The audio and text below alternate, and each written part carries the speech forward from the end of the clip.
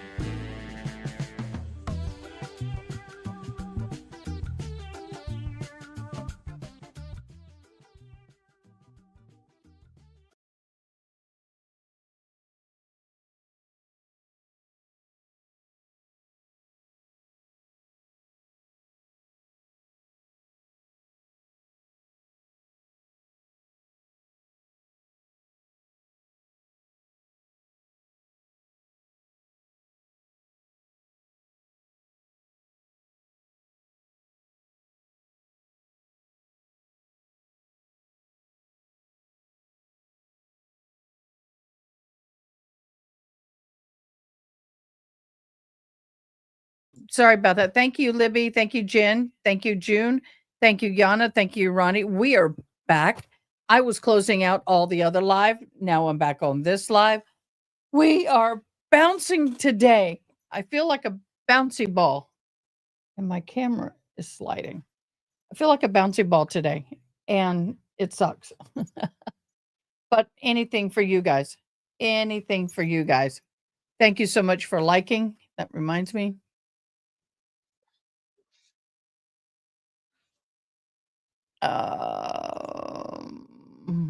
I got to get my Facebook back where it's supposed to be.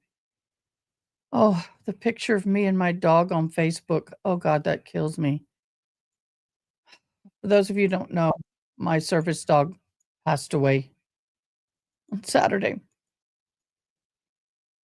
So, it's been difficult. And I'm trying to set up for the Karen Reed live, make sure we have everything up and ready should something come up. We got it. Awesome.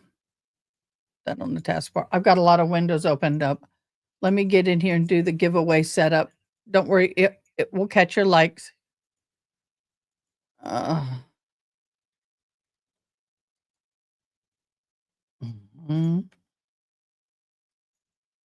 It'll catch them. Okay, we got it all made. Oh, y'all made it again. Oops, we made it again. Oh God, I shouldn't be singing that song. I should not be singing that song. Oops, I did it again. Oh, can't stand that woman. Please forgive me. I have all these windows open. Gerald, honey, thank you so much for fixing the internet. Y'all need to thank that man. You don't have to, but he wouldn't mind it. He hardwired my internet so I can do this. I see you, Diane. Give me a minute. I'm trying to get everything laid out. I've got to get everything down. Okay. Yes, Miss Diane. You got me till 1. Your time. Well, yeah, whatever time it is there. You got me for a half hour. Wonderful. We're going to start the trial right now. Give me a second. It'll be fun. The real trial? Well, as soon as it starts. Don't get it together. Now we're on the Sementilli trial. Oh, good grief. So it's. Who were we just doing? Karen Reed?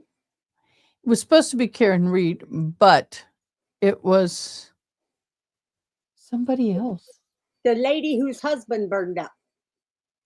That one. Yeah, that one.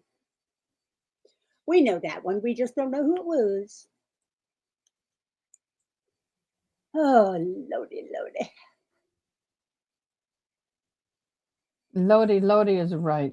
Yeah, I know.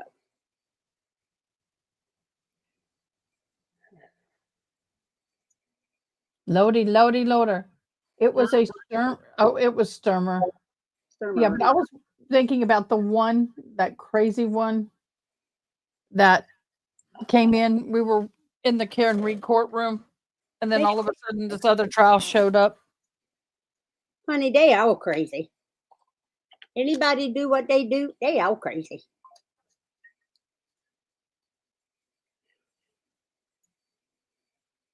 Yana, I am with you. My brain is about to short circuit. I need a schedule of which of the 4 cases we're handling and when. Let me tell you. Need a whiteboard. Karen Reed is always paramount. She's priority. Yeah. This one, Lori Daybell, when she goes to trial, will be second. Monica is going to be the one we're watching between in the jury selection phase. So right now, what we have is this. We have Monica Sementilli is actually in trial.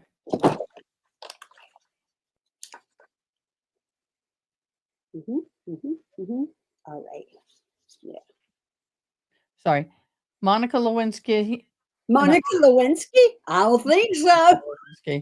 Monica Sementilli is the current trial that we are watching. We are monitoring Karen Reed and Lori Daybell. Does that make sense? Yes. Okay, so right now, this one is primary. Monitoring Reed and Daybell. We will hop over there when they have reason to. Then the other one was a filler. We may or may not finish it. We'll see. We shall see. So I'm sorry for the cray today. I didn't know it was going to be cray today. Would you like payment, either Venmo or what? Zelle?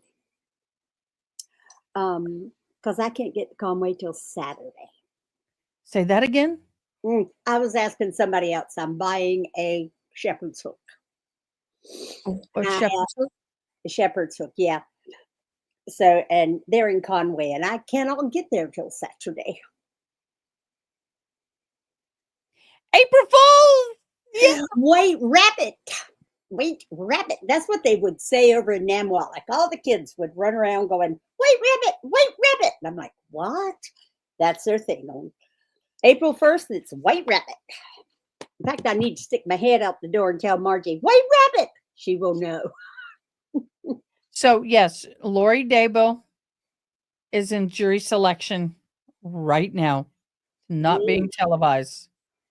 So now Karen Reed is in jury selection. Not being. My schedule today, 2 of Valor jury selections. Yes. My goal is to do Karen Reed in the morning when Karen Reed starts. Now, if Lori starts first, we'll be watching Lori. But when Reed starts, we're going to put Reed in the morning. I'll be here at 6:30 every morning. Oh, it sucked today. Reed, 7:00 Central Standard Time, unless they change it to 9:00 their time, which is 8:00 my time. But last time it was 7:00 my time. Wow. Sure of the time yet, but I can let you know. Oh, let me mute her while she's doing that. So anyway, just to make it clear, Karen Reed day, Lori Daybill at night. So I'll be doing both of those when they do overlap. And then before then, we're going to finish Sementilli, I hope. Does that help? Sementilli now, then Karen Reed in the morning, afternoon, evening, Lori Daybill. And what's nice about Lori Daybill's is we'll be able to zoom.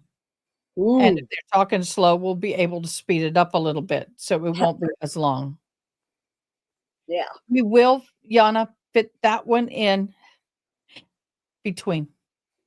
I was going to do hers tonight after No.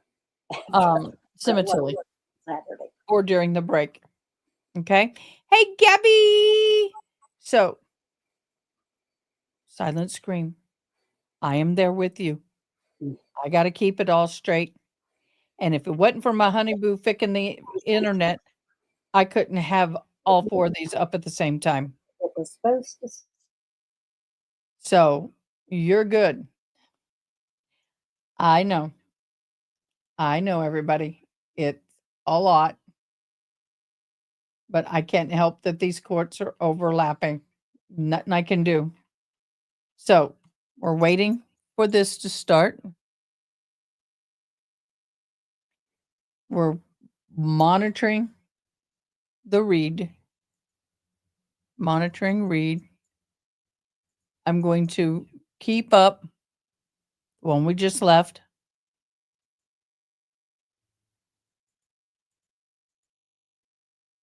I have that up right here. Okay, I have her up. And then I'm ready to go. You were teleported. And here we go. Which means I got to alter my thing, which sucks. Maybe. I know I'm getting you. Okay, love. I said, do you mean you don't control the court's schedules? Hell no. Sure you do. Sure you do. You need some lipstick, girl. I got lip gloss on. Well, you can't tell. Not interpreting. One of these days, you may see a picture of me on Facebook going, what do you think? It ain't gonna happen. I'm looking for lipstick. Okay. I'm gonna, yes, Mom. Oh, how much better is that? I don't know. When you have a boyfriend, you got lipstick, you don't want to get it all over him. Oh, sure you do. It's called proof of ownership. Oh, I don't think he's listening right now. That's okay. I'm going to call him. Hold on. Hold up.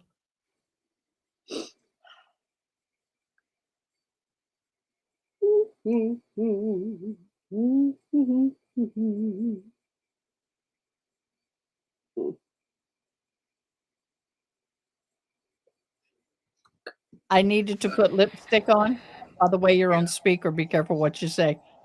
And I said, well, when you have a boyfriend, you don't want to put a lot of lipstick on because you get it all over him. And she And goes, well, that's proof of ownership. Okay. I get right. Ah, you know how it goes. Like I said, I need a boyfriend, but I don't got one. I haven't had one for 26.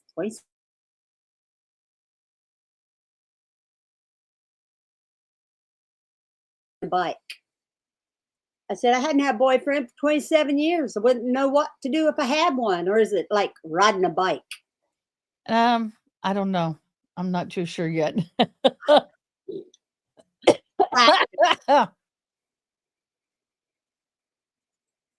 I know. I was like, you on speaker, boo. Yeah, be careful. I got a question for you, Diane. Yes. Or anybody. And this is not calling anybody out. This is not meant to upset anybody, but I have a question. Sure. If you have a friend that's dating someone, would you do a social or background check or one of those paid internet checks on them? You're off screen. I would make them take a, and you're going to love this answer. I would make them take a, what am I looking for? Polygraph? Well, not so much polygraph, but a test for STDs. Oh, no, that's true. But what I'm talking about is, would you do a background check on your friend's new boyfriend? Yeah. If they're not going to do it, I certainly would. Because people don't always. Oh, yes. But do you know what I've discovered? Even backtracking, doing myself, there's stuff that's on there that's not necessarily accurate. Mm-hmm. I had to have background checks done on me to do my job. Well, but that's the thing. For example, me personally, I have had a lot of background checks, and you know that. Oh, yeah. Come up clean. I ran a thing on myself, and there was stuff on there, places I didn't live. There were some things on it that wasn't true. Did you notify them? Tell them, oh, yeah. Take this off. Oh, yeah. Well, you know, it's like, okay, God, you got to figure this out. I don't know. I guess I'm old school. You and me both. I'm more than old school, honey. I'm older than dirt school. Well, look at his hair. I'm older than dirt school. I guess what I'm trying to say is I kind of think that's invasion of privacy. Well, it's like if you've had other friends say to you, you know, I've known this person for years and this is what I do know. One thing. But for no one to know somebody and run a background check on them? I don't know. It might be an invasion of privacy. Could be. Just depends. I don't know. It puts the other person, I'm good with Gerald. Don't worry about it. But it was something that came up in conversation with somebody. And I'm like, but it puts your friend in an awkward position if you find something on their record, so to speak. Mm-hmm. And then they have to go and ask that person about it. And if that person's like, I didn't do that, that puts you in an odd position. Well, no, you say you didn't do it, so you didn't do it. But are they going to tell you the truth about it? Oh, Ronnie, that's a point. Rather invasion of privacy than medical examiner. Mm-hmm. All good points, people. All good points. Well, don't worry. I am not doing that to Gerald. You know, I'm I just hate that we're living in a world. I understand it's protecting somebody to a point, but at the same time, if you find something out that you think is going to be harmful, or say he was arrested and served time for spousal abuse. Okay, might tell him. Yeah. Theft of check 30 years ago. Not necessarily. How has their life been since then? What have they lived? Exactly. Oh, she's done a background check on Gerald. Ronnie has not. Y'all don't even. But they could be friends of Gerald and doing one on me.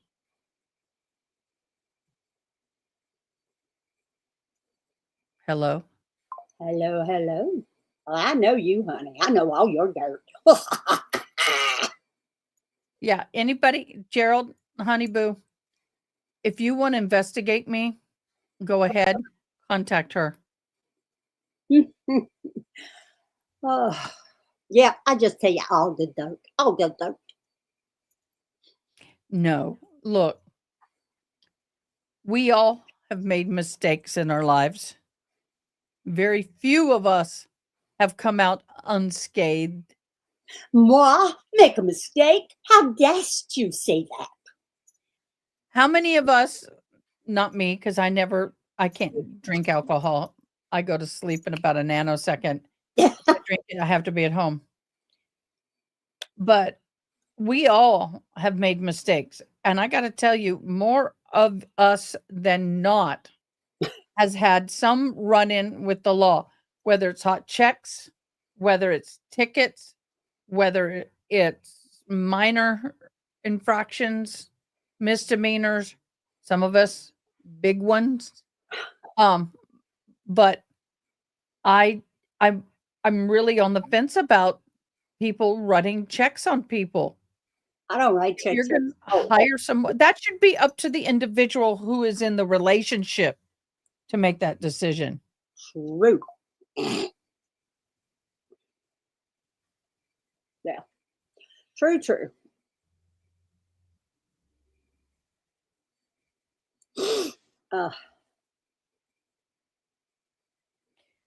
So, that's a hard subject, y'all. It is. It's a very hard subject.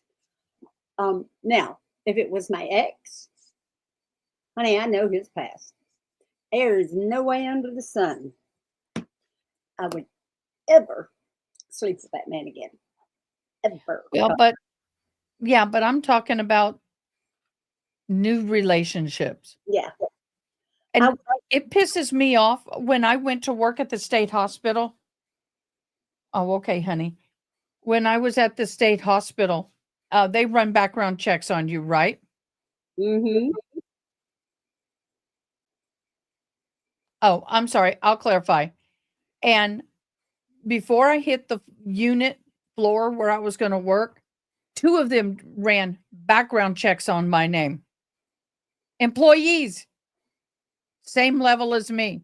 When you posed your question, you didn't say whether or not we would discuss it with our friends first. My friend and I would talk about it, and the whole group would check out the dude. Well, let me tell you, he went to a conference with about 70 spirit-filled Christians. Boy, you weren't sure he wasn't getting checked out? I'm sure. They all loved him.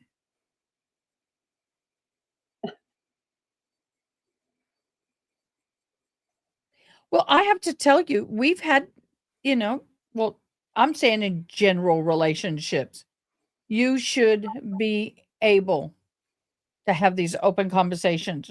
And when I started dating Gerald, I made it very clear. This is what happened with my husband. This is what happened with me.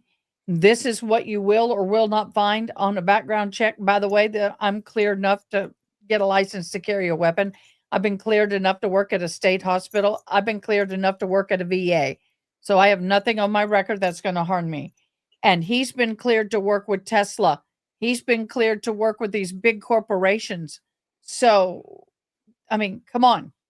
How hard don't you think working at Tesla, don't you think they run a very detailed background check?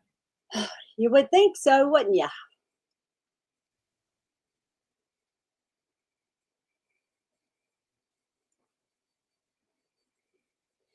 Jude's got a valid point. It is all who's going to be involved in the relationship. If there are children in the relationship, especially Different. minor or adolescents, you best believe it. There, yeah. Women tend to like bad boys. Yeah. Adair. Oh, Ronnie, I'm sorry. Ain't that the truth, Adair? So, anyway, I just thought it was, now that I'm in the dating world, I've not been confronted with this before. Because when I really dated my ex-husband back in 1997, 98, we didn't have the ability to do what we do today. That's the truth. So, yeah, me too. I was like, boo, come on. So, this is not something that's necessarily happening in my relationship now. I just wanted the conversation just to see what you say. Okay, here we go. Okay, I'm here till We talked 1. about summer for you. Are I we just done? can't place you. I hope your time off was enjoyable. And I'm very proud that no one forgot. Mr. Austin, you're still under oath. The defense may continue with the direct examination. Your Honor, I believe when we broke a while ago, we were on page 79 of offer number 2, where we broke, and we direct the jury to that page, and like to say the conclusion of the transcript of offer number 2. Just for clarification, there's only one offer? Part 2. Thank you.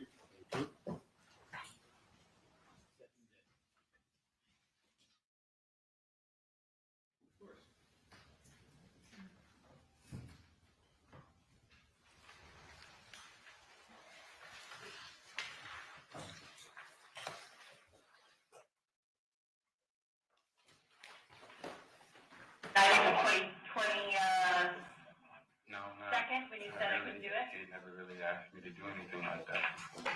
But on anything, when you had worked for Baker for all this time in his business with the adult film business, with all these women and all this stuff, you had never told Baker no. Everything he asked you to do, you did. Yes. So Baker knew that you would be willing to do whatever he asked. I think so, yes. Did Baker ever tell you who rented the rental car that was used that No. day?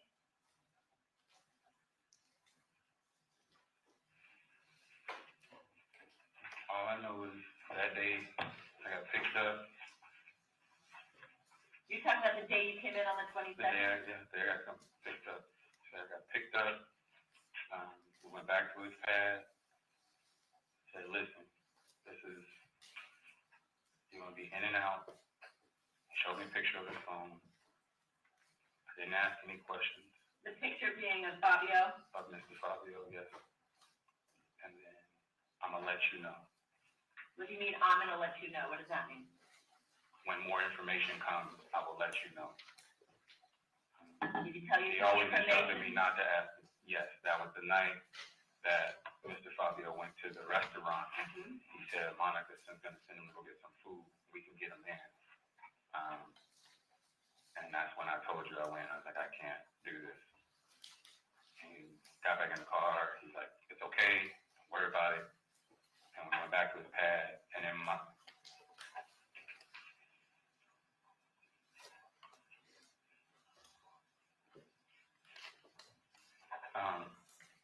when we went back to his pad, he said, Are don't you worry. talking about after your After the I- attempt when you were going to kill him at the place Yeah, at the shopping center? I said, no, I'm cool. And then he was, we got back to his pad, and then he said, I'll go with you. And I was like, are you sure? Like, we don't, he's like, no, she wants to go home, but it has to happen quick. Right. And then that day, we, as you stated, like he was gone.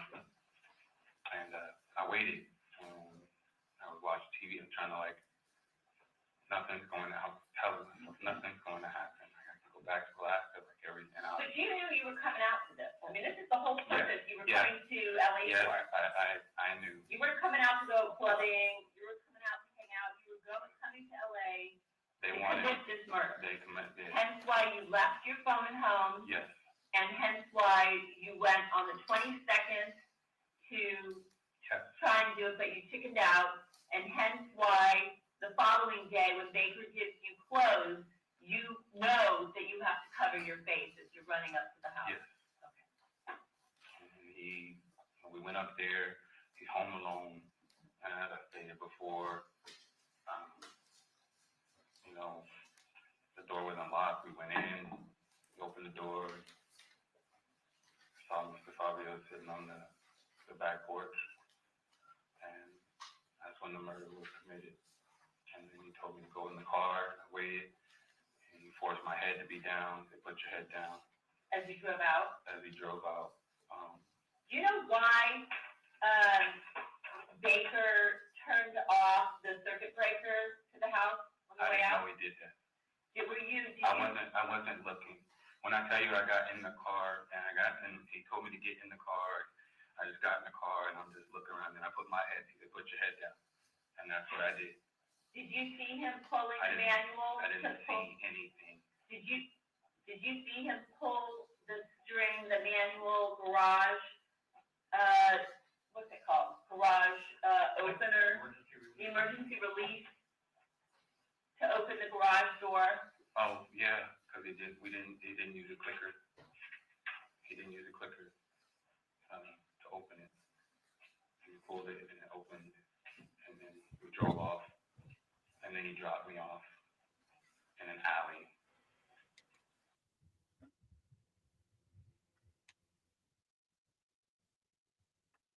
Okay, guys. I wanted to tell you the vet just called and they're doing her nose and her paws in a was that that plaster Paris stuff of my baby. They will put it in a case for you. It'll be beautiful. I had this. They gave me this necklace that I could put her ashes, and it says, "No longer by my side, Don't make me cry. but always in my heart. Yeah. And she's always by my side." Okay, I gotta leave on that because my student is here. I'll just take you off and leave you in the background. Great. I know. Sorry, guys. Isn't that sweet? She was always by my side. Okay. This is the Sementilli trial. This is the woman who was accused of having her boyfriend, lover, fiance, broken up guy unalive her husband, and he had someone he was super close to do the unaliving with him. And we are now in the defense phase of the trial. And I just ran and was trying to And Allie, how far from the home?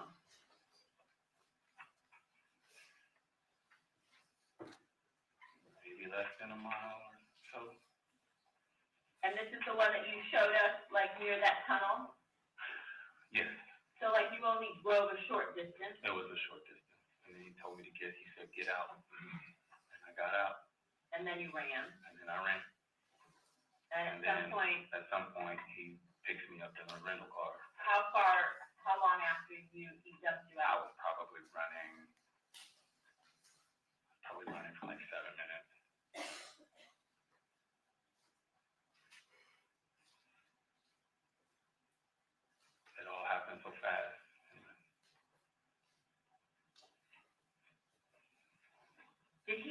anything about his, or did you see him communicating at all, either via text or phone calls with Monica after the murder?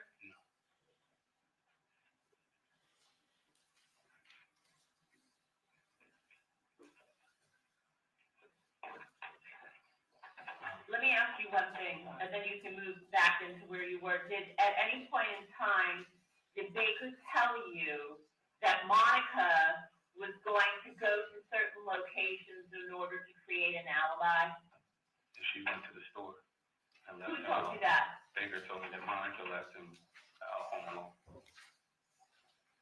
And did he say why? So we could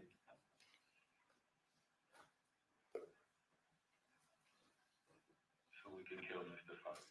Okay. Did he tell you, though, anything about, like, Monica's going to the store? Did he use the word alibi, in other words? Did he use the word Yeah. alibi? Or did he just say she was going He to the just store? said she's going to the store and told me that he's there alone now. Okay. And did he tell you who that information came from? He said she, so my ears or my brain is assuming Monica. Well, was there any other female that was discussed other than Monica? No. Yes.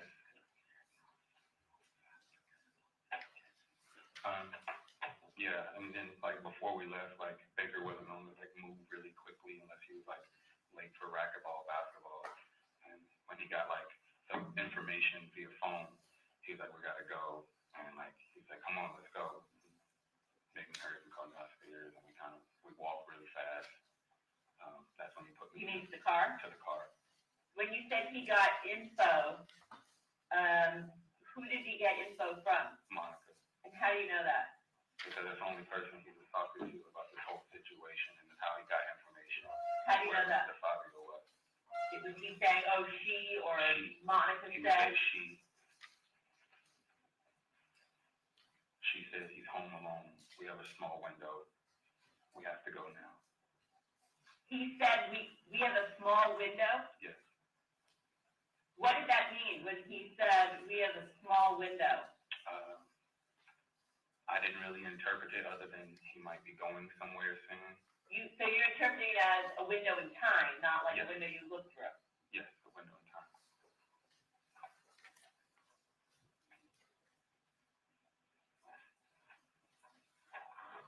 The night before, when you decided you were going to kill Fabio outside that strip mall, and you went back to Baker's apartment, did he tell you that he was going to be going somewhere in the morning, or was there any conversation about, like, hey, when you get up, I might not be here, wait around, or what was the story? No, he didn't tell me.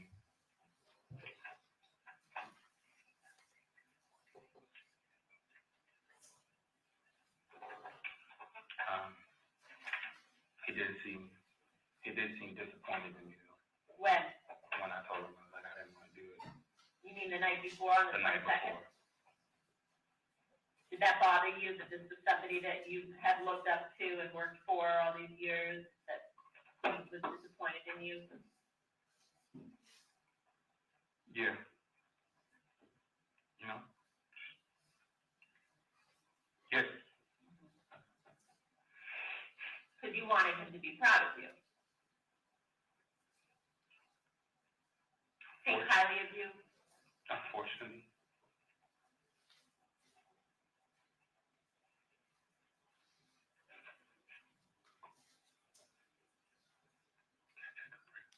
Sure. 109, we're going to take a 10-minute break. Okay, we're going back on the record. It is 1:22 in the afternoon.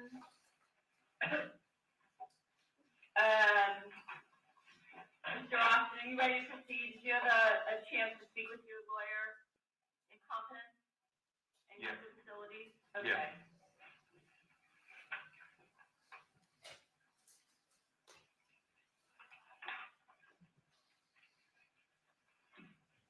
Were you given, other than the gold coins, were you ever given any jewelry from the home? No. a dare. You're so flattering. Do you know anything about a VPN that Baker was using when y'all were in Vegas? VPN. Like internet? Yeah, a virtual private network. I'm not smart enough to. I You ever been to- know what it is because I play video games, and when my internet goes out, that's Good when I enough. look at it. Did he ever mention anything to you about using any kind of VPN, or did that come up, that term VPN? No. That you can recall? No. Okay.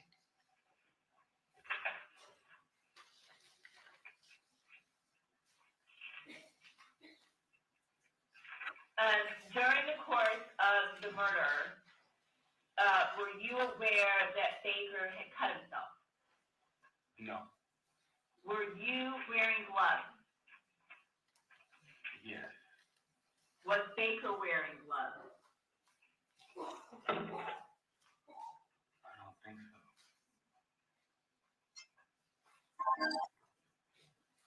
So Baker never said anything to you like, I cut myself? No.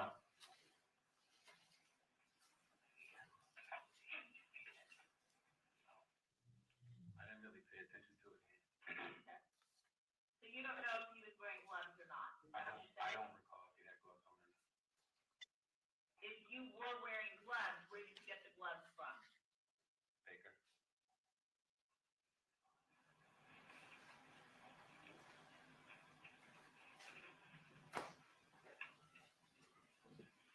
When you were attacking Fabio on the patio, did you notice or did Baker say anything to you about the fact that Fabio had a big Rolex on his wrist?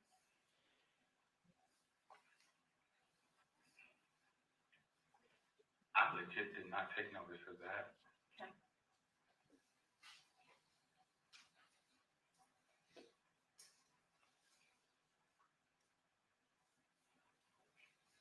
Did Baker, while you were at the scene, ever say, we gotta hurry and get out of here before so-and-so comes home? There was no conversation At all?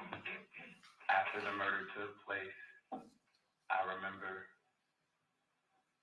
before I even went, when I was going into the house, like when I say before, I mean I turned and looked, he was gone. My eyes were closed. Who was gone? Baker was gone. So, You mean once you entered no, the house? no, the patio. I'm on the patio. Oh, okay. So, after everything had happened, The stabbing? after the stabbing had happened, I turned, my eyes were closed, and I opened, and he was already running into the house. Okay. So you were When I still on the saw- patio with Fabio? Briefly. Okay. And when I went into the kitchen, I remember saying, like, whispering, like, yo, and then I just went to the garage. How did you know to go into the garage? Because he said to go get in the garage before the whole thing went down. And He said after we do this, go to the garage. you get Get in the car. You knew which car? Did he say what car? There was only one car.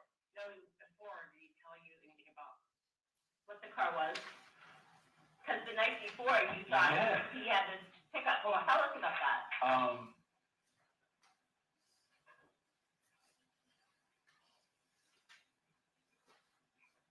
Yeah, she just told me he bought a brand new fucking Porsche on got money. Who said that? Baker did. Baker said what? Baker informed me that he had just bought a brand new Porsche. They're loaded, and we're gonna get this money. We're gonna get this money? Yes. So he told you to go before the plan was. Did he say like? He said the Porsche should be in the garage. Okay, so he knew. He knew exactly what the car was. Did he say? I know we've been asking the same question all the time. Did he say how he knew the Porsche was going to be in the garage? It's my understanding that Monica would have told him that the Porsche would be in the garage. Why do you say that? Because Baker didn't move in anything that entire 2 days until he got information via Monica. How do you know that? Because he's only, to my understanding, that's the only person he was talking to about this whole situation. Did you actually hear him besides just texting? Did you actually also hear him on the phone with Monica? He didn't tell Didn't talk on the phone around you. But I knew everything came in via phone.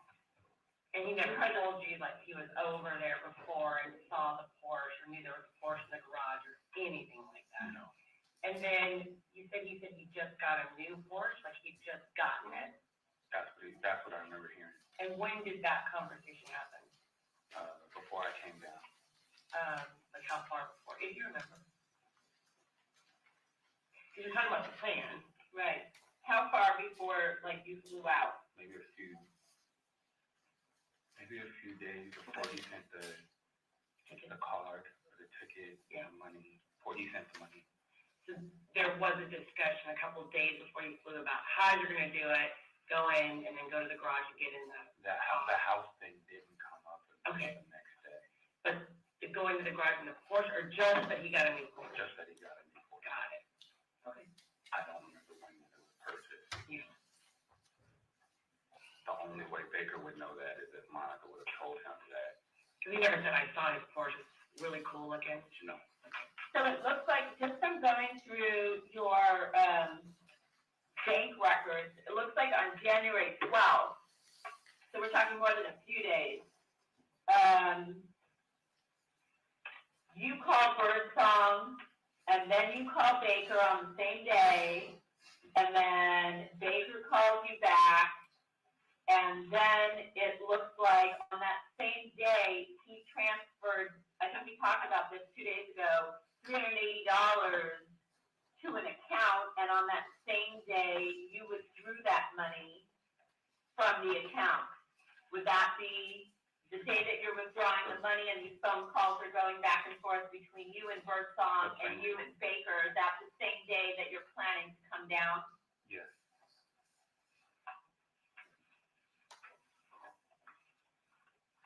And you knew when he was sending you money on the 12th, and you're talking both to Baker and to Birdsong, that the reason you're coming down is to kill Monica's husband for the insurance money. Yes.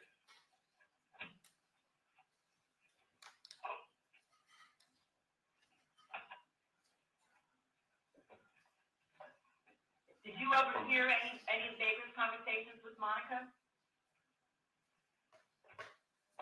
Outside of casual, like Jim, he's pretty good, isn't he? No, I'm talking about during the this, 22nd, 23rd. Did you overhear him talking to her at all? no. Thank you, June. We will read it in break. Did Baker ever tell you after the murder who else you could trust besides him and Al? That's it.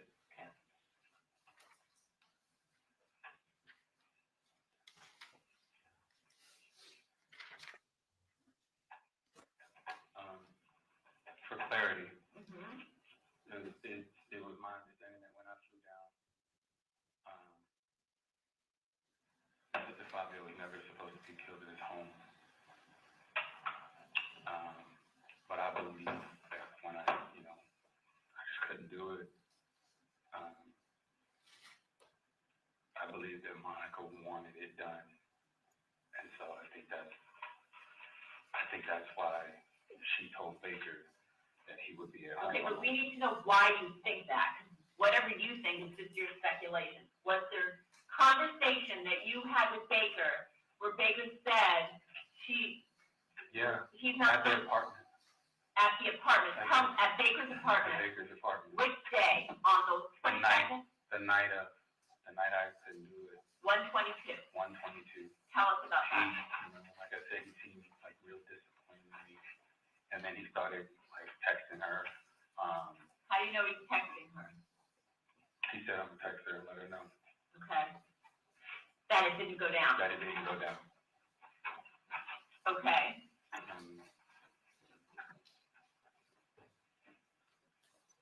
And what did he say about the murder not supposed to be happening at the house, but then changing the mind and then doing it at the house the next day? Baker said Monica wanted it done. She wants it done. Did he say why or when? Trust me. I got you. I'm not gonna let anything happen to you. That is nothing just that follow doesn't me answer my and I'm question. gonna go My question is, did he say anything to you about why Monica wanted it done? for insurance money. So she could leave him. When you slow down, did you know that it was the plan to send him to pick up food? None of that. So when he was saying that night, she wants it done for the insurance money, it wasn't supposed to be, what did he say to you about, like, what you were just talking about a minute ago? Your understanding was it wasn't supposed to be done at the house and the No. plan had to It change. was supposed to be in somewhere out in public. What did he say about that? He said just like she's gonna set him up. He said who was gonna set him up? He said that Monica, Mhm. is gonna set him up and send him to the store, get some food or to something. And then that's when we met in the back alley. So when he said, hey, let's take a ride, he was explaining to me on the way over here. It's like, look, you're gonna look, this is what he looks like. You're gonna look for a truck, or a pickup truck, right? Kind of a big dude. Go in, scout it, make sure nobody's around, do it quick, and then, I'll be in the back. And then I'll take you, and you'll be done. He was gonna wait back there. He was gonna wait back there. And there's Or someone move. back there. I was supposed to, go back there or just walk away somewhere. But what did he say about what you were talking about a minute ago, which was that it wasn't supposed to be done at the house, but then the plan changed and she said she wanted it She done? wanted it done because she went to the store. He told me that Monica was gonna go to the store real quick and leave him alone. That was on the next day, the next 23rd? day, the 23rd.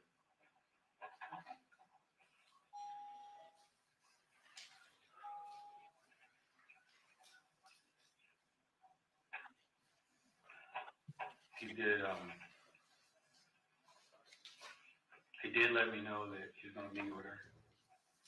When? He just said I'm gonna meet with her. When did he say that? He didn't say when he was gonna meet with her. So when did he tell you that? The night before, The night that you didn't go through the the night that I plan? did, so the 22nd, I'm gonna meet with her and we'll figure it out. And I didn't really say much. Okay. And then when he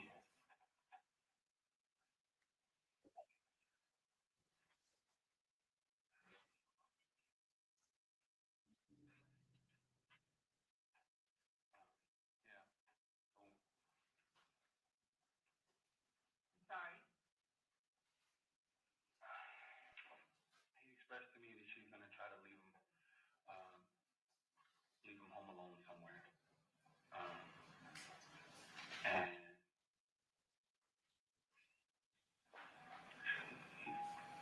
she wanted it done. She was feeding Baker, and Baker was telling me Monica's feeding Baker what? information on where Mr. Fabio would have been. That's how we knew to go straight to the patio. Because he told me that Monica said when I left, he was on the patio. He should still be there watching TV. Did Baker ever say anything to you about Monica being able to view her surveillance cameras from her phone? Did he ever mention anything like she had an app and she could see the front of her house? Did he ever mention anything about that?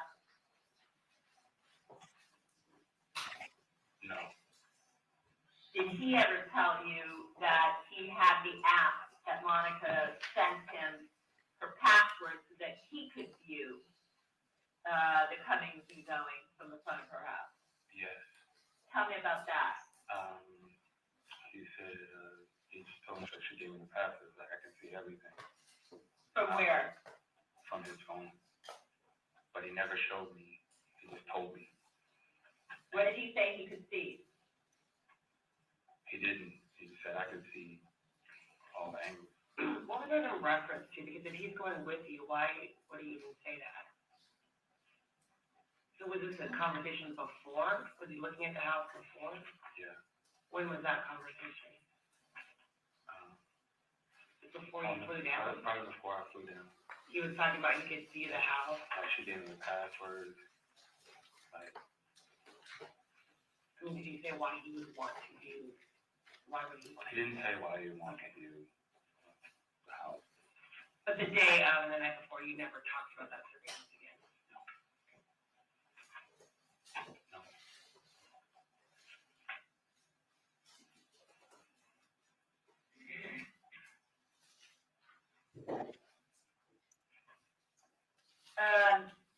After the murder, when you returned to Alaska on January 24th, did you use Chloe's phone to call Baker? I did. Why? My phone was dead, actually. And 2 days later, on January 25th, did you know that Baker unfriended you from his Facebook account? No, I did not. Did he ever say, I'm gonna try to like get rid of any connections between us? So he didn't say anything to you about that. No, actually, when it comes to stuff like that, like, I don't really even like look. I don't really notice. Well, you must have looked because he sent you a Facebook message, and on that Facebook message that I showed you 2 days ago, it said download WhatsApp. And that's when you downloaded WhatsApp onto your burner phone. When it comes to like Facebook and being deleted, like I don't think you really know Okay. if you're being deleted or not. But he didn't say anything. He didn't say anything to me.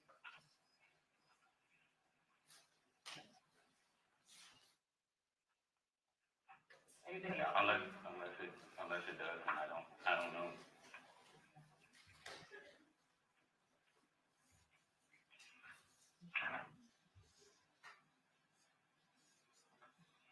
And just to be clear, nobody forced you to come to Los Angeles to commit this murder. No. And you knew very well that you were coming from Alaska to LAX to assist Baker with killing his girlfriend's husband. Yes. That was the only reason you came here. No one threatened you to do that? Baker didn't say, I'll kill somebody in your family if you don't. No, there were no threats, there was no pressure. It was just, you're going along with whatever Baker tells you, just as you had all these years. Is that true? Yes. Is there anything, either today or 2 days ago when we met, that happened, that you felt, made you uncomfortable here? Did anybody in this room do anything, threaten you, promise you anything, coerce you? No. Withhold food, bathroom, drink from you?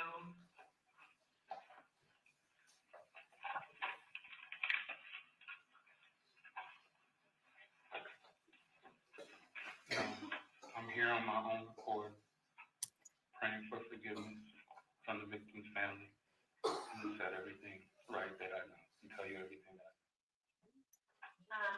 We've discussed how, obviously 7 years have gone by, and that does put you at some disadvantage, but if you, over the course of the next days or weeks, remember anything relative to any of the questions that anybody here has asked you or something that you think is important, will you promise me that you will let your lawyer know? Okay. Is there anything you guys want to go over? Heather? Is there anything else that you on your own want to say? No. Okay. Counsel? No, thank you. Okay. I think we are done at this point. It is 1:43 and we are going to end this process. We need you to collect the transcripts.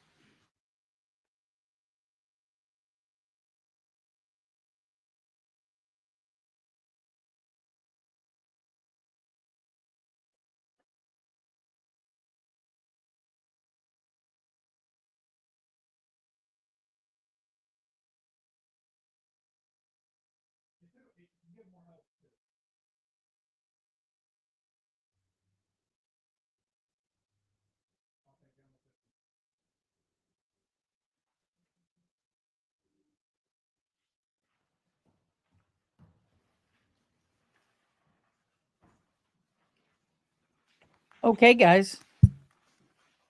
I have a deaf friend who's watching. That's why I'm signing. She can read, but it's good practice for me. Mr. Austin, again, 1 second. you heard the remainder of the tape recording we started a week ago.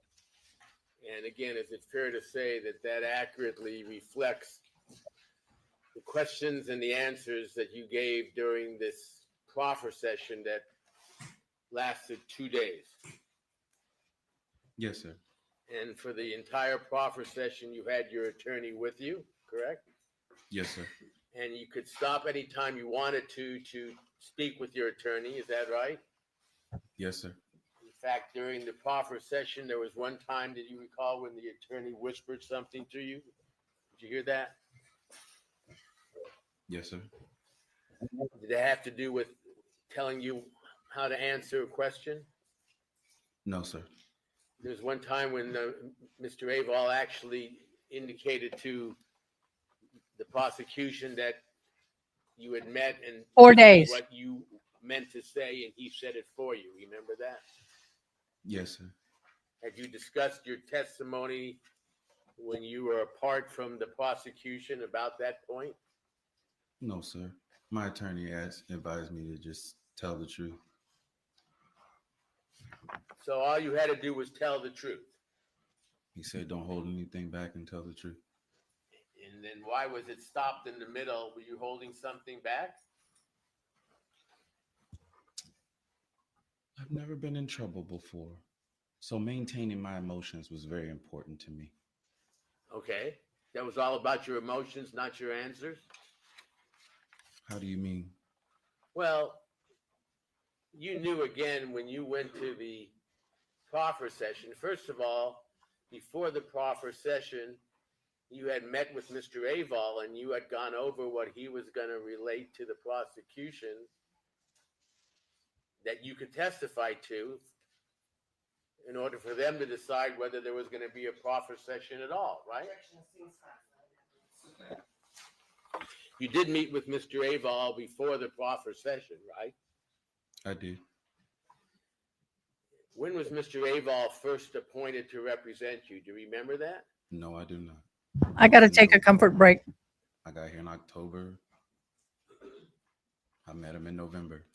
So first you came down and you appeared in court and I didn't come down. you were extradited. Yes, sir. Okay. But you waived extradition to come down, correct? Sustained. And you, Mr. Aval was not your attorney at the first appearance in court, was he? No, sir. Okay. So sometime after that, Mr. Aval indicated to you he had been appointed to represent you, right? Sustained. And it was only after that that you had a proffer session with the prosecution, correct? Sustained. Let me ask you this.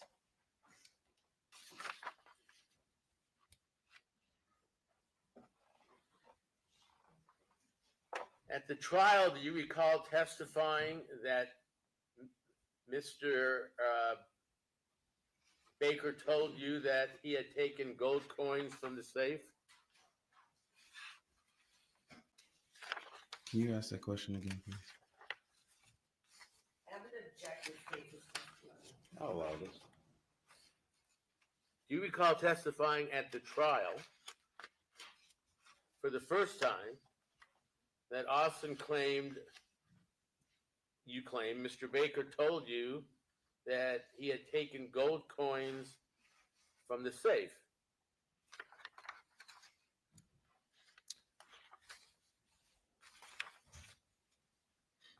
Let me back up a little bit, okay? Okay. I was given gold coins when I was dropped off at the airport. Put them Okay. in my pocket.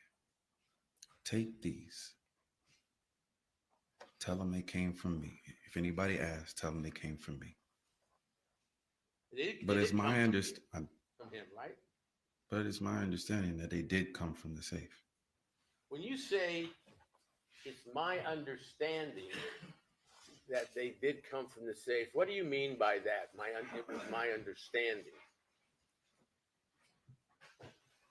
What do I mean by my understanding? It's my understanding. I understand that they came from the safe later. You found that out later. No, I pretty much knew. You pretty much knew. Let me go back to the proffer session. In the first proffer on page 172 to 173, there's a question. So you don't know where they came from, the gold coins, and you said, no, I don't. I'm sorry? Page 172, line 28 to page 173, line 1. That's what I told them. Yes. You told them that you don't know where they came from. Right? Yes. Was that the truth? No, it was not. So you lied to them at the proffer session? They were asking me to recant something from 7 years ago. So I was doing the best I could. And again, when I was dropped off, I was told, tell them they came from me. So that is the information I regurgitated until everything settled in. And I remembered that he did go through the house. When did you remember he went through the house? Excuse me? When did you remember he went through the house? When they started asking me more questions. Let me clarify this. Baker is Monica Sementilli, the woman on trial, lover while she was married. Baker was an ex-porn star. Baker managed porn stars. She wanted to be a porn star. Baker unalived Mr. Sementilli and brought him into this situation and had him help. He looked up to Baker like an uncle to the point that he called him Unc. He had never been in trouble a day in his life until the unaliving of Mr. Sementilli. He spilled the beans and testifying against. That is who Mr. Baker is. He is the co-conspirator. Well, let's put it behind us. The first statement I read to you a few minutes ago came from your trial. The trial here, not your trial, Ms. Sementilli's trial. Now, her trial occurred after the proffer session, correct? Yes, sir. It was just a few weeks ago that you testified at her trial, this trial. Is that right? Yes, sir. And this was after the proffer session, correct? Yes, sir. And it was certainly after you had been taken to the airport and you say Mr. Baker gave you some coins, correct? I'm sorry. What? What I'm asking you, Mr. Austin, and again, if you don't understand, do what you just did and tell me to repeat it. At the trial. Sorry, guys, it's hard to do it all, sign and do everything. Thank you, Gianna. That is testified perfect. that Mr. Baker took the gold coins from the safe, okay? He got them from the safe, all right? We clear on that? Yes, sir. At the proffer session, when you were asked about the gold coins, which was a few weeks before the trial or a month before the trial, you were asked, you don't know where they came from, and you said, no, I don't. And nowhere in the proffer session do you ever indicate that Mr. Baker got them from a safe? All right? You follow me? Yes, sir. You agree with that? Yes, sir. So between the proffer and the trial, you remember that you got them from Mr. Baker, who got them from the safe? Yes, sir. When did you remember that? Before I had to come to trial. Did you inform your attorney, Mr. Aval, or the prosecution? I let Hey. my attorney know. Pardon? I let my attorney know.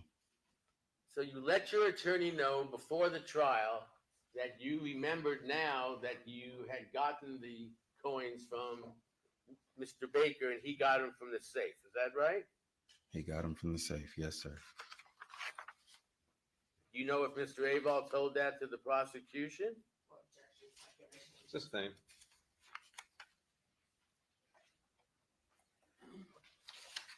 Let me go back to in the first proffer session. You recall this statement being told to you by the prosecutor that it's odd to be paid with gold coins, and you don't know if Baker got the coins from the house or from wherever. And then you changed your answer to, well, he probably got them from Fabio's house. Remember that? Yes, sir. And the question, okay, have you ever seen him with gold coins before?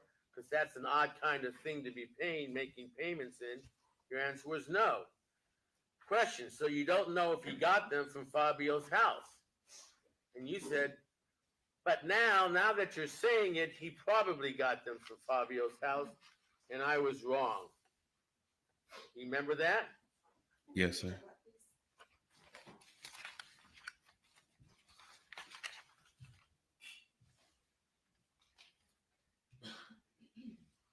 (173) lines 1 to 12. So your answer was, but now that you're saying it, he probably got them from Fabio's house. What about what they were saying to you made you remember that?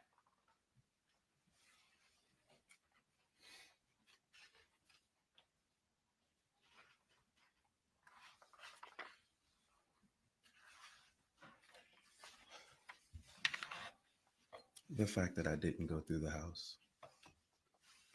Well, later on in the proffer,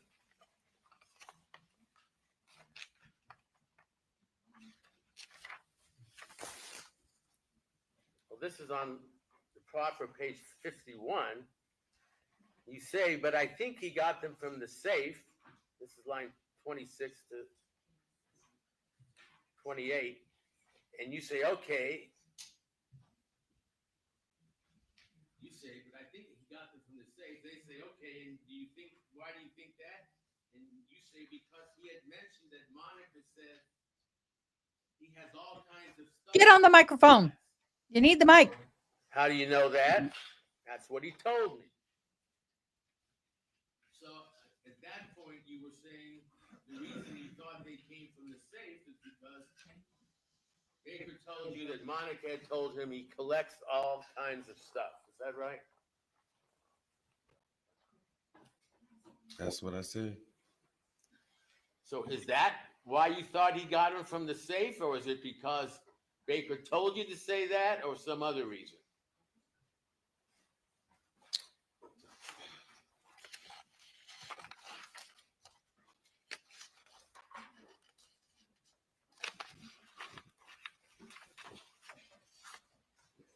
Mr. Austin, as you sit here right now, all you know is that you were given some gold coins by Mr. Baker when you were going to the airport. Is that correct? Yes, sir. And that was just before he dropped you off? When he dropped me off, he put gold coins in my pocket. And were they in any kind of container or anything, or just gold coins by themselves? They were in a sleeve. In a sleeve. They were in a sleeve. All right. And you don't know where those gold coins came from, do you? I'm assuming they came from the safe, from the house, You're assuming. because I was told that he collects all kinds of things. So it wasn't because Mr. Baker told you to say that. It was because you assumed because you know he collects all kinds of things. Again, I didn't go through the house, so whatever he took and grabbed, he gave to me. So you assume that Fabio collects all kinds of things, so Baker must have gotten those from the safe. Is that what you're saying? No, I'm telling you what I was told. You what? I'm telling you what I was told By who? by Baker. That Fabio collects all kinds of things. Yes, sir. Well, how did you know that meant gold coins?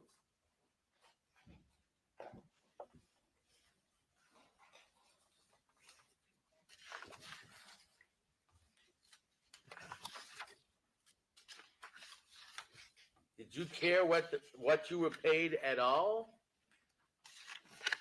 I was disappointed. I'm sorry? I was disappointed Why were you disappointed?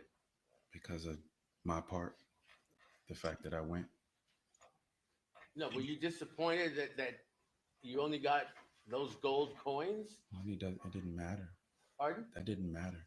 Well, at some point, I think you said they were worth $3,000, and later you said they were worth $10,000 or $6,000. You remember giving different figures? I do. What were they eventually, did you find out that they were worth? I remember about six. Sustained. But you did cash them in for whatever they were worth, correct? Sustained. Now, I want to direct your attention to the issue of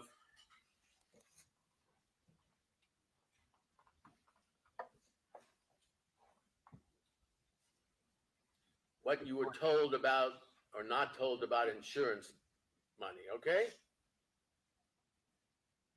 That okay? We got it straight? I don't think I have any options, so sure. No, you don't, and you're here to tell the truth, as you said, correct? Yes, sir. Okay. So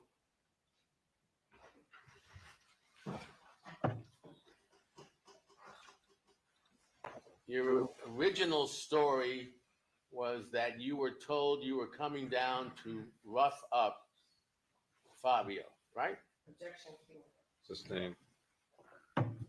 So originally, you thought you were not going to kill him at all. Is that right? Yes, we've been through this. When, Sustained. when did you find out for the first time that you were going to kill Fabio Sementilli? Sustained.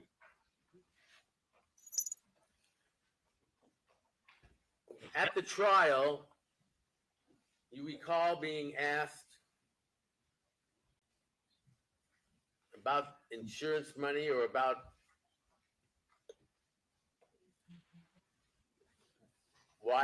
why Mr. Baker wanted you to kill Fabio?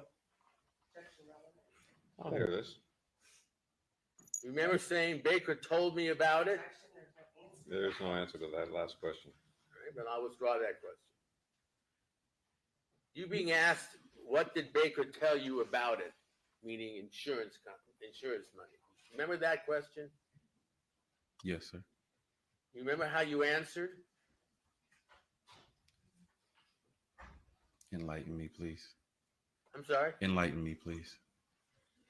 She's loaded. She wants them gone. She's going to get paid. You recall that? Yes, sir. And later on in the trial, do you recall being asked, how did you find out? And you said it was in a phone call. Remember that? Yes, sir. I'll hear this. It's over. Remember Baker saying to you, according to your testimony, she's going to come into some money. Remember that? Yes, sir. Later on in the trial testimony,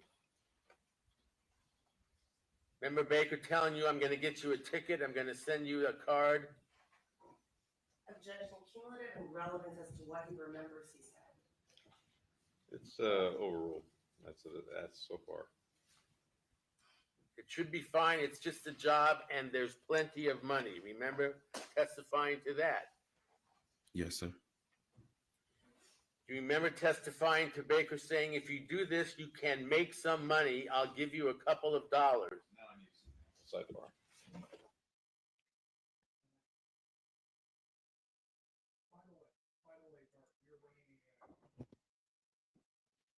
The person and the woman, that's a lawyer. That's all I know. Sidebar. Oh.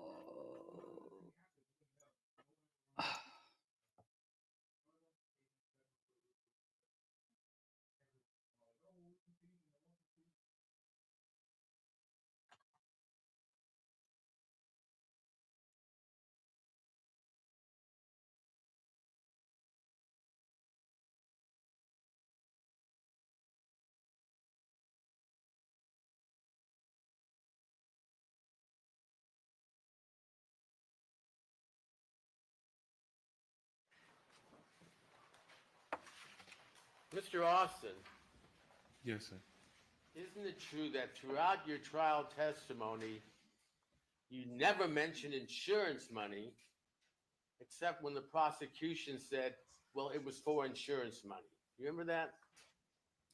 I believe I mentioned it earlier before I was even brought here. You remember being told by Mr. Baker, if you do this, you can make some money. I'll give you a couple of dollars. I'll give you a couple of dollars. I can get you anywhere between 30 and 50 grand, and there's plenty more where that came from. Sustained. And you asked, where's it going to come from? And you said, and he said it was going to come from the defendant. Remember that? I'll allow that one question. That's You what remember he, that? That's what he told me. So he didn't say it was going to come from insurance money or any particular source. He said it was going to come from the defendant. Isn't that right? That's what he told me. And throughout the time that you discussed with Mr. Baker, did you always understand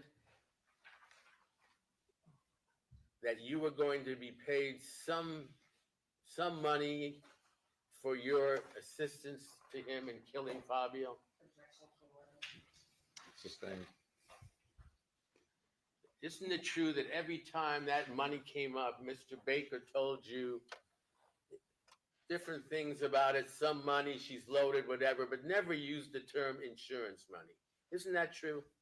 What makes you think that the money came out multiple times? Are you saying you weren't asked about it multiple times? You said Baker. He told me about it. And then they started proceeding with a plan. Yes. And then money came up later. But he said he's going to get it from the insurance money. My question is, isn't it true that Baker never mentioned insurance money? He just told you she was loaded, you were going to get money from her, things of that nature. Isn't that the truth? That is not true. So are you saying that every time that came up, he mentioned insurance money? I'm telling you, he mentioned insurance money. How many times? Does it matter? Does it matter? Pardon? Does it matter? I'm asking you a question, so it matters. You have to answer it. A couple? A couple. When were they? I don't know. Did it come up the first time he asked you if you would assist in killing Fabio? That's what we're on.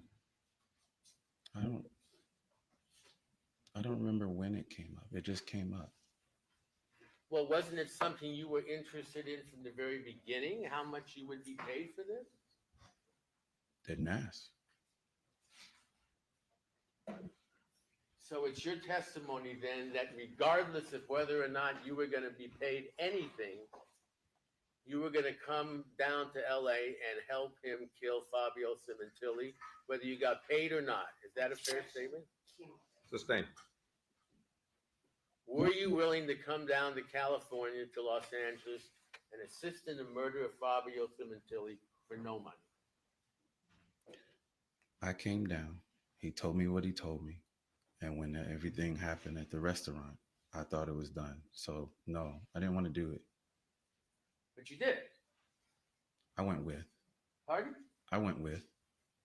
I can't hear you. I went with. You went with. But you did not have to stab him in the neck, did you? No. You were doing that to assist Mr. Baker because Fabio was fighting back. Isn't that true?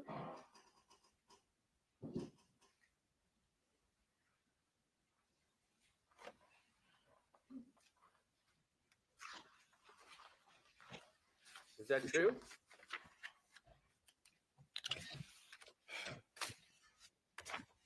No.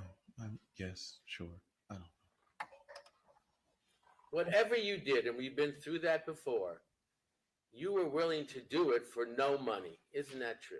Objection of relevance. So rules. I didn't want to do it at all. But when you ended up doing it, you were doing it because he asked you to, not for any money. Isn't that right? He mentioned money earlier. Is that why you did it? I didn't want to go, But you went, but I went. and you didn't go for the money, right? I didn't. I was supposed to just be there. And I You didn't went want to do it. because he told you to, Mr. Baker, and he was your friend, and you wanted to help him out. Is that a fair statement? No, I didn't want to go. Did he force you? Not physically. Okay. If he didn't But force no, you he didn't physically, force I'm me. sorry. But no, he didn't force me. He said not physically. Does that mean he forced you mentally? You could say that. Could you explain what that means to the jury, to me? That's a long road to go back on. And I've been really, really trying not to go back there. And I And understand, I don't want to go back there. Mr. Austin, when you committed this murder, you understand there were some consequences to that, correct? Yes, sir. And one of the consequences is you have to go back there. We have a trial with someone else who's on trial for murder. You understand that? Yes, sir. So you're obligated to tell us the truth, whether you want to go back there or not, which I understand for you is painful, correct? It's not just painful for me. And my question is, you did it for mental reasons. You're saying that he had some kind of mental control over you, which caused you to assist him in the murder of someone you had never met for no money, really. Objection, leading. I'll allow that. He told me he was going to give me some money. That's the whole reason I came out there. And when the whole restaurant thing happened and I thought I couldn't do it, I thought it was done. So no money. No money's involved. We're not even doing it. And then when it happened, I guess he felt obligated to give me something. I'm not talking about his obligation. I'm talking about your expectations. What you're saying is, if he had given you no money, that would have been just as fine with you as if he gave you a few gold coins. Isn't that right? No.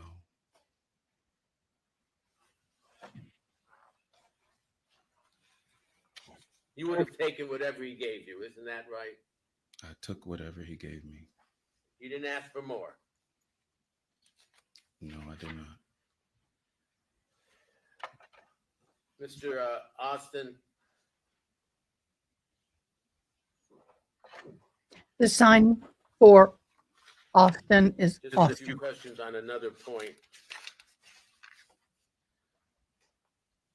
When you came down the night before and testified that you went to a location where you thought Fabio was going to be to kill him that night. You remember that? Yes, sir. Do you remember describing when you took the proffer, when you gave the proffer, you testified there as to what kind of place you were told by Mr. Baker that Fabio was going to be at?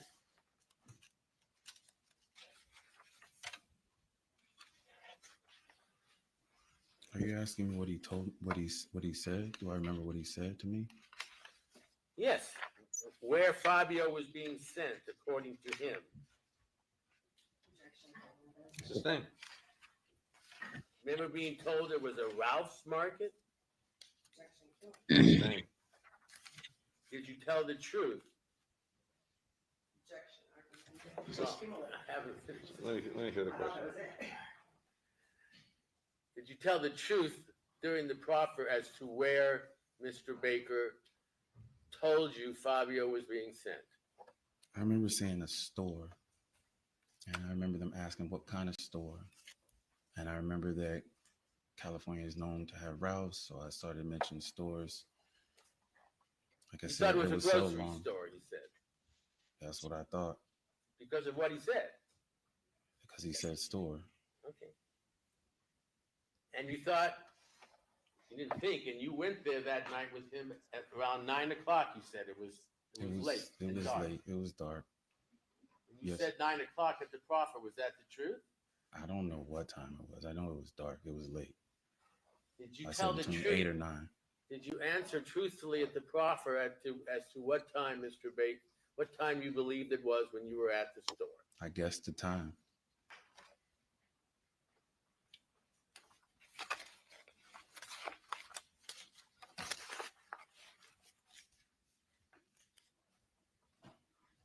And concerning the knives, Mr. Austin,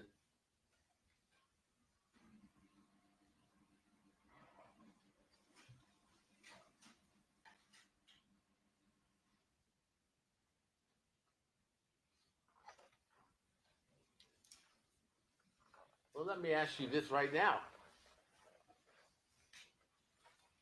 How many knives are you saying Mr. Baker purchased at the store? Objection, cumulative. Sustained. Isn't the truth that there was only one knife purchased at the store? Objection, cumulative. Sustained.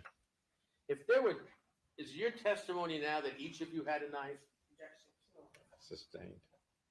Is it your testimony now that you and Mr. Baker both buried the knives you used to kill Fabio? I don't remember saying that. Pardon? I don't remember saying that, sir. No, I'm asking you.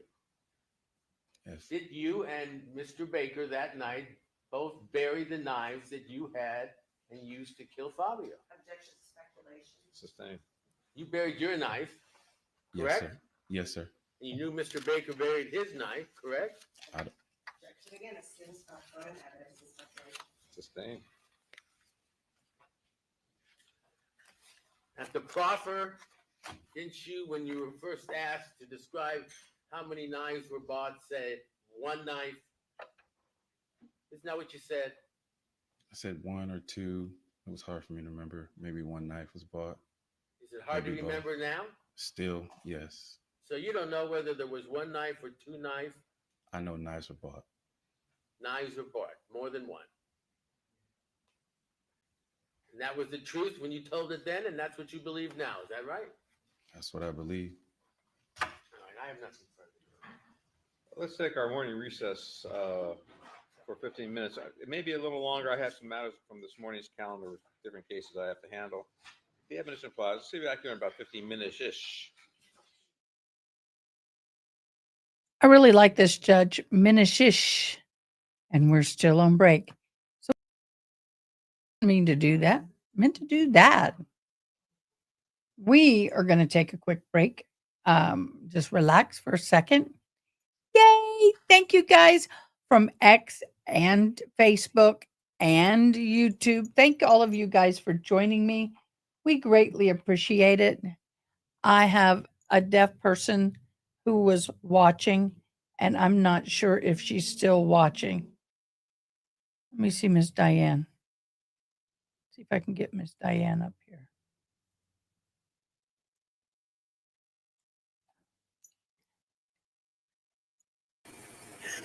Soon I will be able to join you.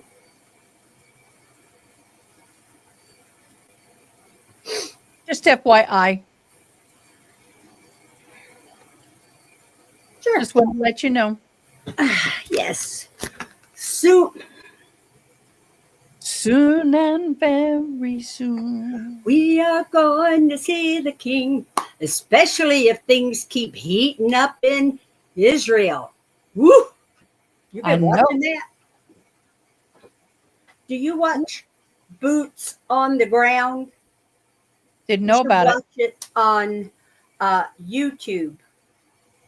Send me I- a link. I won't remember. Okay, later. I will. I watch it every morning, and it is pretty much live updates with Y-A-I-R Pinto. It is wonderful. He tells exactly what is happening, what's moving there, what's shaking there, and it's amazing. So it's like say, soon and very soon. Anyway, yeah, about probably 2:15, 2:20, I'll be able to join you. Wonderful. I'm not Yes. used to having a necklace and I keep hitting it. How you like this one? This is my terabyte. I love it. Yeah, I've seen it. it is great, great, and great some more. Oh yes. Anytime. Anytime's fine. And my kids know all about Jesus. And they are choosing to live their life the way they want. So it's like if they wake up and they see their kids gone, they are going to realize maybe they should have been living their life a little bit different. Okay. Yana wants to know this. What's the sign for autism where you are? Autism. Autism. Same here. Autism. Yeah. I'm playing with my hairs. I saw Really, that. I call them my spiders. I have one on, yesterday. Walked out and saw my son, and he said, Mama, what happened to your hair? Because it was like, "Meow," and I loved it. The wilder, the better. You know, why not? I am 69. I can do with my hair what I want. This one's just a little light, so I'm going to dye it. I'm going That's to a live cute it. one. But isn't that? They're just lovely. Oh, you just finger spell AU. What? What'd you say? I can talk from my mouth. Oh. Yeah, I got to finish up about 5:30 today because then I have to go to Conway. That's about 45 minutes away. Yana, worry. Worry? You use Worry. double. Yeah, Just so worry. the newer one is just a flat hand. Worry. Or worry. Concern. Fingers tapping the head. Autism. Worry. No, autism. Autism. Autism. Yeah. That's the way that it is. But if I'm interpreting for a deaf person and they have a different sign for it, I accept their sign. You better believe it. Let me ask my fella.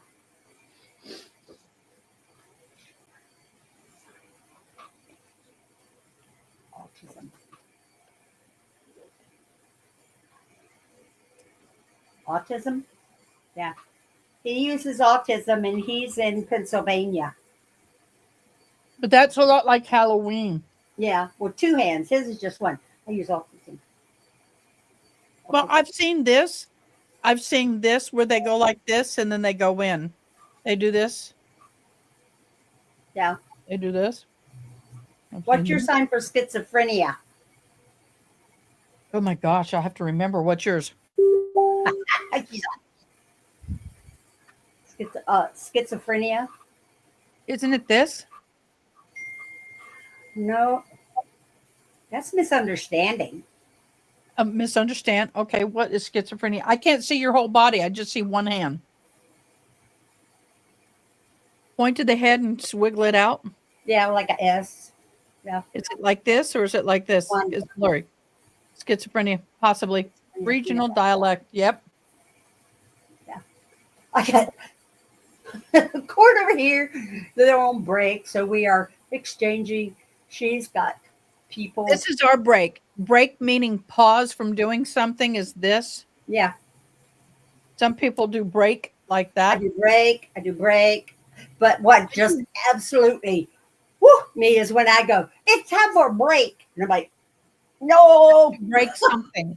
Your leg broke. break a leg. Break a leg. Or you're at camp and they go, I am homesick. I'm homesick. Sick. And I'm like, no, you miss home. You're not homesick. Right. Well, I use for like a 15, 20, 30-minute break, I'll do Break. just Yeah. short break. But if it's a break, like big break in the program, or we're going to take a break for the day, we're just going to put Break. put a Break. marker on that. Another time. Other time. What to do? A little bit of a headache. Probably because I didn't I'm eat. sorry. That's all right. It's probably because I didn't eat. Woo! I keep peanut butter Ah, because there was Margie. She goes through a big jar of peanut. Her sugar has been registering high for the last week. so I'm getting about 3 grams of carbs. It's quick and easy. Okay, I'm going to mute her while she does her thing. But yes, we have regional dialects. And for a wonderful example is in Texas. This is boss, my boss. This is trash. You know how you have the flat cans curved? Trash. But up in New York or the Northeast, this is trash. Sometimes your boss is trash. This is the guns on the hips is Laredo, Texas. But other outside of Texas, a lot of deaf people will sign Texas gunslingers. But we sign it the letter T and we draw a little number 7.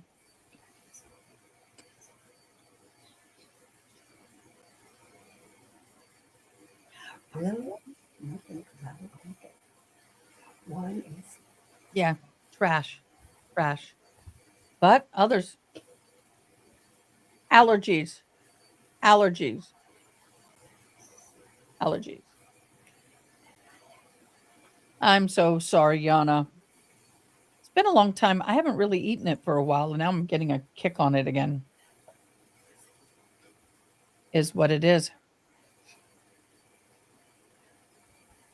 But I love apples and peanut butter. Banana. Oh, I love banana and peanut butter sandwiches. Yes, same as Elvis. Love them. Must be a thing from the South. All right. We have gotten a massive report, 206 pages. Look at this, y'all.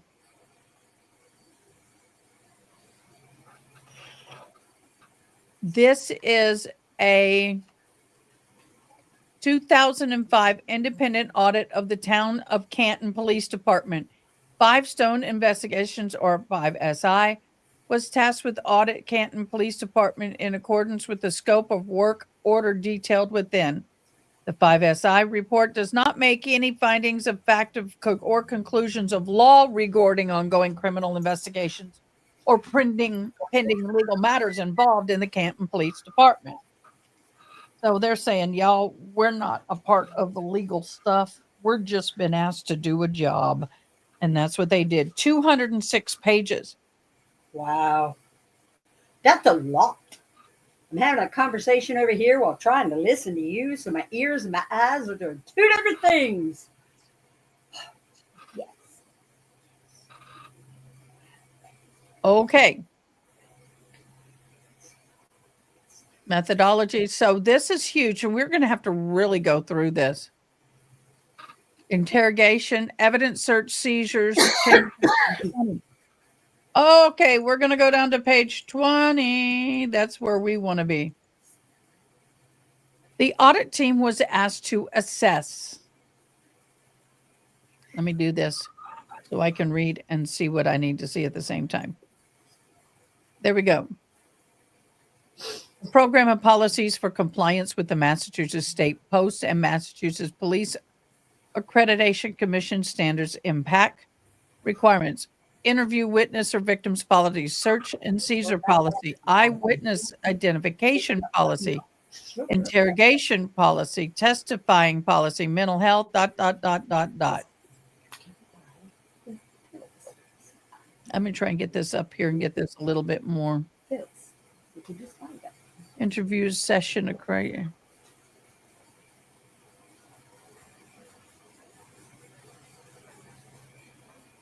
Not what I was looking for.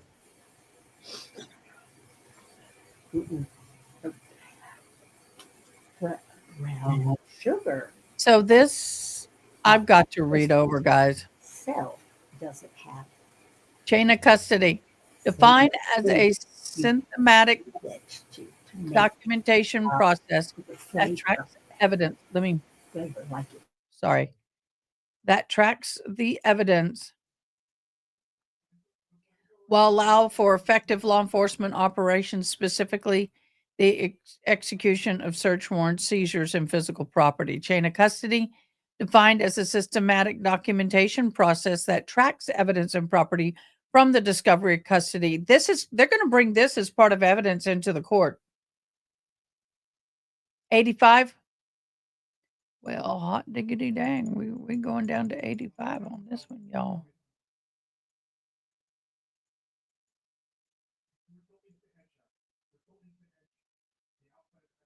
Thank you very much. Somebody's already read it. I haven't. What was that? Oh, boo-hoo.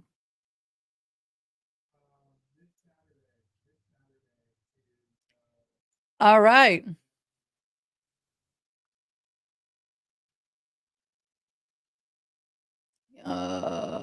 Recommendations.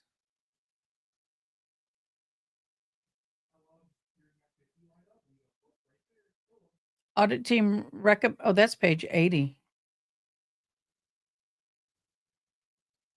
85. Crime scene protocols and overview. An audit was conducted to review the crime scene protocol policies and compliance standards in place at Canton PD. At the time of various incidents, the audit team assessed various aspects related to the crime scene investigation procedures, evidence collection, preservation, and adherence to the industry standards. The review included staffing, training, detective equipment, crime scene documentation, and existing protocol. Uh-oh. We just got a report of an audit of Canton PD. You need to join us. I really want your input, honey. Okay, I don't know what he's doing. He's got business, but if he can join us, he will. Analyst of crime scene protocols. An audit team reviewed CPD policy procedures specifically peanut butter mouth, focusing on evidence collecting. Number 6, period 1, data October 31st to 13. The policy outlined responsibilities of first responders, including evidence. Sandra Birchmore starts after O'Keefe. Okay. Preservation and Prevention crime scene policy designates the sergeant or shift commander to take command of this crime scene and mandates the involvement of trained personnel for evidence collection. Canton PD collaborates with external agencies like Plymouth County, Plymouth, okay, County Sheriff's Office and Massachusetts State PD for crime scene processing. Evaluation adherence procedures. The audit team examined the set of crime scene incidents reported spanning 10 years. While some investigations were found to be within policy guidelines, other violated protocol and policy. Ooh, somebody's in trouble. While the audit team found failures in compliance with existing Canton PD policies regarding crime scene documentation, photography, processing, and preservation required by CPD evidence collecting and preservation policy. The assessment of evidence collecting and compliance. The Bureau of Criminal Identification Unit and Canton PD is responsible for maintaining crime scene search kits for evidence processing. Canton PD has agreement with Plymouth. I'll just say Plymouth. I hope I'm saying it right. County. If I'm not, somebody do it for me. Sheriff's Office and MSP utilize their crime scene technicians in case where additional capabilities and expertise were determined necessary. Notifications to relinquishing the investigation of MSP is mandatory in assistance involving unattended death as maintained by Massachusetts law. Establish a protocol in inclement weather. Update protocol, that means they need to fix this, related to evidence collecting and preservation, including procedures for handling crime scene and inclement weather. Were introduced by Chief Helena Rafferty on October 31st of 23. These protocols aligned with the CALEA standard and best practices. Review and documentation of practices. Update protocol related, documentation practice related to the crime scene investigation, evidence proceedings, civilian complaints, and internal affair investigations were thoroughly examined during the audit detailed section 2314. Audit team reviewed the crime scene response and investigative procedures carried out by Canton PD officers in relation to incident involving Boston police officers John O'Keefe. Here we go. Severe injury and subsequent death on January 29 of 22 at 32 Fairview Road. Team compared these actions to establish policies, regulations, requirements, and assess compliance. Moreover, the audit included a review of Camp BD's crime scene response, investigative steps following the Sandra Birchmore's investigation in February 421. Here we go, y'all. Review prior crime scene training and suggest recommend training process improvement. While newly promoted sergeant received additional formal training, CB officers promoting into position to detective received no additional formal training. The audit team recommends formal training in the areas of crime scene preservation, crime scene photography, electronic communications, and exploitation, interview techniques, crime scene documentation, evidence collecting, and legal admissibility. Y'all, we're going to pause. This is back in trial.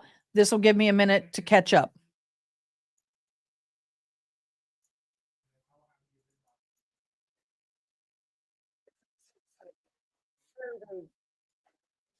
Hi, babe. He was interested in getting into or taking. And you said, yeah. We questioned you on what? And you said prior to going to the house, I remember him saying something about he either had the code for the safe or Monica was going to leave the safe unlocked for him to just go in it. I don't know which one. Do you recall that? Yes, ma'am. So sitting here now, do you recall Mr. Baker talking to you about there being a safe there? Yes, ma'am. And then you further stated, that's what I overheard him saying to me. And we kind of clarified, what do you mean? You said that's what he said to me. You were asked, do you know where the safe is? To which you answered that you didn't know where it was, correct? Yes, ma'am. Okay. From that line of questioning is when defense counsel was reading you the transcript. So Baker told you to say that you got the coins from Baker, and you said yes. We questioned you, but did you get them from Baker? And you answered, I think he got them from the safe. Is this where you determined or came to the belief that they came from the safe? Yes, ma'am. And just to be clear, you're not stating that you ever saw him get them from the safe, correct? Yes, ma'am. This is how you independently came to determine that those coins that you originally just saw him give to you came from the safe. Is that fair? Yes, ma'am. And then you further stated because he had mentioned that Monica said he has all kinds of stuff that he collects. Baker told me that Monica said he has all kinds of, so I think they've been talking a lot when he said that to me, basically. So that's where you're referring to. You think, since you were asked how you think that Monica told him the coins are in the safe.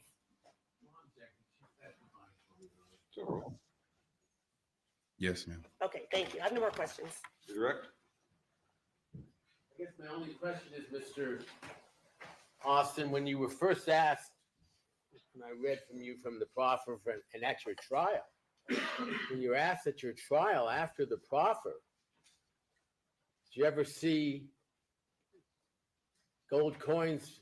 Did you ever get gold coins from Mr. Baker from the safe? Did you ever see him get coins from the safe? Did you know where the gold coins came from? You said no. Remember that at the trial?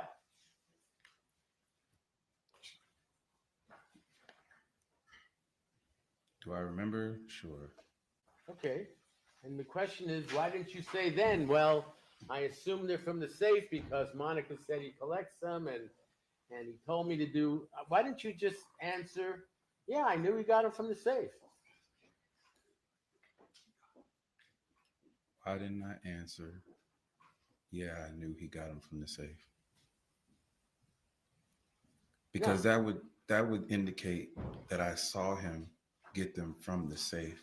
They could have been on a dresser. They could have been in the safe. They could have been in the bathroom. I don't know, but I'm assuming he got them from the safe since that's something you might want to keep in a safe. Since that's something you might want to keep in a safe.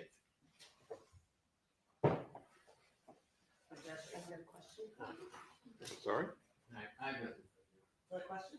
Anything further, other people? No. All right, we're going to take a short recess while we get the courtroom ready for the next witness. When I say short recess, go outside, do a couple of deep knee bends, and I'm going to call you back in. The admission applies.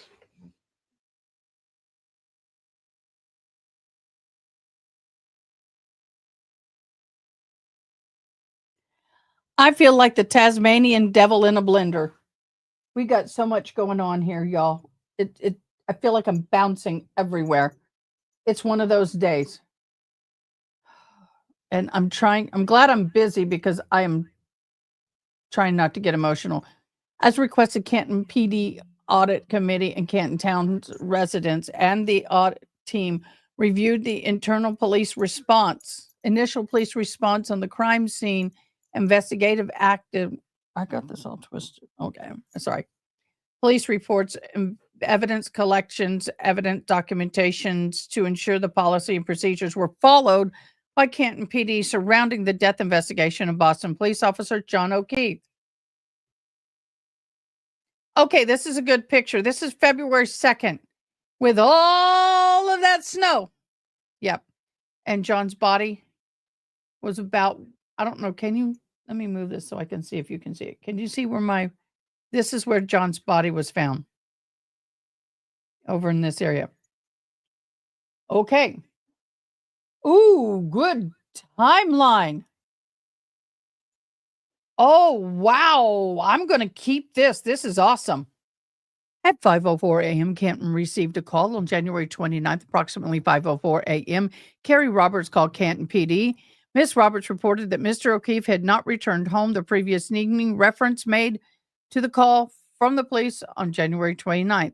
At 6:04, Norwood PD, Canton PD received a 911 call from Jennifer McCabe, who reported that there was a guy unresponsive in the snow at 34 Fairview. Mrs. McCabe identified the male as John O'Keefe.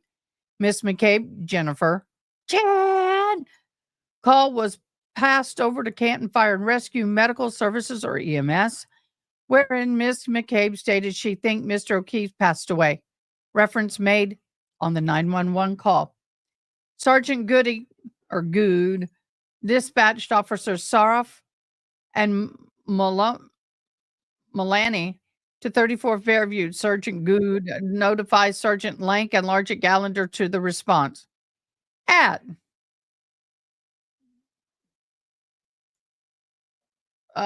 that's good, y'all.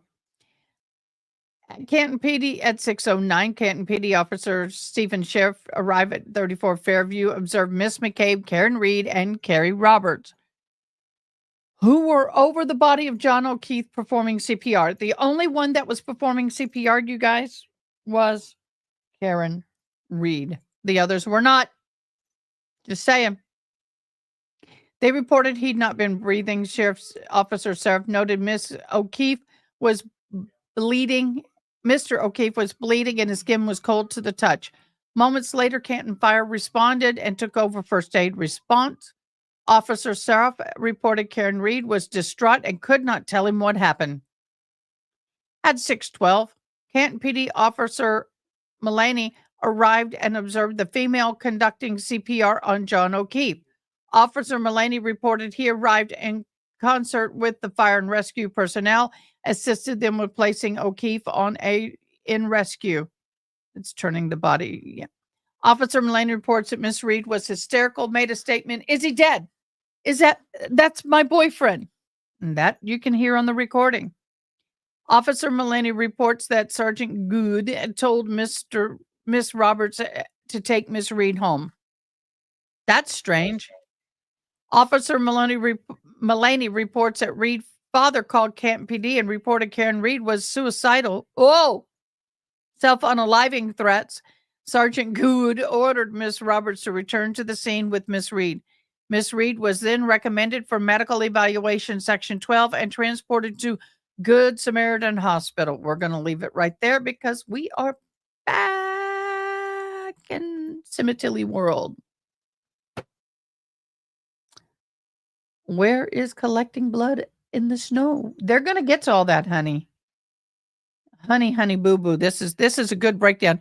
If you've not followed this, that is phenomenal. I'm going to use this in our as a part of my records. President, thank you for your patience. I'm told he actually did deep knee bends. As soon as I sent you out, I regretted it because I don't work my legs. I go to the gym every day. I don't work my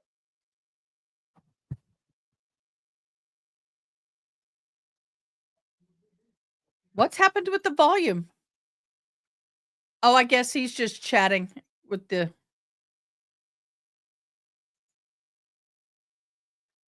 That's a very good possibility. But it is a very good outline. A wonderful outline. Diane, whenever you're ready, let me know.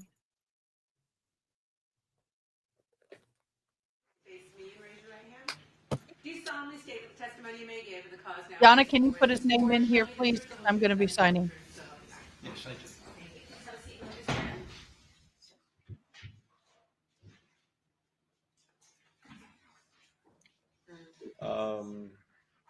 Thank you, Ms. Bedich, as always. And for the record, please say and spell your first and last name. Adam, A-D-A-M, Dawson, D-A-W-S-O-N. My hands are slickery. Occupation? I am a private investigator licensed by the state of California and have been since 1989. Thank you so much, Doctor. You're I was amazing. a newspaper reporter for about 17 years. What made you switch to private investigating? I'm not sure. Are you licensed in the state of California? Yes, I am. And have Can you been for tell us 36 briefly your years. background and experience in the field of investigating, private investigating, and for who you work for?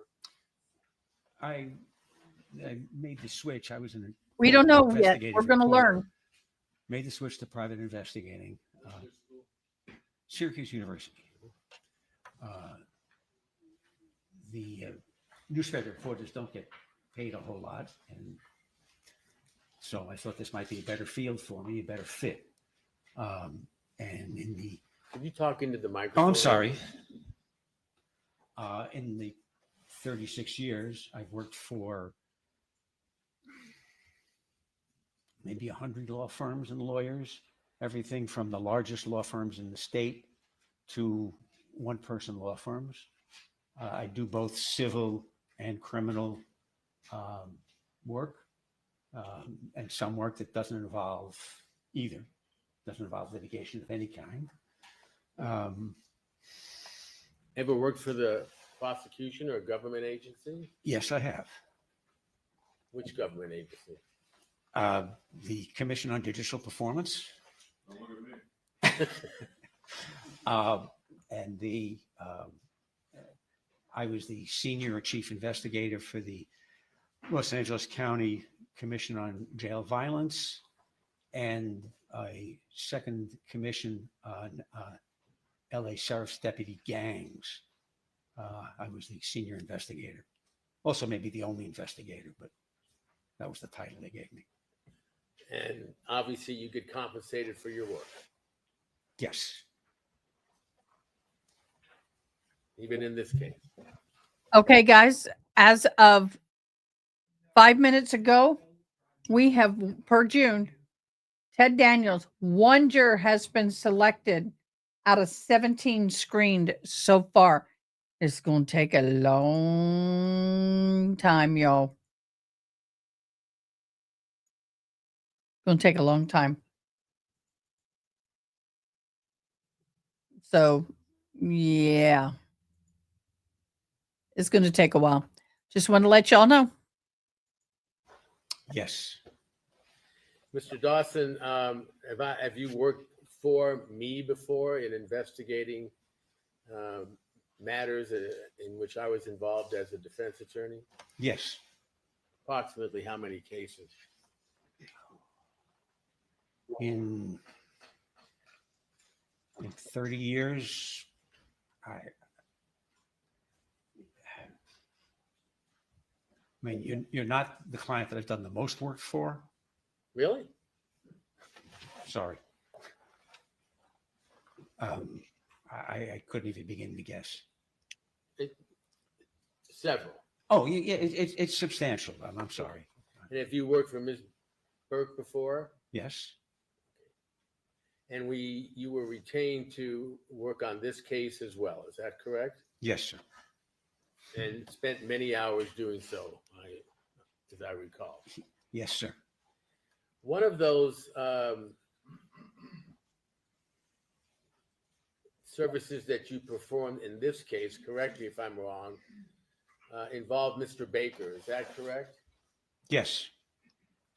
And just to speed this up a little bit, did I have you accompany me every time I interviewed Mr. Baker? Yes. And is that, in your experience, standard for an attorney to have with him an investigator take notes and record the substance of the conversation? Yes, and to be the potential witness. Because an attorney shouldn't be testifying in his own case. Correct. Fair enough? Correct. And you've done that for hundreds of attorneys besides myself. Is that correct? Yes, sir. Now, the question came up about documenting the interviews. How do you document the contents of the interviews you engage in? I take notes. My standard practice is when I return to my office as soon as possible, I generate a report based on those notes and based on my memory. And then I destroy the notes.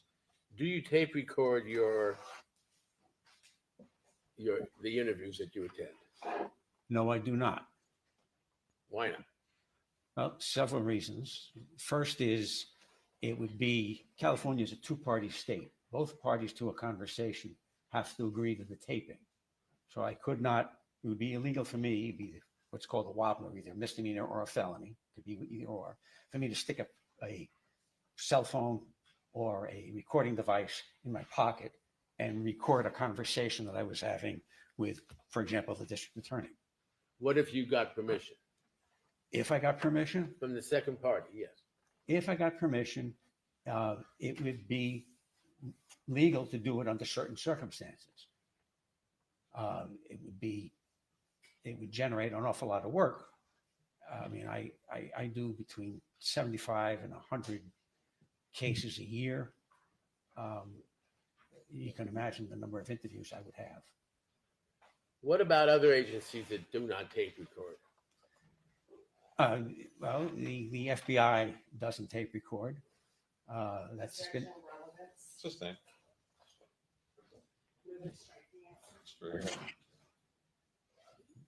Is it your understanding that you can obtain and document the important parts of conversations as easily in writing them as you can by tape recording them? yes, However, in this case, well, I'm getting ahead of myself. Did I ask you to accompany me every time I went and made an appointment to interview Mr. Baker? yes. And at some point, based on issues that arose in this case, did you seek permission from the Los Angeles County Sheriff's Department to tape record any of those conversations? Well, based on my years of experience, I know that the sheriff doesn't allow it. But when we were out at North County Correctional Facility out in Santa Clarita, I asked at the control booth, would we be allowed to record the conversation that we were having? And it was a face-to-face conversation, much like this conversation we're having, as opposed to behind glass. And they said, no, sheriff's policy, absolutely not. So even if you had wanted to tape record, you would not have been able to do so. Is that correct? That's correct. Okay. Now, were you informed by me at some point that Mr. Baker had pled guilty to the charges in this case with no prior deal or agreement with the prosecution? I believe so. And following that, were you aware that I had obtained permission from the court and his attorney to interview him regarding the facts and circumstances of this case? Yes, And did I ask you to accompany me on each of those interviews? yes, And did you take notes and prepare reports on each of those interviews? yes, I did. And did you turn those reports and notes over to the prosecution? I turned them over to you and Mr. Babbage. I was told you then passed them out to the prosecution. You were told they were going to be supplied to the prosecution. Yes.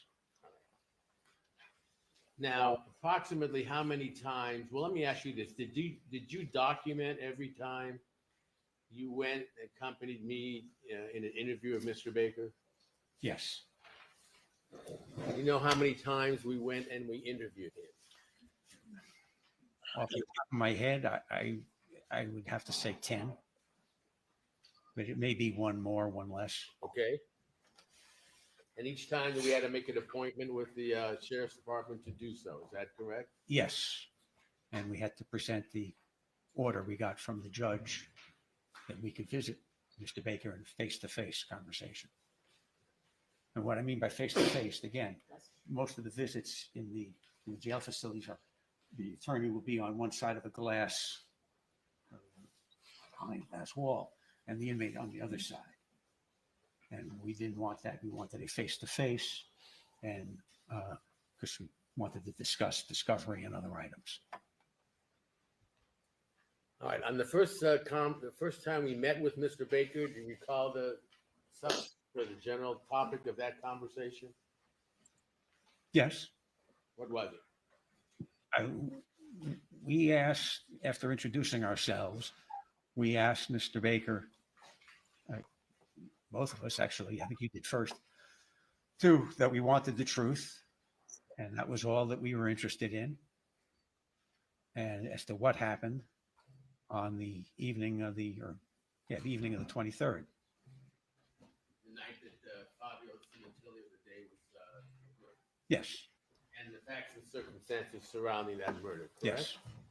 Did we ask him initially if Monica Sementilli, as far as he knew anything about involved in the planning or execution of that murder? Yes, we did. And what did he indicate? He said, no, absolutely not. She did not know anything about it and had no role in the planning of the murder. Did we ask him if he was willing to testify as a witness in this case? I believe we did at the first meeting. And what did he say? He said yes. Did we also tell him that we would not use him as a witness unless he was willing to testify truthfully about every question we asked? And any question that the prosecutor asked. In court. Yes. And did he agree to do so? With initially with the caveat that he wouldn't name the killer, the second killer. He said he would not name the individual who accompanied the death in the murder of Fabio Sementilli. That's correct. Of course, we now know as Christopher. That is correct. Did he indicate why? Not. It's all right. It's a prior consistent statement. It's overruled. He did not say that at the initial interview. This is the initial interview. I don't know the date. What is I'm happy to ask him. Do you have a record of all the interviews we had of Mr. Baker? Yeah, I have my reports. Yes. Do you have them with you? Yes, I have a copy with me. Okay. So let's go chronologically. Do you recall the first date that we went and visited Mr. Baker after we got permission to do so? Can I look at my reports? Is that okay, Your Honor? Sure. Thank you.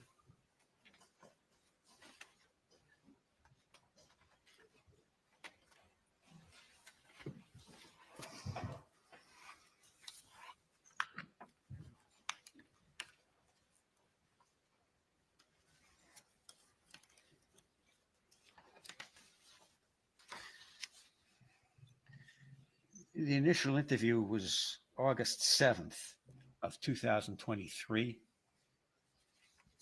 And I'm sorry, what was the question? Well, let me ask you this before we get to that. Was that the first interview we had of him?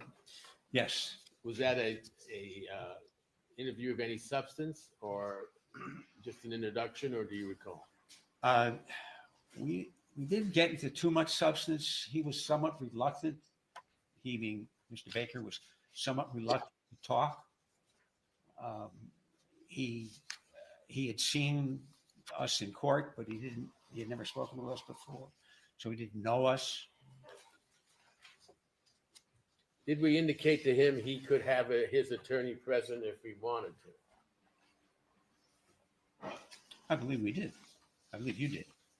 And that we'd had permission from his attorney and the court to interview him? Yes. Did he agree to speak with us? Yes.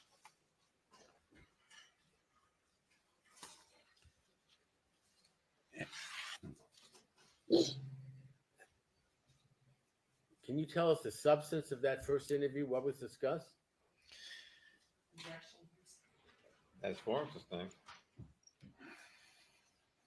At some point, well, the question that we were referring to was, he said he would tell the truth about everything except who the second murderer was with him. Is that right? Yes. That's overruled. It's prior consistent or inconsistent statement. And did he tell you why he was not willing to name the second murderer? There's a couple of reasons.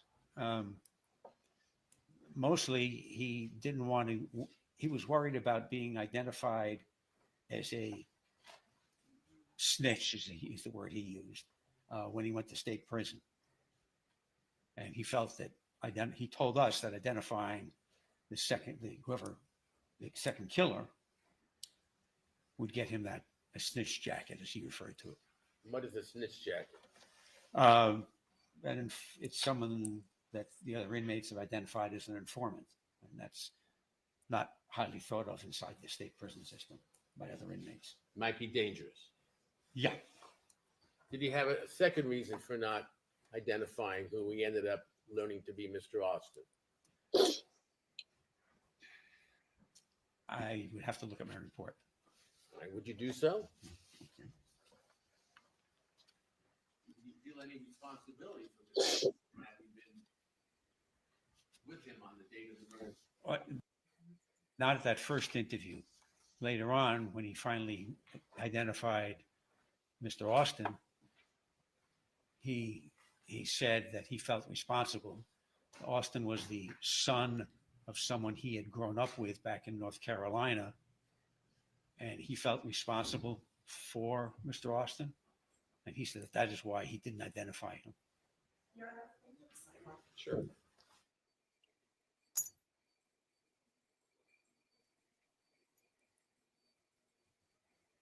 Austin in Texas is the A, and you draw like a 7. Austin. So Trying to make it easier.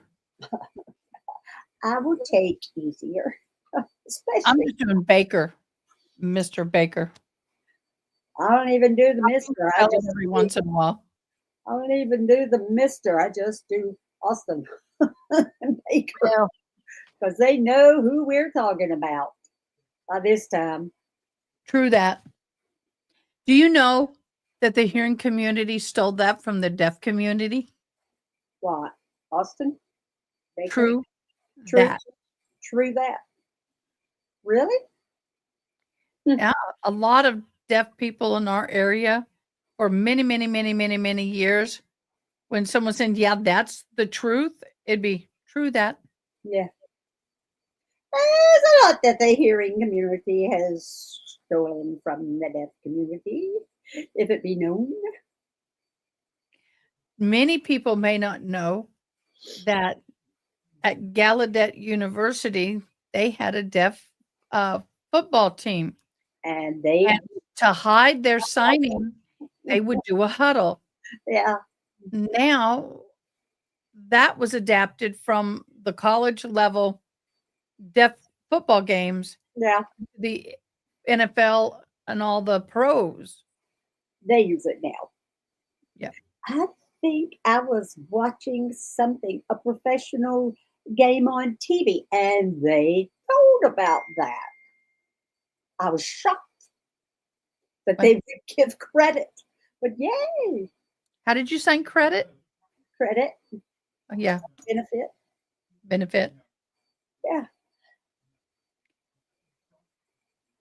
I usually do it over here, but since I broke my wrist, Isn't that volunteer or volunteers kind of a tug? here is a But tub. people think shirt and volunteer the same. And So like, what I do different. It's shirt, volunteer. oh, volunteer. Shirt, Canada, volunteer. grab it with your hand. Canada. Grab it. Canada. Canada. Yeah, We have a lot of Canadians here. I'm sure.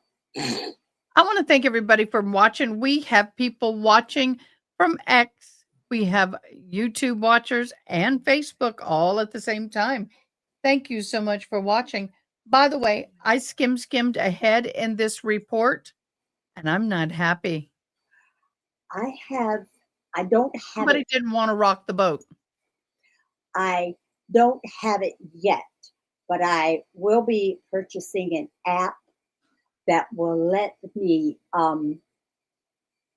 scan in your full report, and it will give you the highlights and the points and the summary of it. So you Send don't me the have app. to read 206 pages. Send me the app. Well, Please. when I get it, I will. But this right here, well, just send me the name. When this here, they break it down minute by minute on all this, and it's perfect for trial. Okay, we're back. We're back. We're back. They also do the same thing in Sandra Birchmore trial. Dawson, let's proceed chronologically and using You're your signing. reports if you need to refresh your memory as to the contents of the interviews with Mr. Baker. Okay. All right. The first one you said was what date? First one was August 7th of 2023. And on that date, what was the general subject matter of the conversation? The general subject matter was the murder of Fabio Sementilli and his role in it, Monica's role in it. Did she have any role in it? He's saying she had no role in it. That was the general tone of the general content of the conversation. At any point during any of the conversations or interviews we had with Mr. Baker, did he ever indicate that Ms. Sementilli, the defendant in this case, had any role or responsibility for the murder of Fabio Sementilli? No, never. He always said she did not have any role in the killing or the planning of the murder. And did he then answer our questions as to what his role was in the murder? He did. And he was relatively straightforward about it, although there were some inconsistencies, if you will. Well, let me ask you this. You said that he would not name the second murderer. Is that correct? That was his original position, yes. Well, at some point, he mentioned someone by the name of Jaybird. Is that right? The third, if I remember correctly, it was about the third interview we had with him. He mentioned, or he identified the second killer as someone he knew by the name of Jaybird or Jalen. He didn't really know his real name, didn't know his last name, hadn't seen him since the murder. What role did he say Jaybird had in the?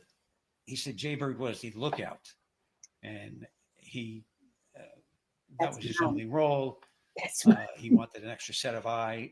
Mr. Baker said he wanted an extra set of eyes in case someone from the Sementilli family came home, and he said that's what Jaybird's role was supposed to be.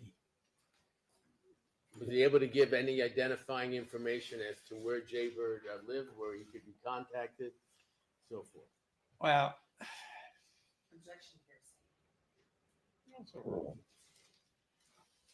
he did tell us some things, but never enough to actually locate anybody or prove the existence of this person, Jaybird.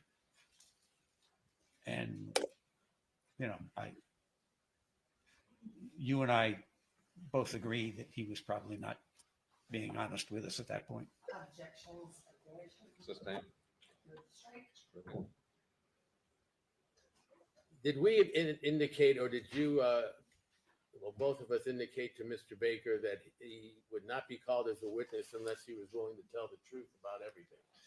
Absolutely. And did we question his honesty in naming Jaybird as the second killer? Yes, we did. At some point, did he agree that Jaybird was not the second killer? Yes. And how far in was that in the number of interviews we had with Mr. Baker?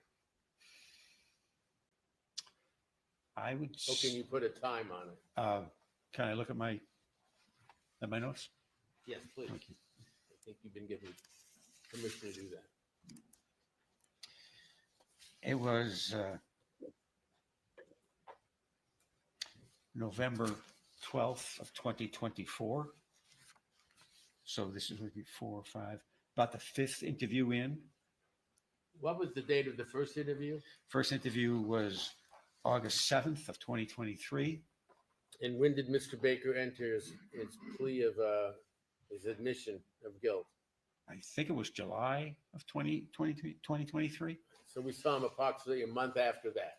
Roughly, yeah. All right. prior to that, we would not have been permitted to see him because he had his own attorney and he was an active defendant in the case. Is that right? That's correct. So when Mr. Baker finally did he finally at some point admit that Mr. Austin was the second killer? Yes. And when was that chronologically in the interviews we had with him? Again, that was November 12th, 2024. And what event had occurred, if you know, before then, that may have played a role in his identifying Mr. Austin as the second killer? Mr. Austin had finally been arrested, had waived extradition, and had come down to Los Angeles. I believe he had also proffered, meaning he had a session with the district attorney's office and the LAPD. Did we see him immediately after we learned he had entered a plea in the case as the second murderer? When you say him, I'm confused. Did we see Mr. Austin immediately? Mr. Baker immediately after Mr. Austin had entered a plea of guilty or no contest in this case?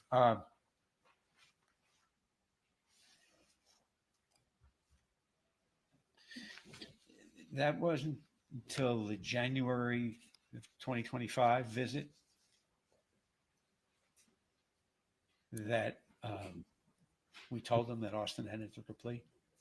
I don't remember the date that he entered the plea, but you guys would know. Was there a visit with Mr. Austin, Mr. Baker in November? Yes, November 24. November 24. That's when we had told him that Austin was going to make a deal. He'd been arrested, been extradited, and he'd been interviewed in Vancouver, Washington. And had confessed. Yeah, I'm sorry. Did he confirm that Mr. Austin was the second murderer at that time? Yes, he said that Jalen didn't exist and it was really Christopher Austin. Did he tell us why he had lied about that and said it was Jaybird before then? He felt he was, yes, he did. He felt he was responsible for getting Mr. Austin involved in the murder, and he felt he was trying to protect him, is what he told us. And was there any need to protect him now that he had pled guilty? He felt there wasn't. Did we continue then seeing him and asking him to tell the truth about what had happened concerning the entire murder planning and the event? Yes, we did. And we reminded him that we could not if we felt he was lying, we could not put him on the witness stand. And did he describe the manner in which he planned and carried out the murder with Mr. Austin? Yes, he did. And at any time did he indicate that Ms. Sementilli was involved in that? No, he never did. Did he say she was or was not? Said she was not. Was that consistent throughout all the interviews? Yes.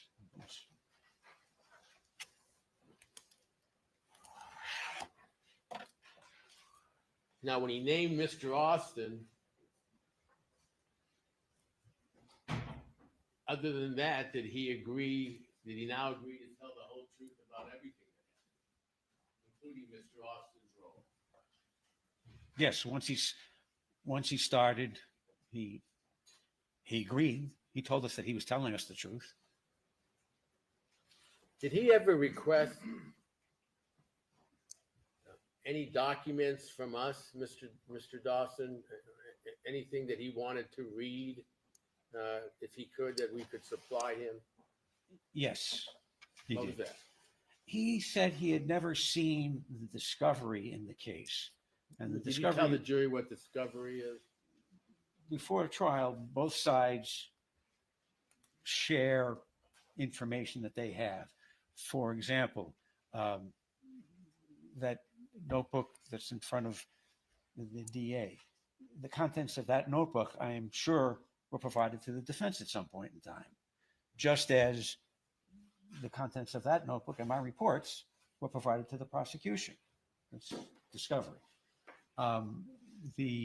Regarding the evidence in the case? Yes, and there were That was a horrible example.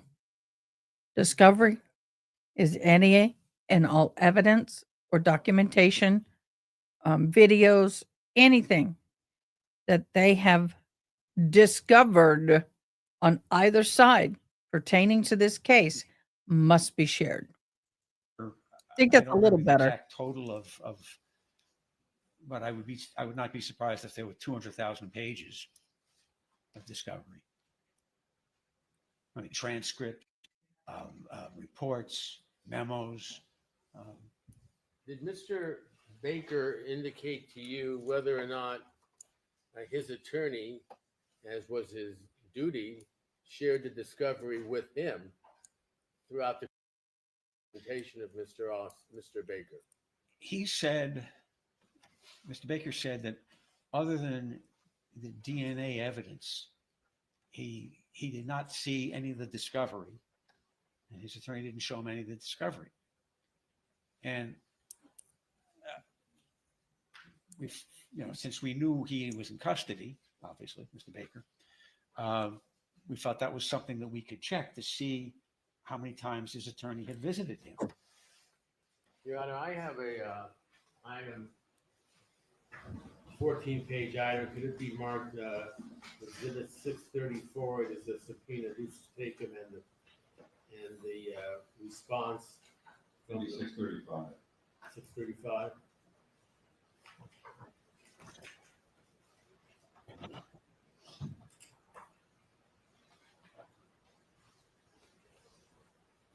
Mr.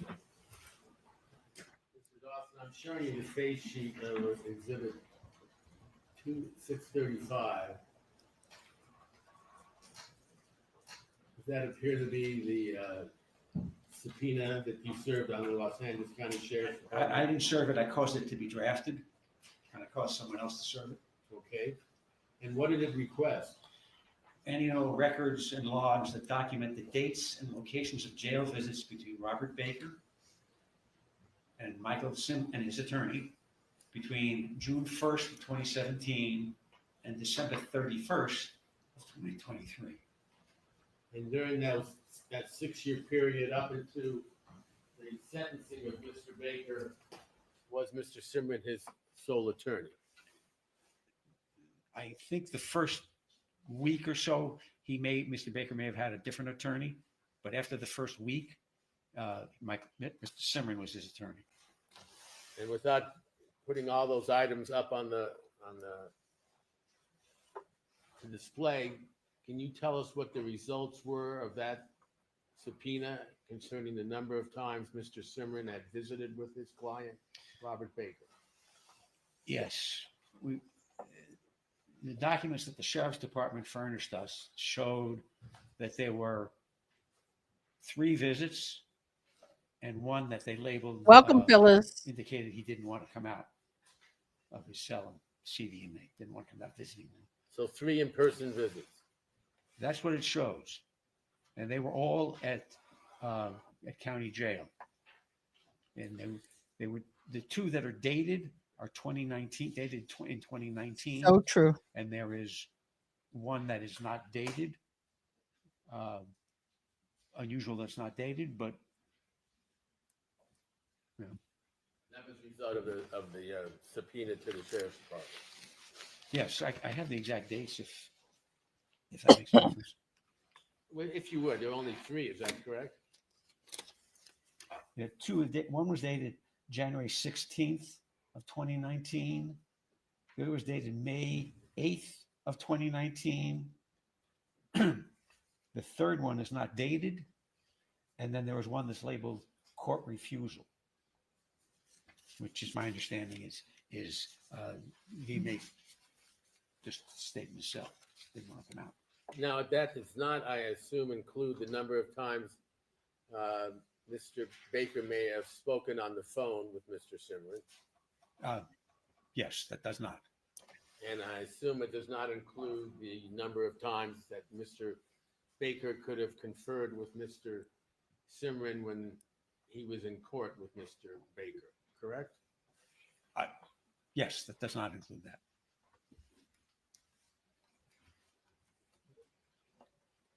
By contrast, do you know approximately how many times the attorneys for Ms. Sementilli has visited her? Objection relevance. Overruled. Dozens and dozens of times? Over 100, would you say? Could be, but it's close to that, if Okay. not. All right. Objections. So overruled. And as a result of that, did Mr. Baker ask to see some of the discovery in this case? He told us that his attorney had never shown him the discovery in the case. So he asked us to show him the discovery in the case. He asked for specific things, and we strung him along and didn't give him anything. What did we show him, if you recall? We showed him in one of the early visits, we showed Mr. Baker the video that we call the jogger video, which shows two men in sweatshirts with the. The one that's been seen as an exhibit in this case. Oh, yeah, okay. Yes, that one. And we did show him some pictures of the murder scene where, and I think those are still pictures of Fabio Sementilli, deceased, on the patio area. And did he in fact say he's thought about that a great deal since then? Yes, he said he thought about that and Fabio every day. Okay. But he's the one who requested to see the photos of him that showed him deceased. Is that correct? Yes, What else did we show him, if you recall, undocumented? we did not show him anything else. We tried to play for him some of the what I guess we're calling the overhears, and you played about 4 of them, if I remember. But the voice quality of the recording or the acoustics were so bad, you couldn't really tell what was being said. So you stopped it after about 4. And then I read to him the transcript of one of the overhears. That involved him? Yes, it was he and Miss Sementilli. And did he indicate he had never been played that before by his own attorney? Yes, he did. Now, after Mr. Austin pled, did he ask us for a recording of Mr. Austin's interviews and his plea? Yes, for transcripts, or if you could hear the recording or a transcript. Did we give it to him? No, Did we supply Mr. Baker didn't with read it to him any? either. I'm sorry, Didn't read it to him either. just told him what the contents were. We summarized the contents. Did we supply Mr. Baker with any of the discovery for him to take with him and keep with him in the jail cell? No, And everything we discussed with him concerning the discovery, did it involve evidence connecting him to the crime? Involving him? yes,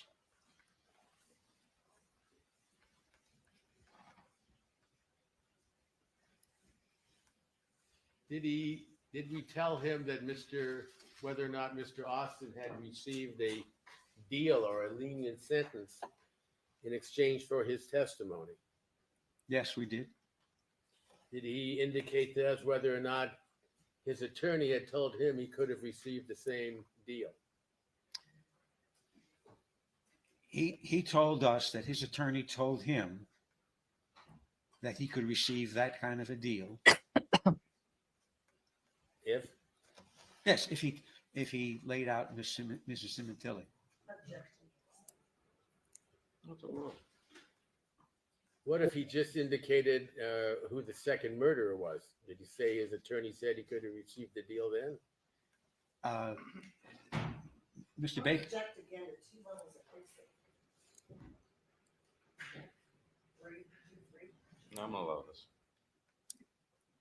Mr. Baker said that the district attorney's office wanted Ms. Sementilli, and that they would probably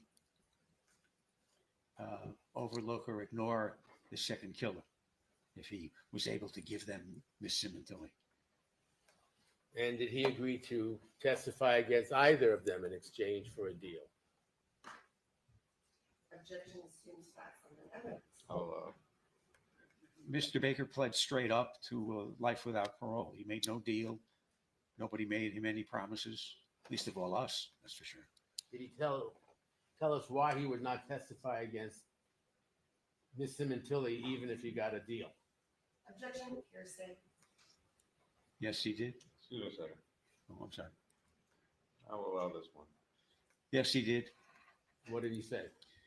He said he couldn't do that because that didn't happen, because she had no involvement. And did he indicate he was willing to testify to that on the witness stand if called as a witness? Yes, he did. But was he also told he would have to tell the truth about everything or we would not call him? He was reminded of that numerous times. Now, the number of times we went to visit him, were some of those due to the fact that we had indicated we did not believe he was telling the truth about the second murderer? Yes, And eventually he, after Mr. Austin pled, he told us what he said was Austin's complete role in the case. Is that right? I think that was actually before the plea that he told us what Austin's role was. And that was after he had been interviewed in Vancouver, arrested, interviewed in Vancouver, Washington, and brought down here.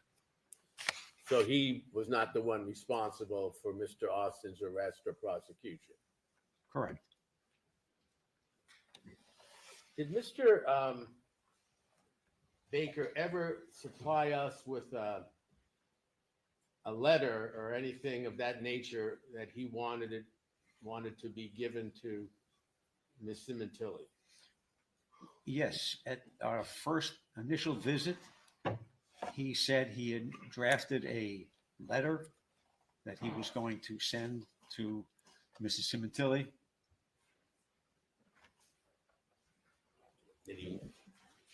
Did he send it, as far as you know?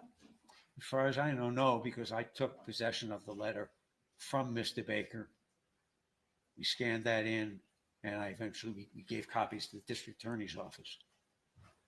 And is that letter now an exhibit in this case? I think it is. I mean, I was told it was, but I have no firsthand knowledge. The record, exhibit 61 is that letter, Your Honor. Your Honor, that's 628. I'm sorry, 628. Thank you, Your Honor. So that letter was, a copy was provided to the district attorney and the original was brought to court. Is that correct? Yes, I kept possession of the original until the trial started, when I handed it to Mr. Babbage. And the letter was never provided to Ms. Sementilli? No.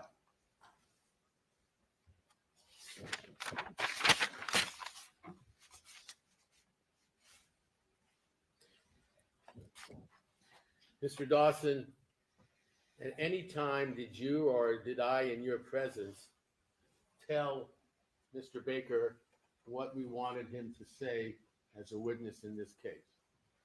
Other than to tell the truth, no. Did we ever provide him or give him any documents which spelled out how we wanted him to testify in this case? No, absolutely not. And was he told he would not be allowed to testify unless he told the truth? We would not call him as a witness if he didn't tell the truth. Did we discuss some of the evidence with him in addition to what you've talked about?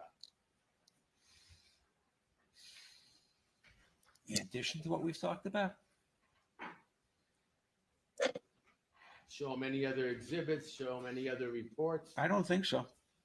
Did we ever give him any police reports, for instance? No, Did we ever read him any police reports? no, Other than describing the plea of Mr. Austin, did we describe to him in detail any of the things we wanted him to testify about? no. We just told him, We want him to testify about his role and the fact that, Monica had no role in the killing. And did we tell him what the evidence was against him in this case? We told him some of the evidence. They did not provided with them with those items. No, absolutely not. Can I have 1 moment, Your Honor? Every time we hear Your Honor in the retrial, I'm going to give this sound. You've already, your report. Your Honor, can I- Discussed in this case when Mr. Baker was on the stand. Did you do your best to document everything Mr. Baker said of any importance or relevance in this case in your reports? Yes. Thank you, Your Honor. Ms. Stigl. Mr. Dawson? Hi. Good morning. Morning. Morning. All right, so as the investigator then, you have worked with Mr. Levine for how long?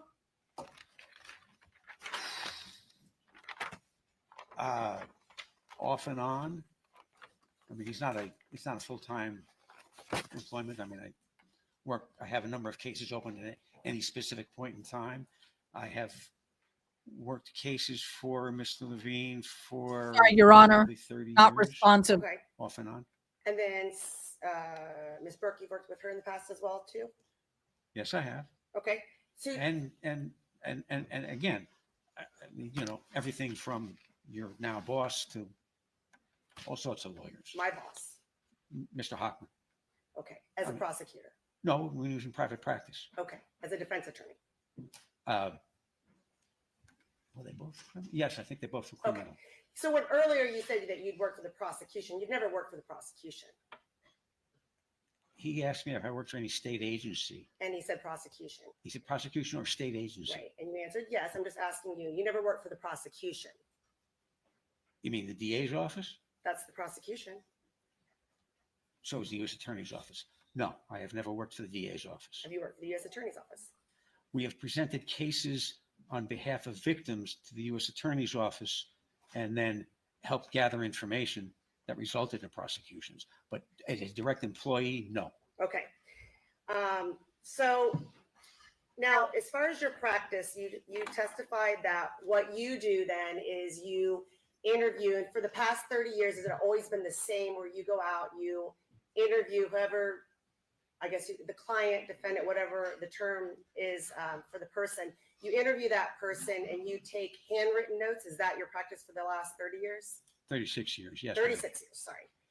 So you take handwritten notes and then you testified that you go back and is the term you destroy the notes? I'm sorry. What do you do with those notes after you write your report? After I write the report and after I review to make sure that they match, then yes, then I destroy the notes. I shred them. You shred them. Yes, ma'am. So is it accurate then, the report, I mean, I have an example. I'm holding up an example. I'm sure you recognize it. Your format then is to number items 1 through however many, whether it be 20, 10 points, and you write short paragraphs from your notes. Is that accurate? Well, also from my memory. Okay, fair enough. I mean, the notes are taken to refresh, if you will, or in the same reason, you guys take notes in court, even though you get a transcript. So again, do you summarize then from your notes into sentences that are numbered 1 through however number, whether it be 5, 10, 20, 30, something of that nature? Is that your normal practice? Typically. Well, when do you do it differently? If, for example, our conversation consists of someone saying, I don't want to talk to you, Adam. I'm not going to number the paragraphs. I'm just going to say the person said he wasn't going to talk to me. It's one paragraph. I am not going to number that paragraph. All right. So other than that, everything's numbered. Typically, I mean, there are times where I don't number, just forgot or didn't do it. Forgot to number it? Is that what you? Yeah, there are times. Okay. So you go and you take raw notes, and then you take those raw notes, and then when do you go back and prepare your report? Usually the same day, sometimes the next day. And when do you destroy your handwritten notes? Maybe a day or two after that. If I go back and review the notes and the report, then I might destroy it 2 days later. If I don't get a chance to go back to 3 or 4 days, it'll be 3 or 4 days. And then why do you destroy your handwritten notes, which is what you took during the time that you're interviewing the person? Why? Yes. Well, a couple of reasons. Because of the nature of and the size of my practice, I guess, saving notes is just impractical.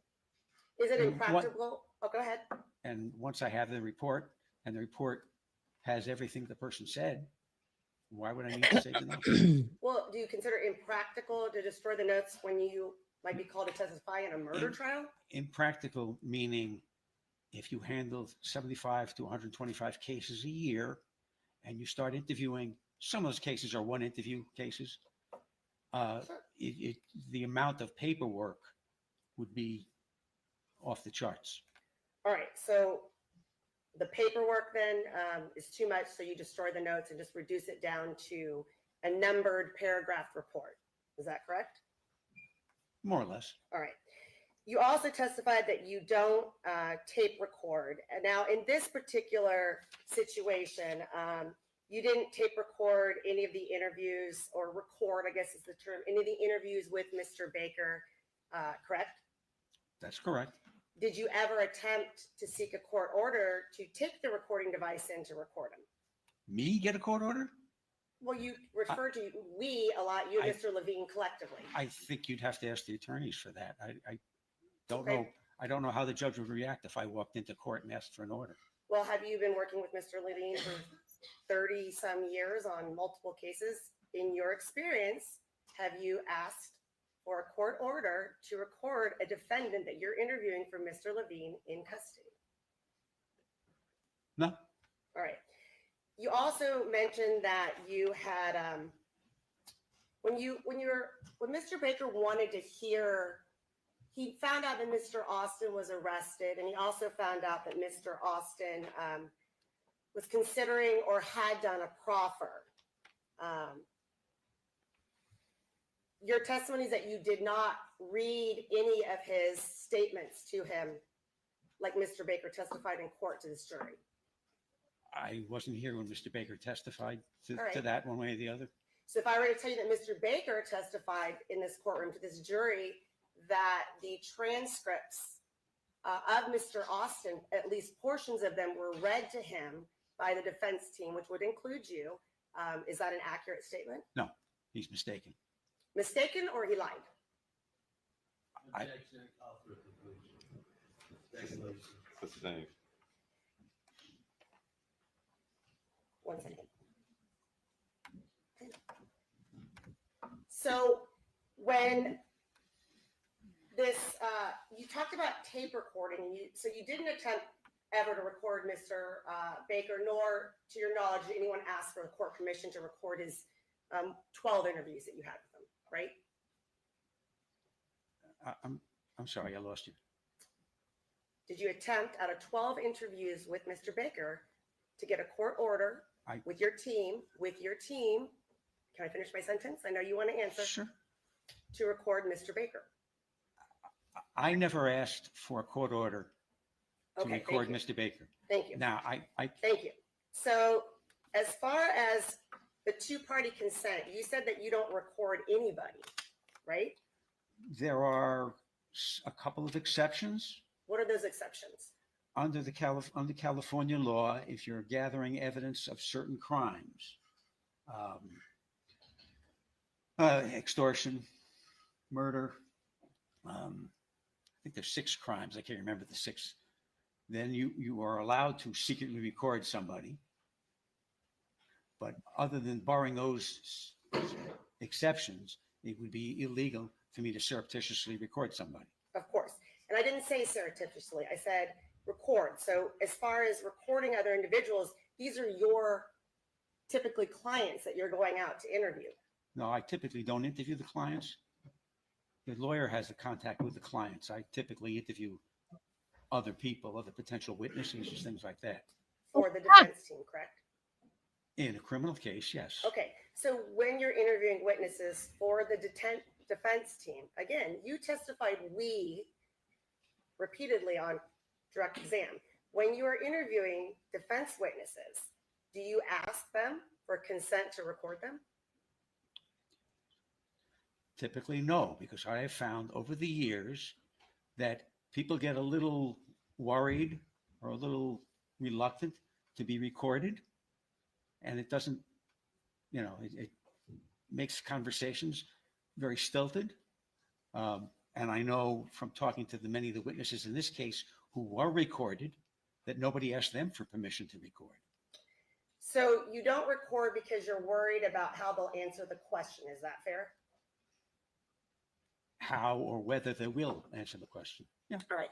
But would you agree that if you were to record someone during an interview, that's the best evidence to actually hear what the person said, how the conversation went, and how they responded to questions and answers? Would you agree that that's the most effective way? If I was allowed to surreptitiously record somebody, then I would agree with you. But if I'm not allowed to surreptitiously record somebody, I have to put this box or a phone or a recording device on the table and say, hey, is it okay if I record you? No. How many The answer is no. Okay. And in your how many times or how many trials have we been to that people have done that? Police officers, other depositions are recorded. Mediations opinion, is that are because recorded. that person doesn't want to be locked into a statement? A lot of people are just reluctant to be recorded. They don't like it. Okay. And I don't know what the psychological reasons are, In but this it's case, been my experience of interviewing people over more than 50 years. This is what I have learned. in this case, did you ask any of the people that you worked for, Mr. Levine and Ms. Burke, did you ask any of these witnesses if they would agree to be recorded? No. Did you ask Ms. Obad, Deborah Obad, if she'd agree to be recorded? No. And you interviewed her multiple times as well, correct? I think 3, maybe 4 times. Okay, but you didn't Although even one ask. of them was really a very, 2-minute conversation. But you didn't even ask. No. Okay. So same situation for Ms. Obad. You interviewed her and then you reduced it to your typed, numbered paragraphs, and then you destroyed your notes. Is that correct?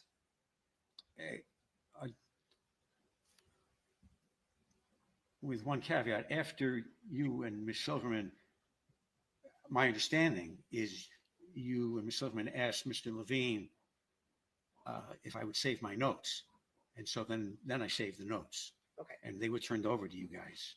And I don't remember, I think one or two of the OBAD interviews, the notes were turned over. I'm not sure either way, but I know the last couple of Baker interviews were. Okay. So when you were asked then by the prosecution in this case to preserve those notes and turn them over to the prosecution, then you complied and did not destroy them, correct? You didn't ask me, you asked the lawyers. The lawyers asked me. Is that correct? Yeah. Okay. Now, going through, is it fair that when you reduce down your handwritten notes to your reports, is it fair that there's things in your report, your typed report, that aren't in your handwritten notes? Yes. Okay. For example, in the March interview that you did with Mr. Baker, you talked a lot about, or you put in your notes that he mentioned all this GPS tracking,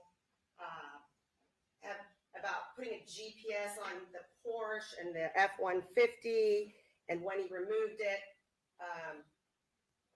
You remember that in your report? reasonably so. I mean, Well, you wrote it, right? that was, a month ago. Would you like to take a look at your March 11th report, and it's lines 9 and 10, or paragraphs 9 and 10? Sure.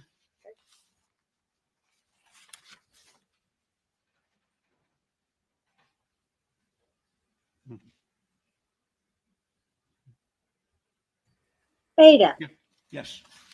did they just work at being rude? Who, the woman? Yeah.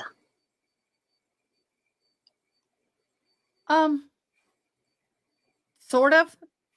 She's Okay. trying to impeach him because she's not going to be nice. Yeah, they're not nice at all. Well, I have a problem with the way he says he does his procedures. You're supposed to keep your notes and documents for so many years. Typically. I'm struggling with him destroying them so soon. It's just a part of doing business. You rent. What you do is you end up renting a storage unit to keep all your documents in. We had to for our business. So part of business. So I'm struggling with his answer. My So, opinion. You wrote that in your written report then about the GPS, and that was when he first mentioned it was right before trial, March 11th, 2025 was the first time he brought up GPS. We'd already started trial, right? Yes. So that was the first time that he talked about how he could track Fabio with GPS and this story about putting it on the Porsche and the F-150. And again, that was put into your report on March 11th, 2025 after we started trial, right? Yeah, we had seen, Is that there was yes? evidence in I think his MasterCard bill showing a purchase from Amazon Okay, of a tracking device.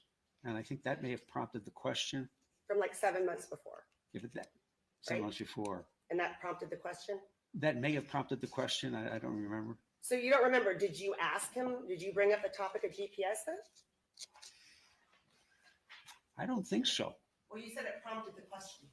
Well, it could have been Mr. Levine, or it could have been him saying something. I don't. How do you sign Baker prompt? saying something. Recess until 1:30. The evidence applies. Do not discuss this case either among yourselves or with anyone else or form express any opinion until the cause is finally submitted to you. Have a good. Anyone else or form express any opinion until the cause is finally submitted to you. Have a good lunch.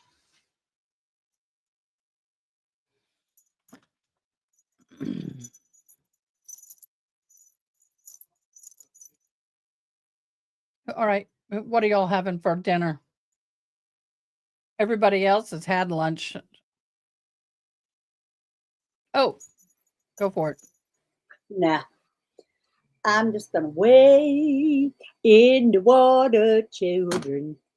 Wade in the water, children. Wade in the water, children. God's gonna trouble the water.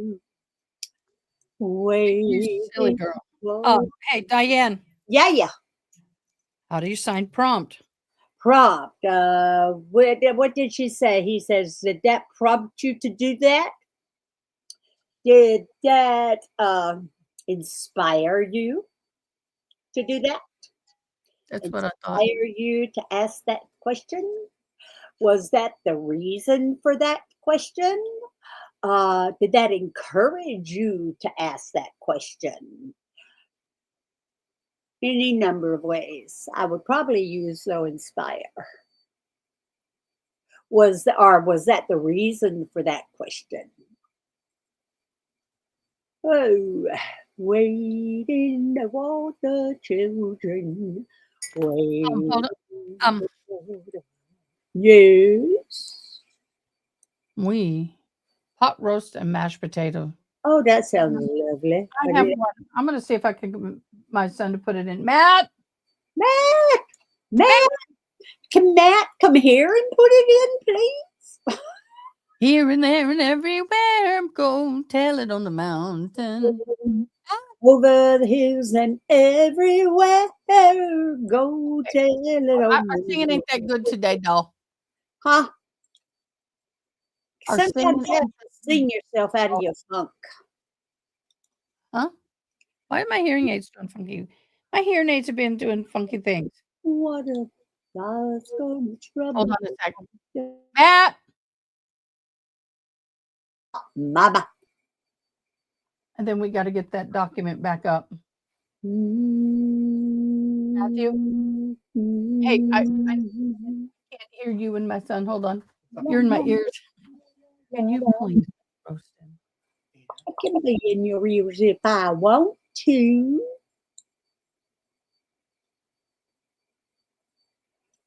Will you make up your mind what you're gonna do, thing? Okay, it's 4:34 your time. Ready for a nap, Yana? Oh, it's almost midnight for Elena. Where's Elena at? In Spain. Hi, Elena. I wish I was in Spain. Yeah, me too. Elena, can we come visit? Ain't that the truth? Elena. She told me we could come visit. A long time ago. I'm checking documents. This report. Oh my gosh, y'all. This report. It is so sad. Let me clear comments, clear media, clear banner. Okay. Let me get the report up. I'm not going to read every single line of this report because it is extremely extensive. But it does say right here, Canton PD, obvious findings, did not have access to evidence collecting kits in Canton PD vehicles or at the Canton PD headquarters to secure blood evidence located near a body of Mr. John O'Keefe at 34 Fairview Road. Canton PD detectives stated they only utilized solo cups as a last resort to preserve forensic evidence until it was transferred to MSP crime scene for forensic unit. Well, let me share something with you guys on that. They should never collected it because it was tainted. Why is that not brought up in this report? It is tainted.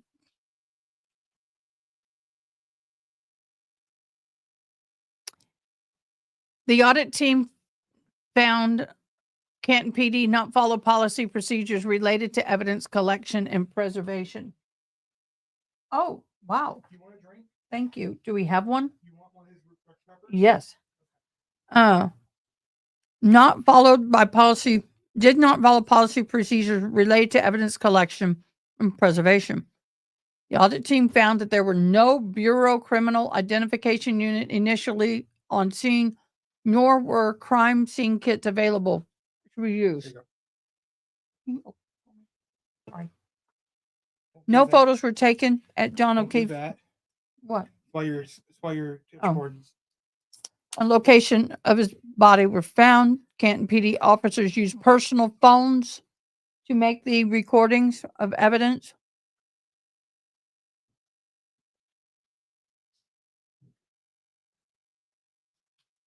Oh, a digital camera or laptop computer should have been used to photograph crime scene. A laptop computer? I can see us holding up a laptop using it as a camera. In other words, it shouldn't have been a personal device. Canton PD's first officer on scene should have photographed John Keefe where he was found before he was moved by fire and rescue. So these are the things they should have done.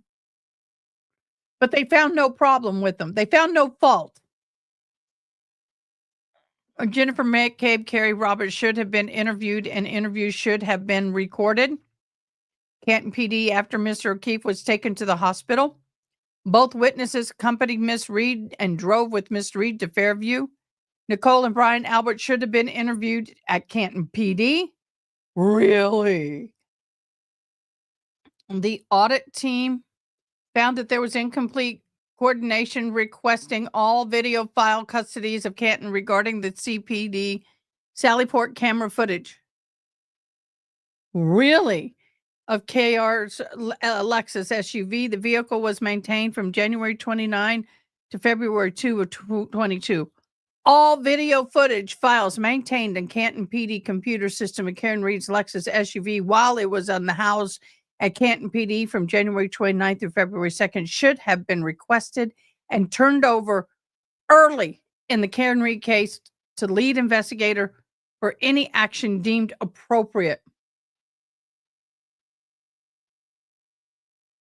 Due to the blizzard conditions, the morning of January 29, 22, the coordination of personnel MSP waited until 4:45 p.m. to begin coordinating a secondary search crime scene in Fairview.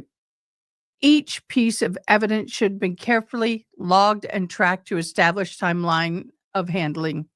Officers refrain from using personally owned phones and video or photograph crime scenes.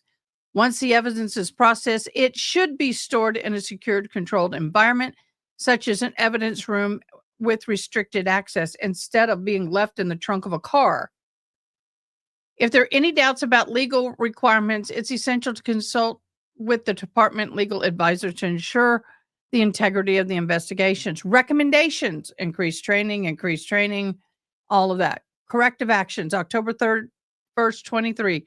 Chief Rafferty updated the CD policy and procedure. Wham. Conclusion: here's where it sucks. Audit team found no evidence supporting the claims the Canton PD offered tampered with the evidence located at 34 Fairview. Audit team further found that the only CTPD office that should have been recused from the police investigation at 30 Fairview were Detective Kevin Albert, Deputy Chief Kelcher. Canton PD has full investigative authority to work in concert with the Norfolk, I keep on calling it Norfolk, which is how they say it, DA's attorney, Massachusetts State Police death investigators. Trooper should not have been a part of that. Why did they not put Trooper? Oh my gosh, honey. Sorry, y'all. He brought me a steak and it is hot. And I'm going to take a bite if I can get the dang thing cut. Sorry, guys. I am starving. I really only had peanut butter. Okay. Based on interviews and review investigative report, an audit team determined Canton PD, as first responders, worked the initial crime scene and conducted initial interviews of some witnesses at the scene. The audit team did find policy and procedure failures related to the crime scene processing. Can I just say that, is that reasonable doubt? Oh, June, you mean people get drunk and misplace their service weapons?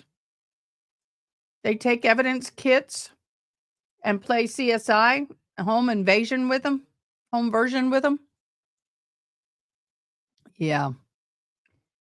I don't understand why that they are not finding more wrong with this, but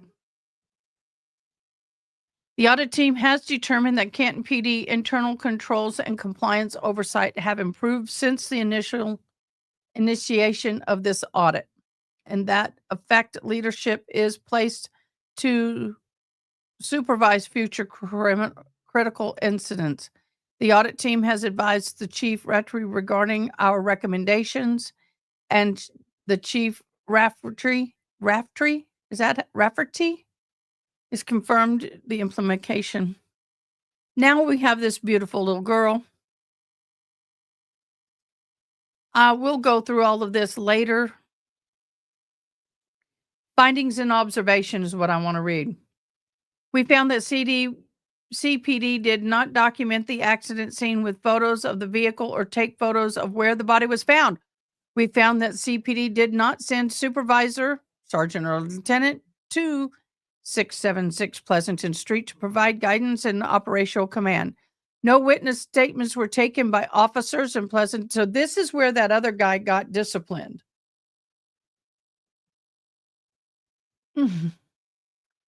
Gerald, I don't know if you're listening, boo, but this is bad.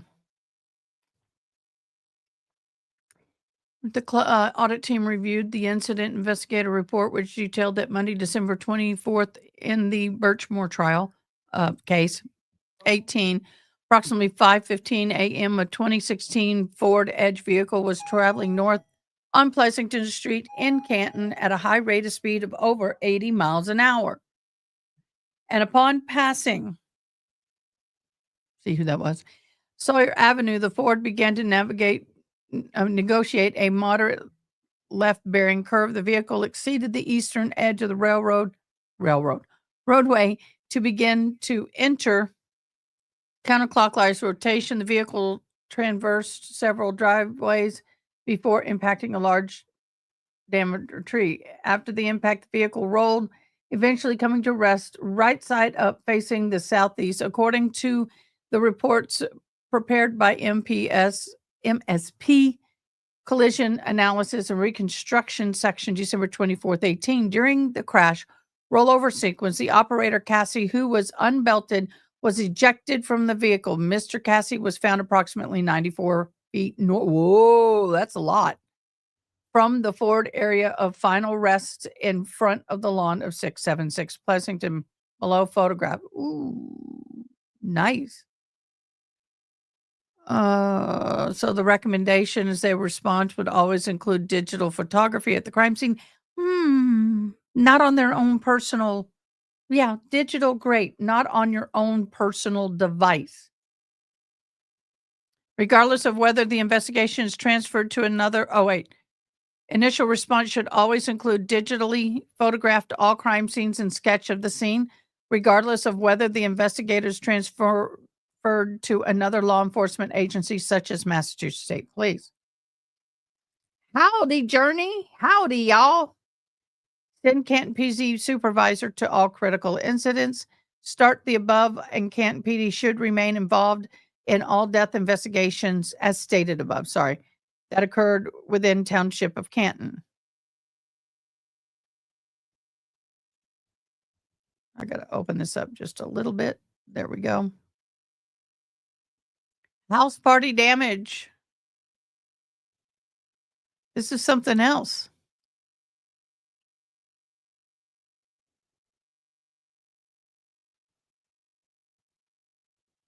I am just floored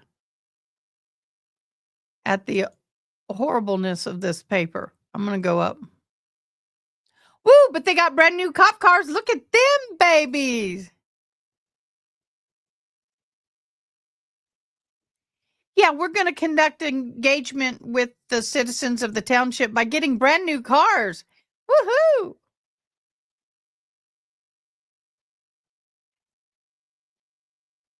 Oh, community, they got to rebuild. This is what they. So we will go through this a little bit more. I do know we're on lunch break with them. But, all right, all my listeners, what do you think about just the synopsis of what I just read?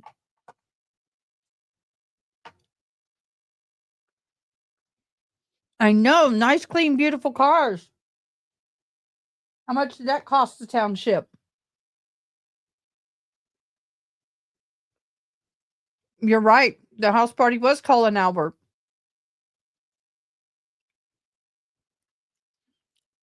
Did I mute you, Miss Diane, or did you mute you? Unmut. All right. All of you. You're not. There you go. There we All go. of you court junkies. Do you think they should try to use this at trial? The defense, in order to show that they obviously did not handle the scene appropriately, even though they're not getting punished for it? Okay, yeah. If she have anything to do with this? I've not followed it from the beginning. Who? Monica. No, this is Karen Reed. Oh, this is Karen Reed. Who knows? They couldn't decide on. Hadn't she been in jail for 8 years?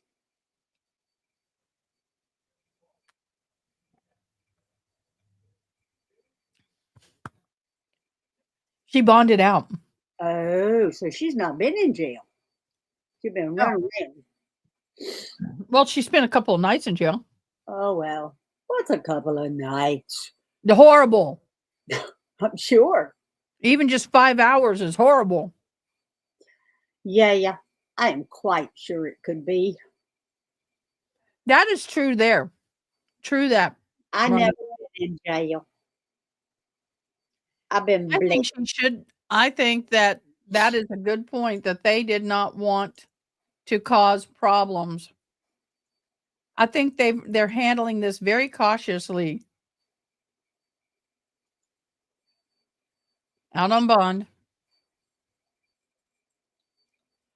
Yeah, I tell you, it's not something I would want to experience at all. Okay, let's talk about Monica.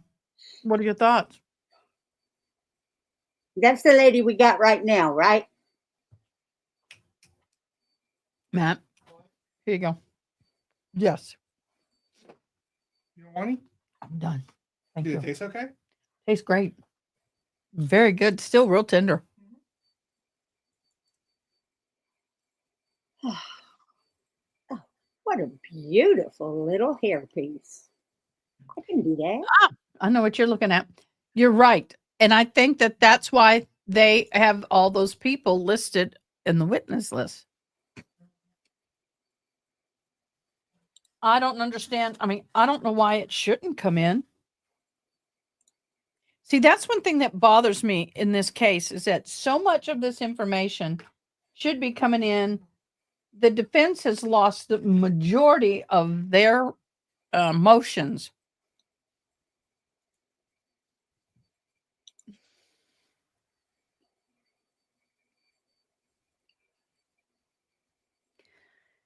Okay, Monica Sementilli. My thoughts on Monica Sementilli: she's guilty, and the two rolled on her for better sentences. Baker didn't roll on her. No, he didn't. But we do have a phone call recording where he said he would protect her. Yeah. He told her he would protect her. On a phone call recording, she was calling him on somebody else's phone card. Ah. But Baker said she wasn't involved. But if you listen to that phone call recording, he goes, I'm going to take the blame for all this. Don't worry. I'll take all the blame. When Yep. someone does that, that tells me they're guilty. And has a part in whatever it is, and that they're going to take the blame in order to protect them. I would most certainly think so. So for me, I'm like, dude, she's guilty as hell. Yeah. I would definitely agree. Yeah.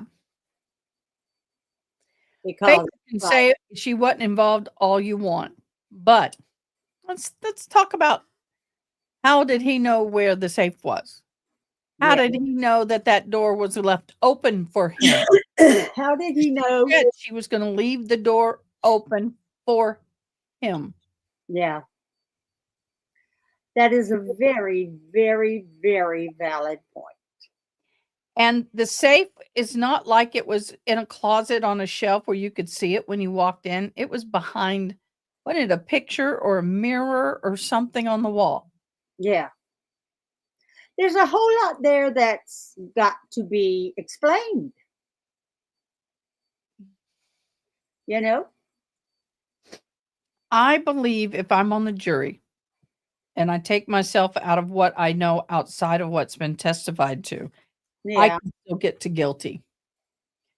Because if you really look at all the little minute points, the safe, he knew where it was. The door was left open. What really gets me was that when they had that security system installed all the way up to the day of the unaliving, she Yeah. barely ever logged in. Yeah. The day of the unaliving, she was watching it freaking all day. Oh, wow. Yeah, that would definitely say you're guilty.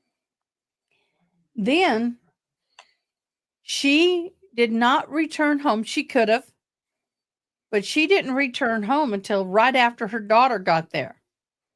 And Wow. how would she know exactly when her daughter got there? She's watching. And then there's conflicts of her behavior between witnesses. I'm not going to believe her sister and all of that. But let me tell you, out of everything I have seen this year, I felt bad for that sister.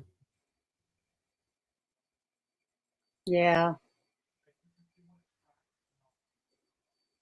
Oh, yes. You were so right about that, June. I felt, oh gosh, no, I ate too fast and I'm hurting. That's not good. I know that feeling. Well, I drank a soda while I was eating, which you don't do. You don't do that. You know better. I know, but I'm so tired. I know that too.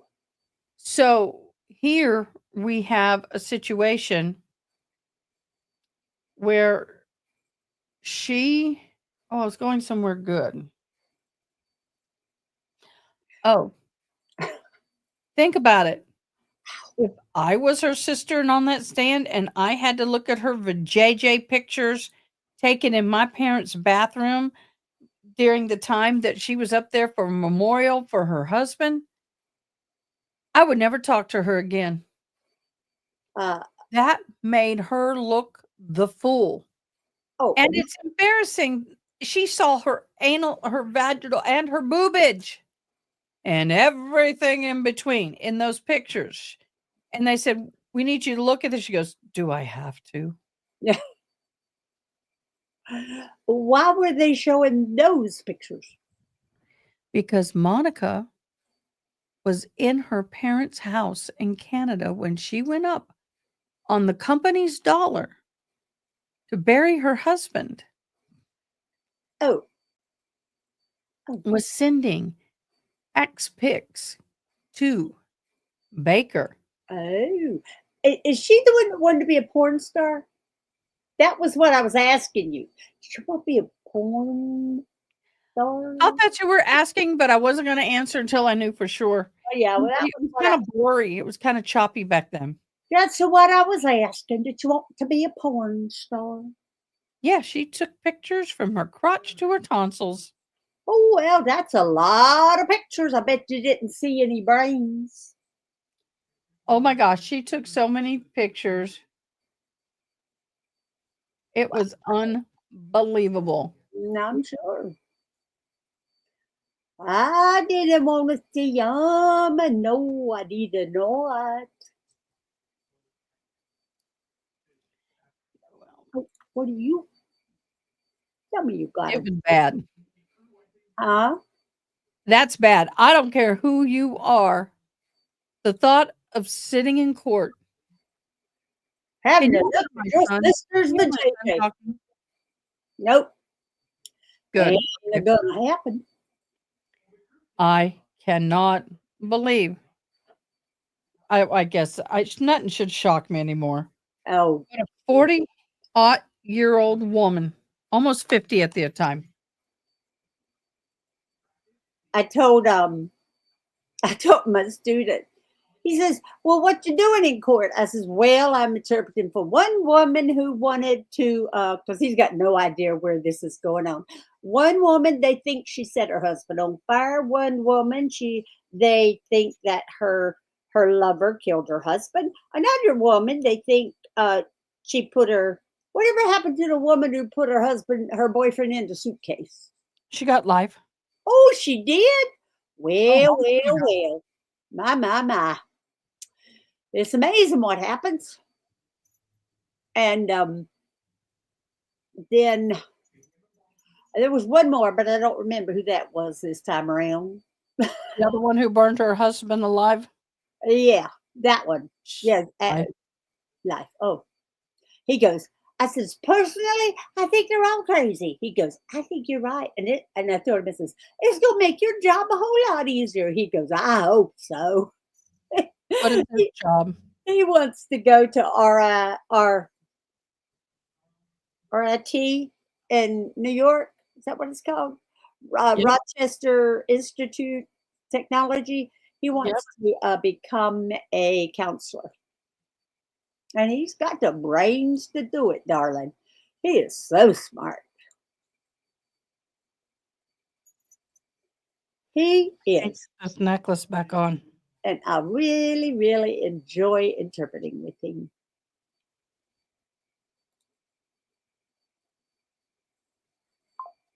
I can't get this necklace on to save my life. Well, when You Gerald, have the chain. he can put it on ya. You know he can. Clasps are too little. Yeah. I know. They's just miserable. Oh, I gotta sign in and see if my teacher's graded anything.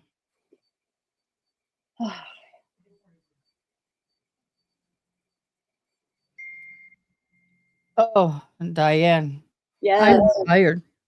I've been doing this since 6 a.m., 6:30.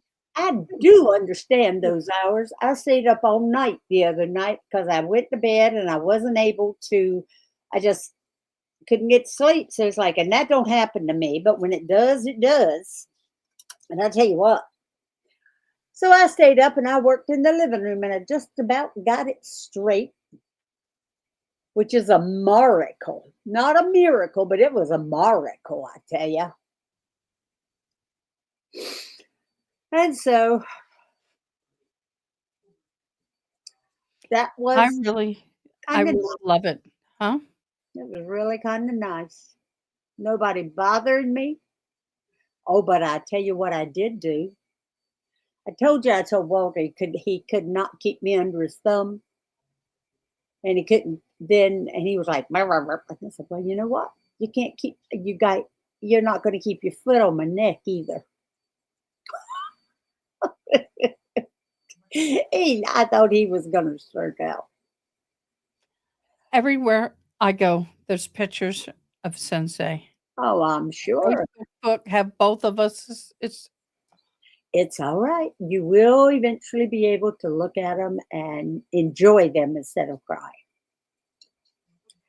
It has taken me a while, but I'm there with Moose. You don't even want to know how long he's been gone, but yeah, it does happen. But you will be able to look at them and enjoy them. Elena, he got life without parole. Who is that? Baker. He did? They finished it already? He pled. He pled. So they finished his already. Now this is hers they're doing. Wow. Yeah, life without parole. Mm-hmm. Now, what about the other fella, Austin? He's waiting.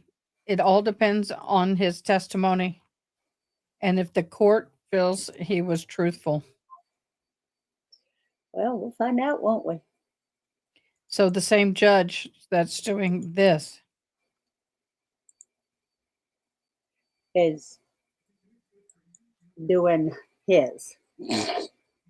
He'll be doing his too. Wow. So everything I'm looking in Discord. I've got new stuff. Thank you guys. Yeah, I want to sit and really dive in and read tonight this entire 206-page report. No, you're going to do homework tonight. I am not submitting an assignment till I get my grade on my first assignment. So I know I'm doing it right. It's not due till Saturday.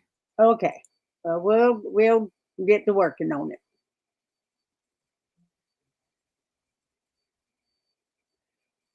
You know, my hair used to be red. Yep. I really loved it red. Do you ever watch Castle?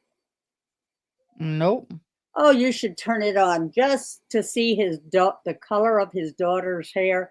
That used to be the color of my hair. And I loved My it. hair used to be that Irish red. Yeah, that's what I'm talking about. That's what I'm talking about. Now I miss it, but it won't hold it anymore. That's life. Listen to this.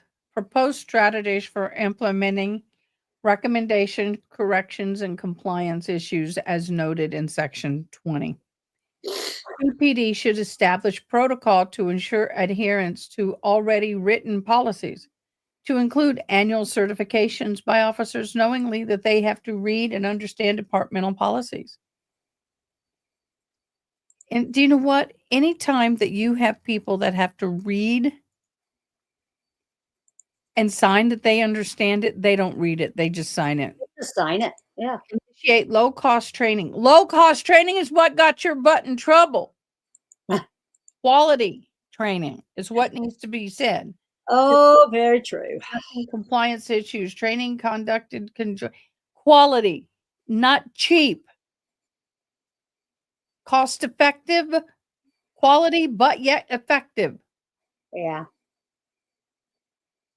Apply for funding to the town of Canton to secure external training and additional equipment where needed.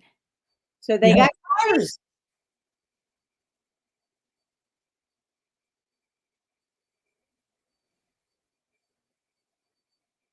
La, la, la, la, I'm skimming this. Go ahead. You got my permission. Written test for all. I agree. La, la, la, la, la. La, la, Implement immediately report written templates and guidelines to ensure the consistency in formatting and structure. Ensure documentation is completed of any non-action, not only action, but use of force. Establish report written reviews process that require all reports to be reviewed by a supervisor for accuracy and completeness. Well, what about the supervisors? Who's going to review them? Because the supervisors were more of a problem in this case, I think, than their average cop. It was the upper echelon that is the bad people. They screwed you.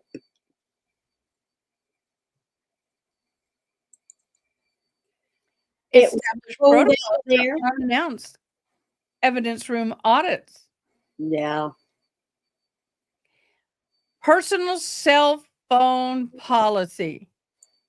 Immediately amend the CPD policy to prohibit the use of personal cell phone for conducting any departmental business, including photographing of crime scenes. Wow.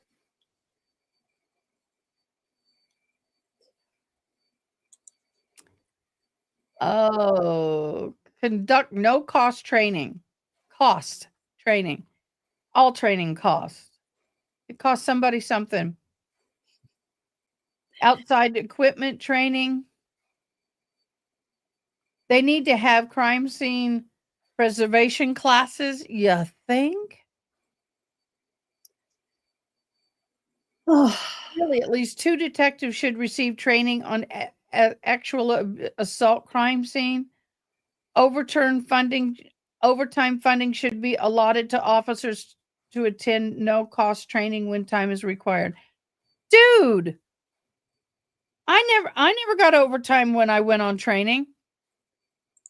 if my perspective on that is, if they're going to send you to training on the days that you would work and you do training during your work time, fine. Exactly.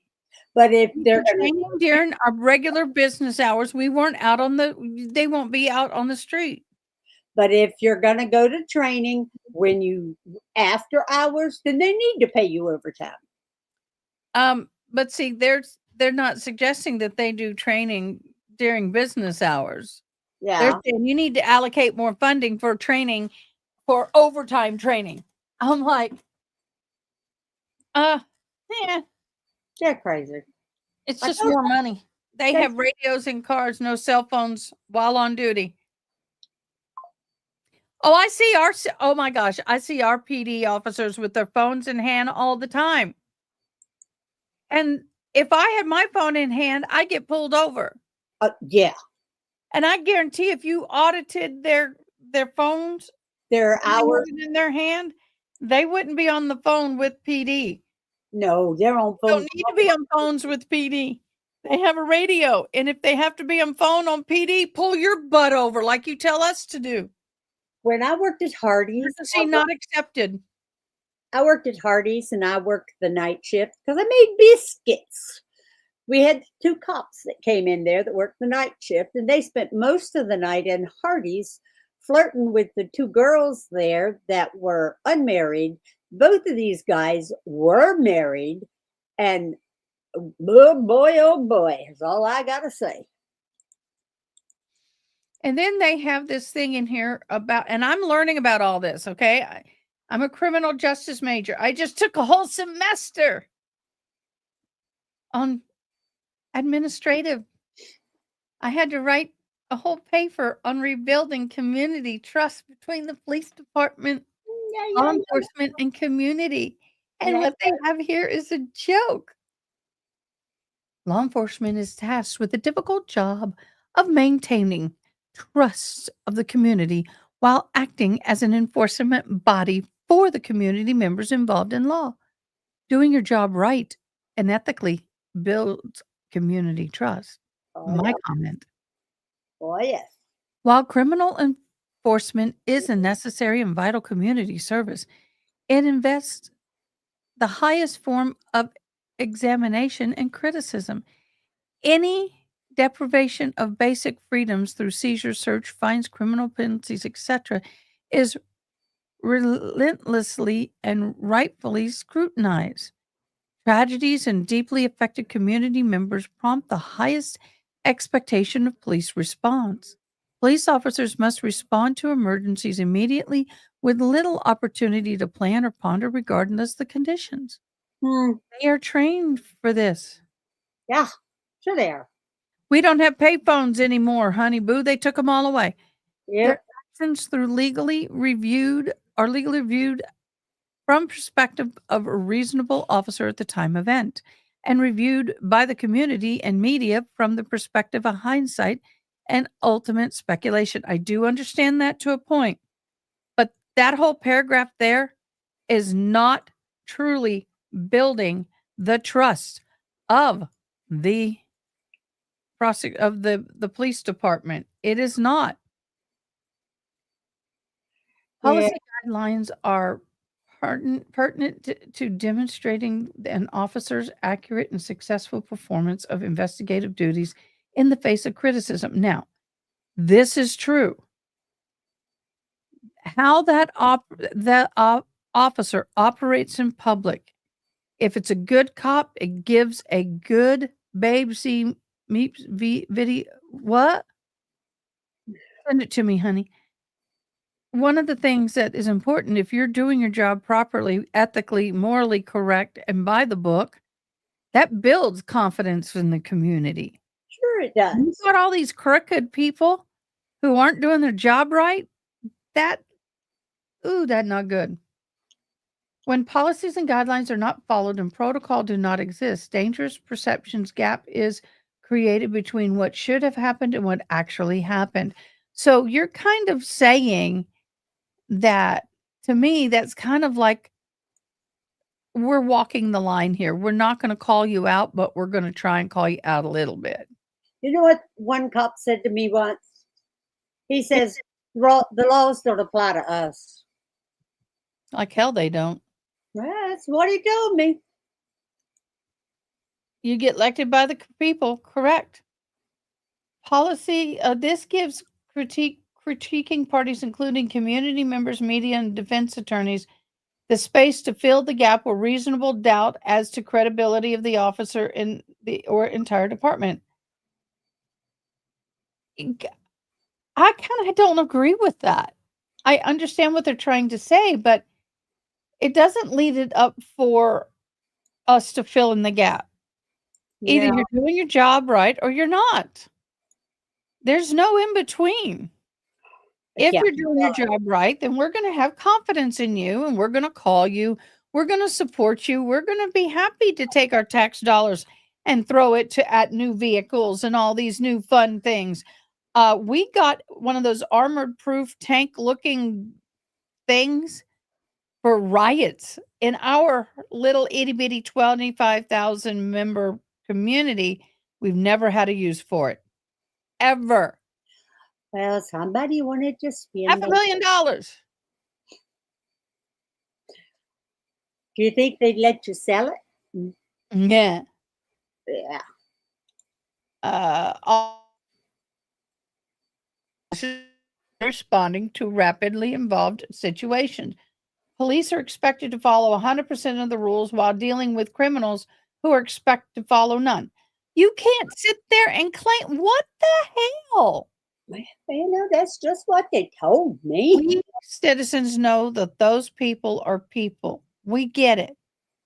But when you make a bad call and you shoot some kid in the back because he had a ruler in his hand, Yeah. you thought it was a weapon?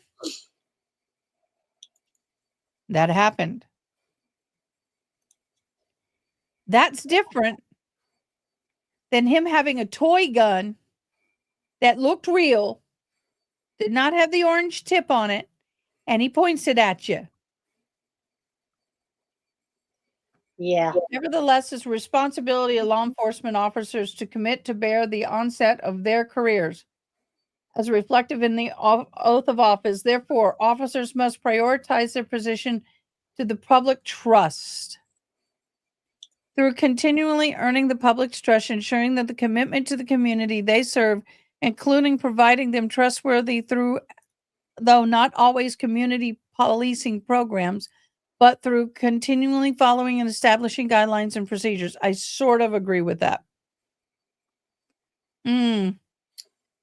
Oh, that's our chemistry pocket for tomorrow. Departmental support is paramount in this effort. Well, that is true. So they're telling them they need to repair the relationship with Canton, Massachusetts, the PD. You think they'll do it? But they're not giving them any real ways to do it. It's all a bunch of malarkey. I agree. The retrial is going to be another unfair trial, no matter how you slice the dice it. Yeah. Well, because when you have the Auntie Bev as the judge, I won't say the honorable without that, because it is a joke. You're not honorable, is it? Well, I really, I actually started feeling bad for her the other day. Why? That's a first. Well, no matter what she does now, she's under so much scrutiny. She's danged if she is and danged if she isn't. Well, that goes for sure. But she put her own butt in that seat. She put herself in the hot seat? Well, if she would have run the trial fairly. I mean, even when you have professional lawyers who are YouTube commentators sitting there, and their fathers and who are lawyers or other people they know are lawyers, and everybody says this document shows bias more than anything we have ever seen. What do you think? I mean, lawyers don't throw that crap out unless it's really evident. Yeah. Really? Well, let me say this.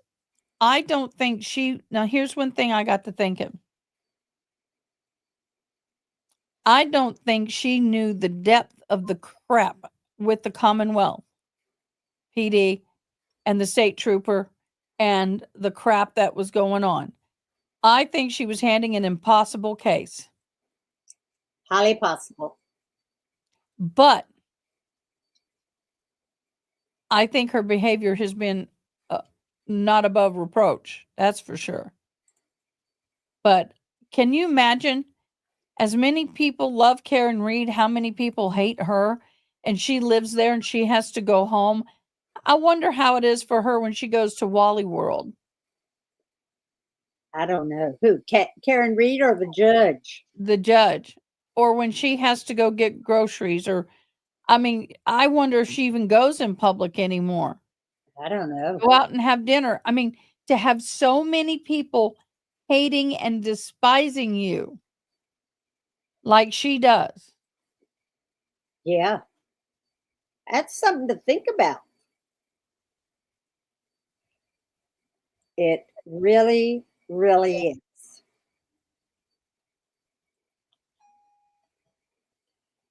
Huh. I may have a friend coming in. But that would be nice. She goes, I just want to come and give you a hug. I'm like, Ah, that is very sweet.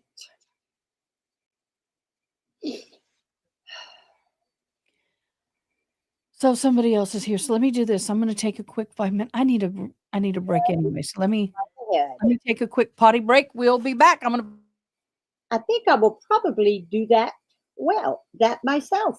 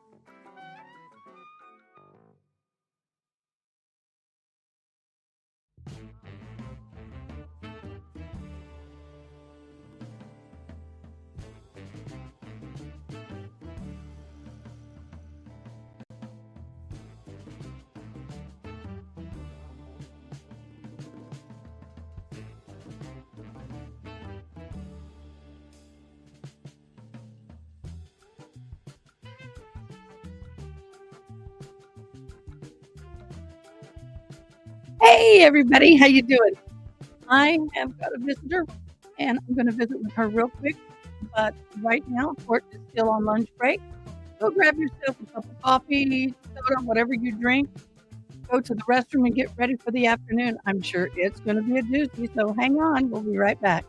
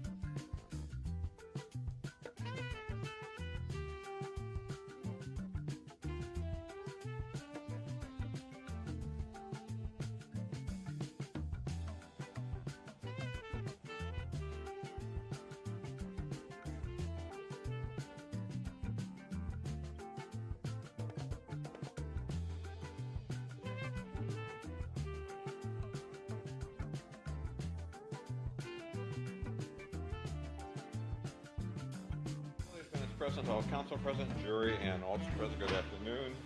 So Dawson, you're still under oath. You may continue. Thank you. All right, Mr. Well, guys, we Dawson. are back from lunch. Where we left off is I am still the here. Thank you difference guys for hanging between on. your Everybody, you are typewritten awesome. report and Let's your see raw what else notes this then. man has to say. I'll be And right again, back. just reiterate, you took raw notes at the interviews and turned them over. Then after the prosecution requested the raw notes, that was an exception to saving the raw notes rather than destroying them, right? I'm sorry. I think so. Yes. I think I may have lost you at the end, but Well, you I testified- saved the notes after you guys asked for them. Okay. All the other notes then have been or were destroyed, correct? Yes. So just to clarify, you actually had 13 interviews with Mr. Baker. Does that sound right? 13, 12, 11. I'm on, could be 14. I don't remember. Do you want to check your? Okay. Sure.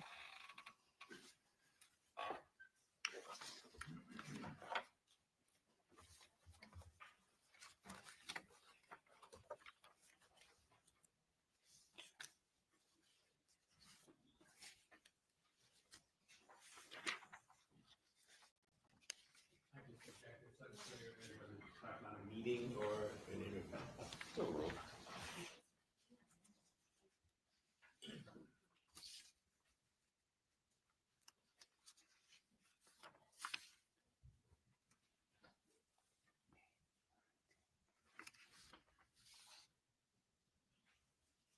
I think it's 12. I think. I think it's 12. Your last one you had two on March 10th of 2025. You had one in the morning around 9:50, and then you had one at 5:20 after court, right? Yeah, that was the same interview was first. Okay, yeah. Okay. I was counting that as one at one. Okay. So you can leave your notes out if you need to refer, if it's okay with the court. August 7th, 2023, you interviewed Mr. Baker. And that's when you got that letter he gave you, right? Yes. And you said that you turned it over to Mr. Levine and the prosecution, correct? No, I said I turned it over to Mr. Babbage just before the trial. The Sorry. trial started. Okay.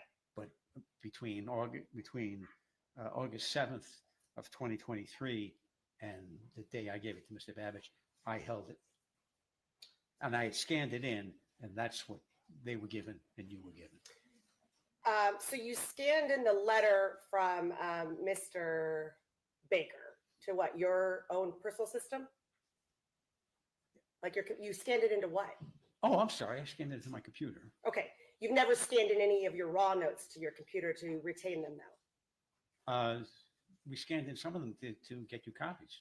After we asked, I'm talking about in general, in your 30 years of practice, your raw notes that you take, that you testified you destroyed, have you ever scanned those into your computer to save them? I don't remember doing that. No. I'm sorry? Other than this case and the instances that we talked about already, I don't remember ever doing that. Okay. And is that because, as you testified, it generates a lot of work? Among other things, yes. Okay. So on 8/7/2023, then you have no raw notes, correct? This is correct. And your second interview was September 12th of 2023, no raw notes, That's correct. Your third interview was December 6th of 2023, no raw handwritten notes. That's correct. Your fourth interview was February 8th of 2024, again, no handwritten notes. That's correct. And your fifth interview was February 14th, 2024, again, no handwritten notes. That's correct. And what I mean by that is you destroyed them. Well, I think one of those interviews was simply a very brief conversation. I just don't remember, but I have no notes. Okay. That's what you're asking. And then as of your sixth interview, February 29th of 2024, that's when, after the prosecution asked, you retained the notes and turned them over. And that's your handwritten notes, correct? Yes. All right. And then your interview 7 was on 4/1/2024, correct?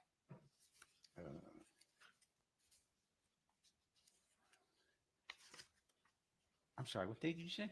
April 1, 2024. Oh, April 1. I'm sorry. No, there was a May 8th. That's another one.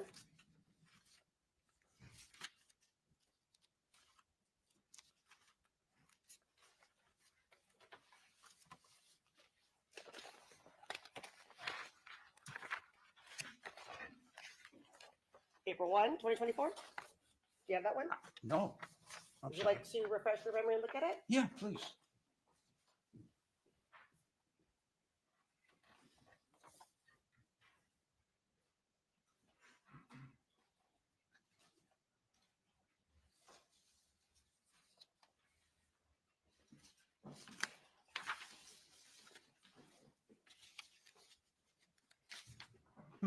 Yes, that's certainly, yes. Okay. That's Do you have mine. a recollection of this one?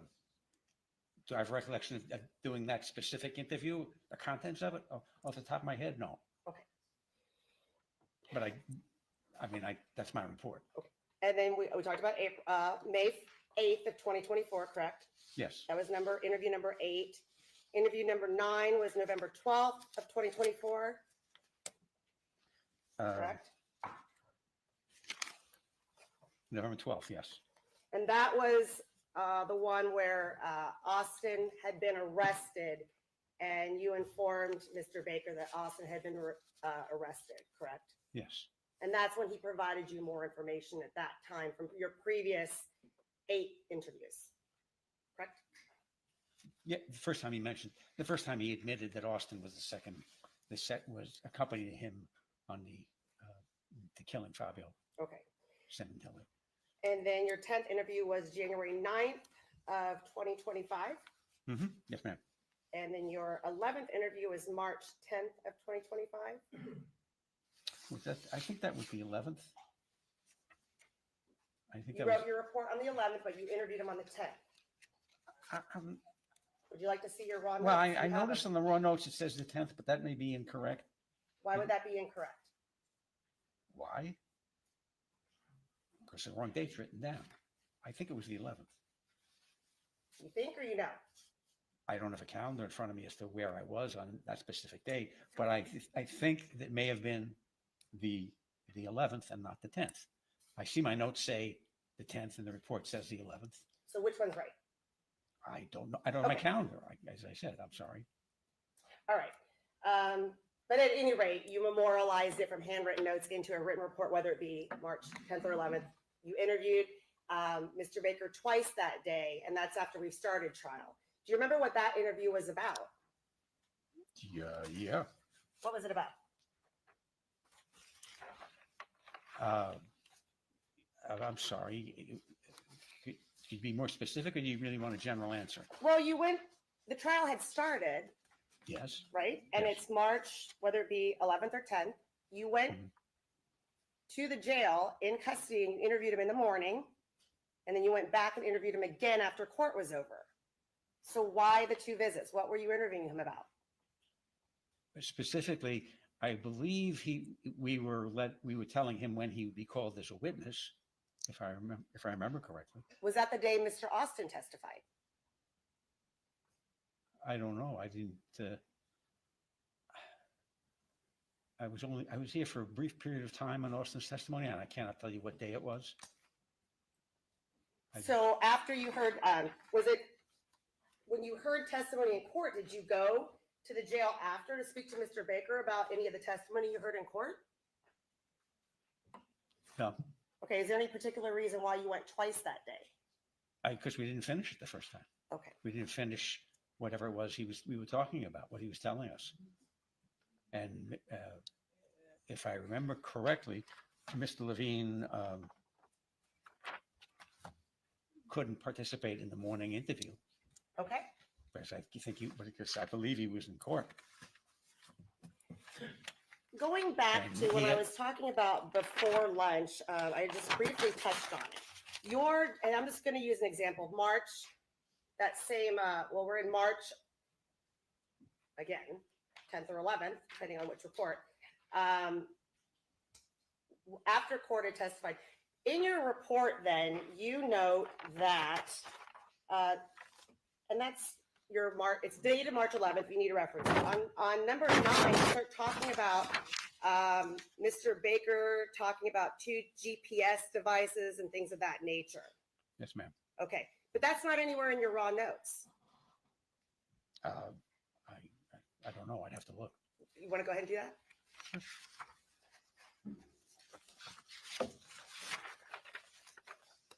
And again, as I said, the notes are a reminder. They meant to refresh my recollection if I forget something. Okay.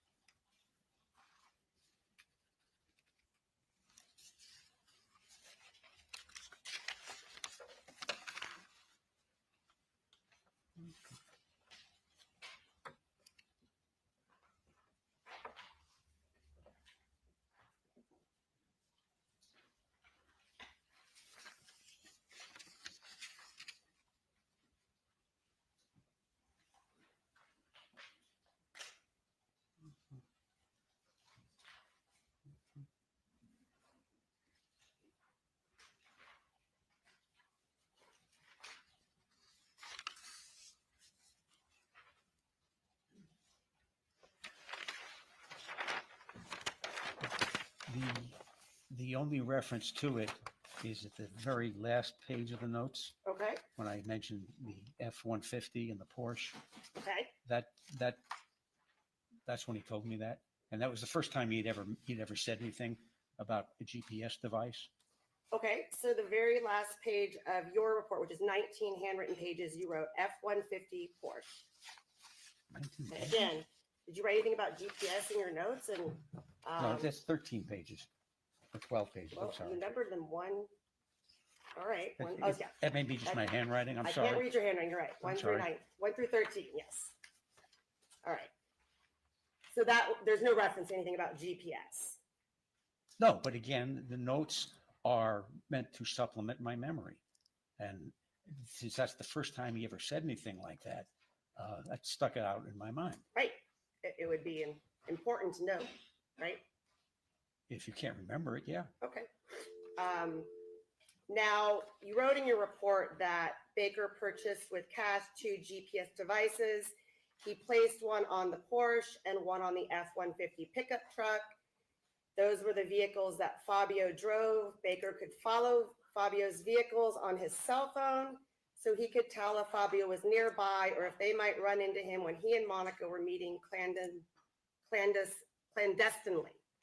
None of that's in your written report, though. Your handwritten report, though, right? I'll take your word for it unless you want me to read it again. Well, didn't you just look at it? But I didn't look for that. You didn't ask me that question. I'm sorry. I take your word for it that you didn't see it in there. But again, the notes are just meant to supplement my memory because these were done that night, probably. Well, you Or don't the know next- which day they were done. I'm sorry. You don't know which day they were done. Either you were done that day or the next. Okay. All right. But you don't know which day, right? Which day? I don't think my question is that confusing. Which day the report was prepared, or which day the notes were prepared? You don't know either, right? No, I know exactly what day the notes were prepared. The Okay, notes what were day? prepared on the 11th. Well, then at the top it says 3/10/25. That's right. That's a mistake. Line number 10, you went on to say Baker said that he removed the tracking device from the Porsche the night of the murder. He removed the device from the F-150 truck sometime thereafter. Nowhere in your notes again, right? Yes, and again, the notes are meant to supplement my memory. Okay. And that was such an unusual, as the first time we had heard that. And so, I mean, that was kind of Something you'd write down. something you would remember. Okay. You wouldn't need to write it down. Okay. Sort of like your mother's birthday. You don't need to write it down. Remember it. Okay. So, by the way, that GPS, did you ask him further questions about the GPS? Like, did he have a subscription to it? Anything of that nature? No. You didn't ask any further questions about the GPS? No. He just said he was able to track it on his cell phone. But as you testified earlier, it's because you initiated a question about a GPS based on a receipt that you found. That's not why I initiated the question. I asked him how was he able to, I asked him how was he able to track Fabio. Okay. But before lunch, you testified that you'd found that receipt of him purchasing And the GPS. So you initiated a question, which is why he responded with the information about the GPS. No, I didn't initiate that question. I'm sorry if I gave that impression. Okay. That So is how not- did the receipt come into play? When did you find out about the receipt for the GPS that was purchased? I had known about the receipt. 6 months before. Oh, I'm sorry. I didn't mean to interrupt you. I had known about his purchase of the GPS earlier and just kind of put it aside, didn't think anything of it. And then when he, all of a sudden, he volunteered, oh, I had 2 GPS units. How'd you buy them? Cash. Okay. So that indicated to me that the one he had purchased 6 months earlier was not the one that he put on the car. Was not the one. Not the one. Okay. How do you know that? Because that was purchased on a credit card. And Okay. he said he purchased these 2 with cash. Okay. So that's a completely different GPS. Who knows where he used it? Okay. Thank you. Then we have on, and I understand that not everything's memorialized, but I do need to ask you. Sure. We have a couple more that, number 17, going to the bottom, and this is again the March report. The night before the murder, Monica told Baker that Fabio was going to pick up Chinese food. Mhm. Baker said that he knew from past experience that there were only 2 Chinese/Asian restaurants the family regularly went to, the Pho/Chinese restaurant and Jasmine Thai. Both are on Ventura Boulevard. Anywhere in your notes? I don't know. I'll have to You look. want to check? Sure. But again, that was the first time he had said that. So it was, you know.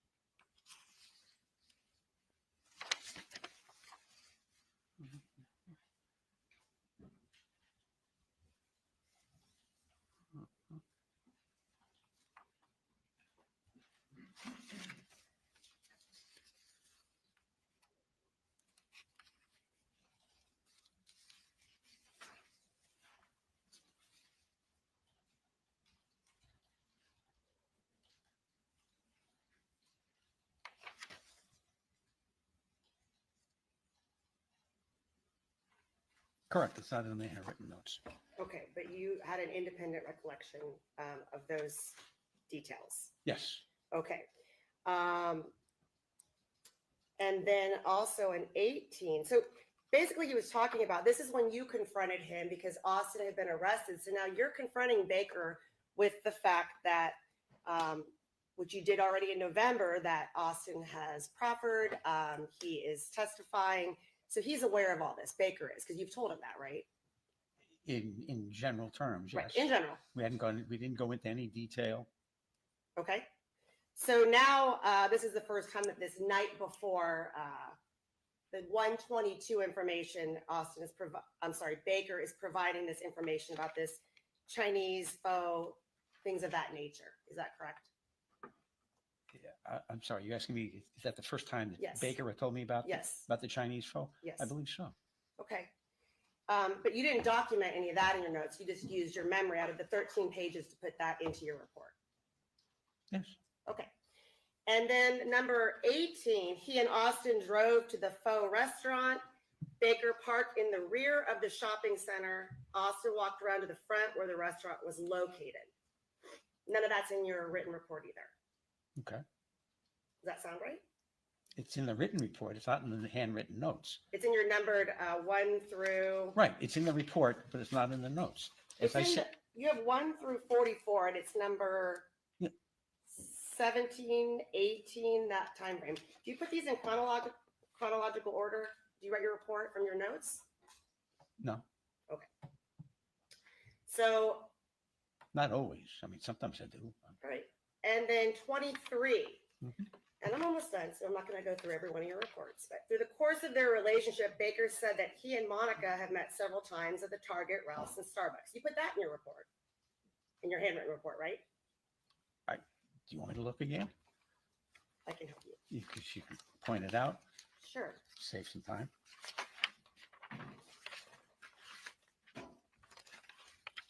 Oh, yeah.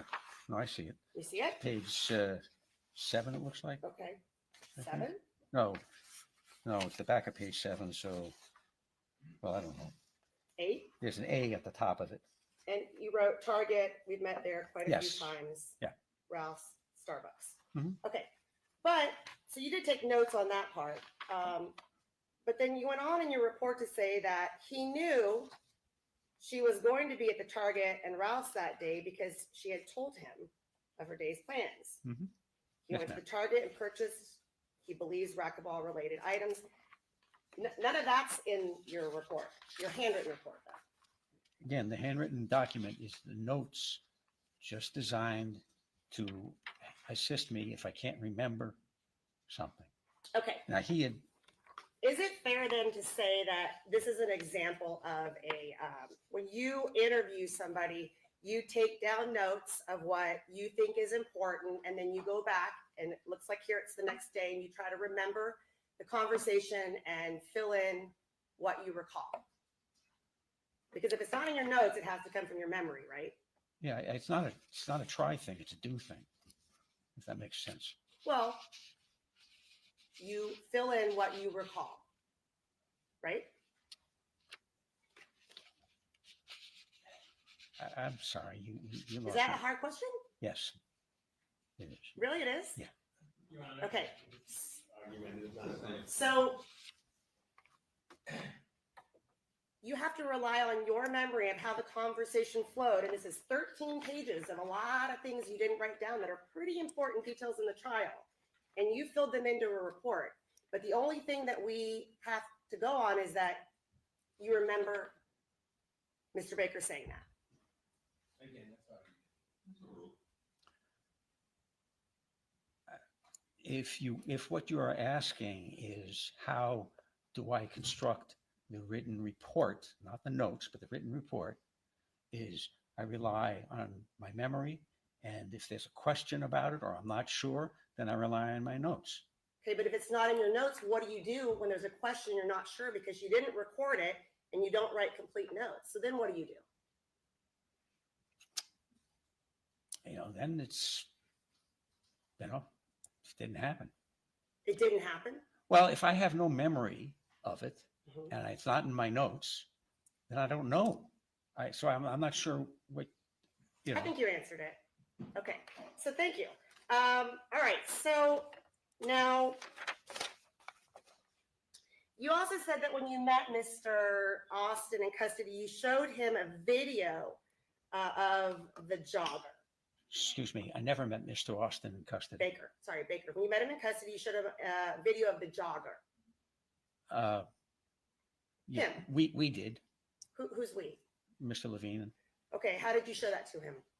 Mr. Levine used his computer. So you got a computer into custody. Yes, the How court did the order, computer the get court in? order signed by Judge Cohn Okay. allowed us to bring a computer into the face-to-face visiting area at under the So North County to your Correctional. knowledge, you went through the process of a court order for a computer, but not a recording device. Correct? The court order, No, I'm just asking you that question. the court order said we could bring a computer in to the visiting area All right.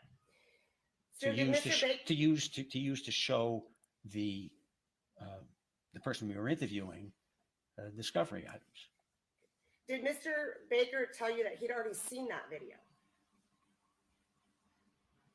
No. Did you ask him if he'd already seen it? judging by his reaction, he didn't. It did not appear that he had seen it before. Did you ask him if he had seen it? No, I don't remember that. And then you showed him photos of the murder scene. Why did you do that? I think Mr. Levine's thought was that Well, that maybe that would. speculation. I'm asking why you did it. If you can't answer it, then you can't answer it. I'm sorry, you should be allowed to answer the question. If it calls for speculation, cannot. Continue. I don't know. Okay. It was, I mean, personally, I did not show him the photos. You were there. Mr. Levine had, it was his computer that we were using. Okay. But nevertheless, you were present when Mr. Baker was shown photos of the murder scene. Yes, ma'am. Okay. And what was the conversation then regarding showing photos of the murder scene in front of Mr. Baker? The conversation with Mr. Baker. Yes. That is at the point at which he said that he thinks about Fabio Sementilli every day. Okay. Well, again, you showed him photos of the murder scene. He was there. Did you have a conversation why you were showing him those photos? I'm sorry. I didn't show him the photos. Mr. Levine and I were together. He showed him the photos. As to what was in somebody's head, I can't answer that. Did you discuss why you're showing him the photos? Did you discuss why we're showing him the photos? Yes. No. Did you ever interview, by the way, Mr. Austin? Your Honor, could you vote? Yes.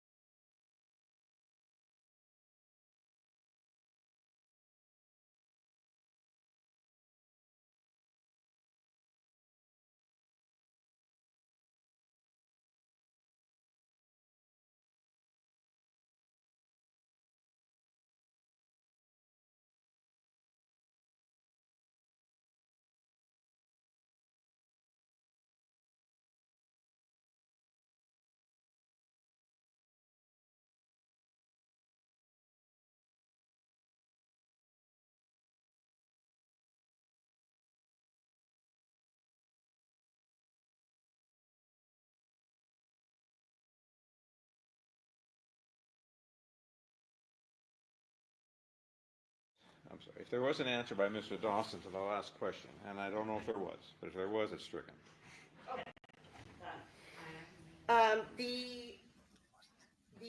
You said you had played, or with Mr. Levine, you'd played him overhears, right? Some of the overhears, the portions. I'd say about 4 of them, because the quality of the recording was so poor you couldn't even hear them. Or you could barely hear them. Couldn't make out. I couldn't make out what was being said. So you did play him or you didn't play him? I said we played about 4 of them. I think he intended to, I know he intended to play more, but after about 4 of them, it was obvious that, you know, either the quality of either the acoustics in the room, the quality of the recording, or something. Did you have transcripts that you provided to him? I don't think we did. Okay. Now, you also testified that you didn't read the transcripts as Mr. Baker testified to. You didn't read any of the transcripts from the proffer of Mr. Austin to him, correct? You testified to that earlier. You didn't read the transcripts like he said you did.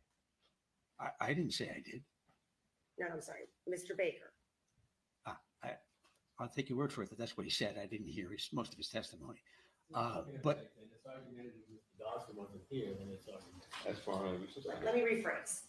Sure. So I wasn't going back over what I did before lunch, but did you read any of the transcripts of Mr. Austin's proffer to Mr. Baker?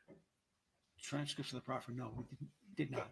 You testified that you had summarized the contents of it, though, correct? Some very, very broadly, broad strokes.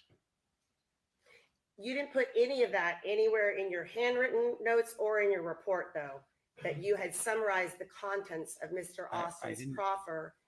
Hey, everybody. to I'm Mr. back. Baker while you met with him in custody, though, correct? That was my sponsor.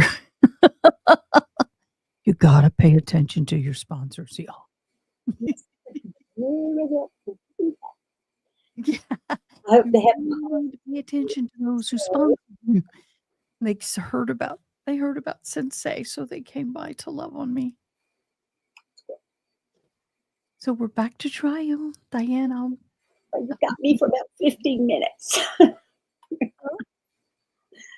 I said you got me for about 15 minutes. Fine, I appreciate it. Here we go. Correct. I didn't summarize it. In broad strokes, I told them that, Austin did this, Austin says that happened. It may have been 2 minutes long explanation for what Austin said he did. Okay, during that 2-minute explanation where you told Mr. Baker what Austin had said, you didn't write that anywhere in your handwritten notes or in your report. Hey, from your interview with that's Mr. your Baker, sponsor correct? for Sensei, We have to look, but I'll take your or word your for it. sponsor for your. No, it's a channel sponsor, but they heard about Sensei. And they live here.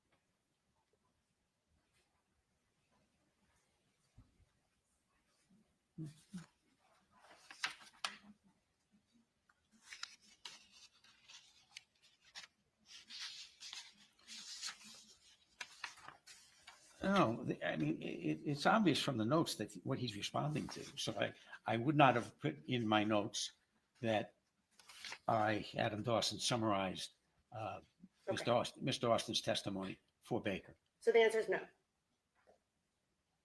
Not remembering what the question is. Sir, you testified that you write these reports based on your memory, correct? Yes. Okay, thank you. As far as Mr. Cimarron, who is the defense attorney for Mr. Baker, your review of some prison documents, in your opinion, is that from the time of his arrest in June of 2017 until the time of his plea on July 7th of 2023, that's a 6-year span. Your review of jail documents, I should say, that were entered into by Mr. Levine was that he met with him in jail 3 times, and a 4th time Mr. Baker refused to come out and meet with him, right?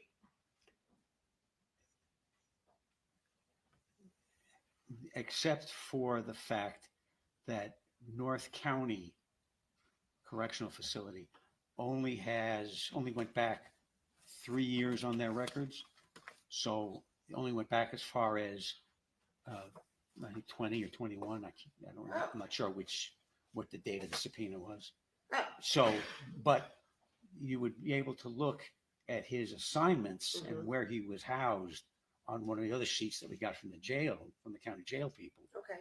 to figure out if there's something before 21. And then the volume of discovery, as you know, was after that period, after 21, was enormous. Okay, so I'm confused. Did you look at the time span that Mr. Simran represented him from June 2017 until July 7th of 2023? Again, from the men's central jail, they had records going back to the, quote, the beginning, if you will. But at North County Correctional Facility up in Santa Clarita, which is also where Baker was housed for part of that time, they only had records going back 3 years. So which records did you look at? Both of them. Okay, and out of all those years, he only met him 3 times, based on your opinion. Based on what they gave us, yes, in response to a subpoena. Do you know what they gave you? Yeah. Okay, so they gave you jail visitation for that encompassed those 6-7 years? Except for North County says they only have records going back 3 years. So from the time of the date of the issuance of the subpoena, you can only go back 3 years at North County. You can go back more at Men's Central. Okay, so you don't know what happened in those other 3 years? But yes, correct. Okay. But we also have in the subpoena documents, there is where Baker was housed at specific periods of time. Okay. And so comparing those and when he's at North County NCCF, North County Correctional Facility, with when he's housed at Men's Central. Okay. Did you ever talk to Mr. Simran, his attorney? About how many times he visited him? Yes. No. But you're testifying as to how many times he visited him, based how on many- these documents. So rule. Based I on am these documents. That No, you've that's not what I'm explained. testifying to. I'm testifying as to what the documents say. Okay. Now, did you take into account, as Mr. Levine brought up, how many phone calls Mr. Simran had with him? How many phone conversations does Mr. Simran have with his client over that 6-year period? Well, Mr. Baker said very few, but there is we did not attempt to find those records. Okay. But again, So is the answer you don't know? Mr. Baker was complaining about not seeing discovery. It would be hard to show him discovery, obviously, over the phone. Okay. So you don't know how many phone conversations Mr. Simran had with him, Simran. right? You don't know. No. I mean, yes, I don't know. Or no, I don't know. Whichever. Okay. And you know, based on what you do for a living, that, when a defendant's in custody, they could come to court once a month, right? That might be unusual, but yes, theoretically. Why you think that's unusual? Based on my experience, yes. What's your experience of how often defendants come to court? I'm going to object unless it's this case, Your Honor. Sustained. Okay, go ahead, this case. How often do we come to court on this case over your experience? Every 30 days? I don't think No that's. foundation and it's not So rule. I don't think that's. Are you telling me you think we came to court every 30 days from June of 2017 till the trial started? I'm asking you, sir. Is that what you're asking me? Yeah, No, that's not true. that's not true? No. Have you come to every court date for? All right. And so you don't know how often Mr. Baker came to court and met his attorney right back there behind those doors. No, I You don't have know. no idea how many times No, that is Mr. correct. Baker's attorney met with him, correct? All I know is the visits in the jail. You know, the 3 visits that you confirmed in the jail and the one where he refused to come out, not accounting for the other years that. Not you didn't accounting look for at. the 3 years at North County. All right. We're counting the men's central jail visits, and that's what we're counting. I have no more questions. Yeah.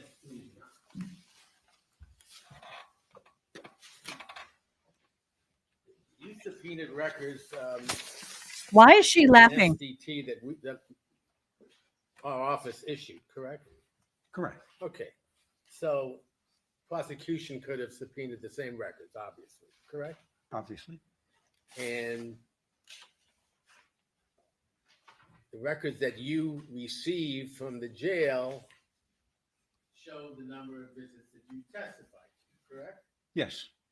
And the records included both while he was at the Men's Central Jail, which is downtown LA, and NCCF, the North Correctional Facility, which is in Santa Rita, right? Yes. Santa Clarita. Santa Yes. Clarita, okay. Those are the only records available, right? Yes. And is it also true that Mr. Baker complained about the number of times he said that he had been visited by Mr. Simran and showed discovery? Yes. Now, That-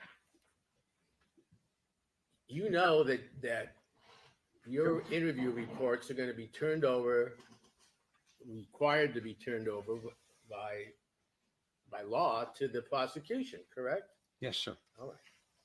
And that could be called to testify about whether or not they were turned over or not, correct? Yes, sir. Did you try to make your reports as complete as possible regarding the relevant facts of the case? Yes, sir.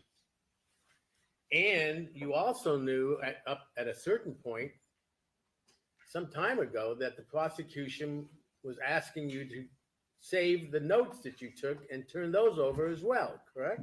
Yes, sir. And you did, right? Yes.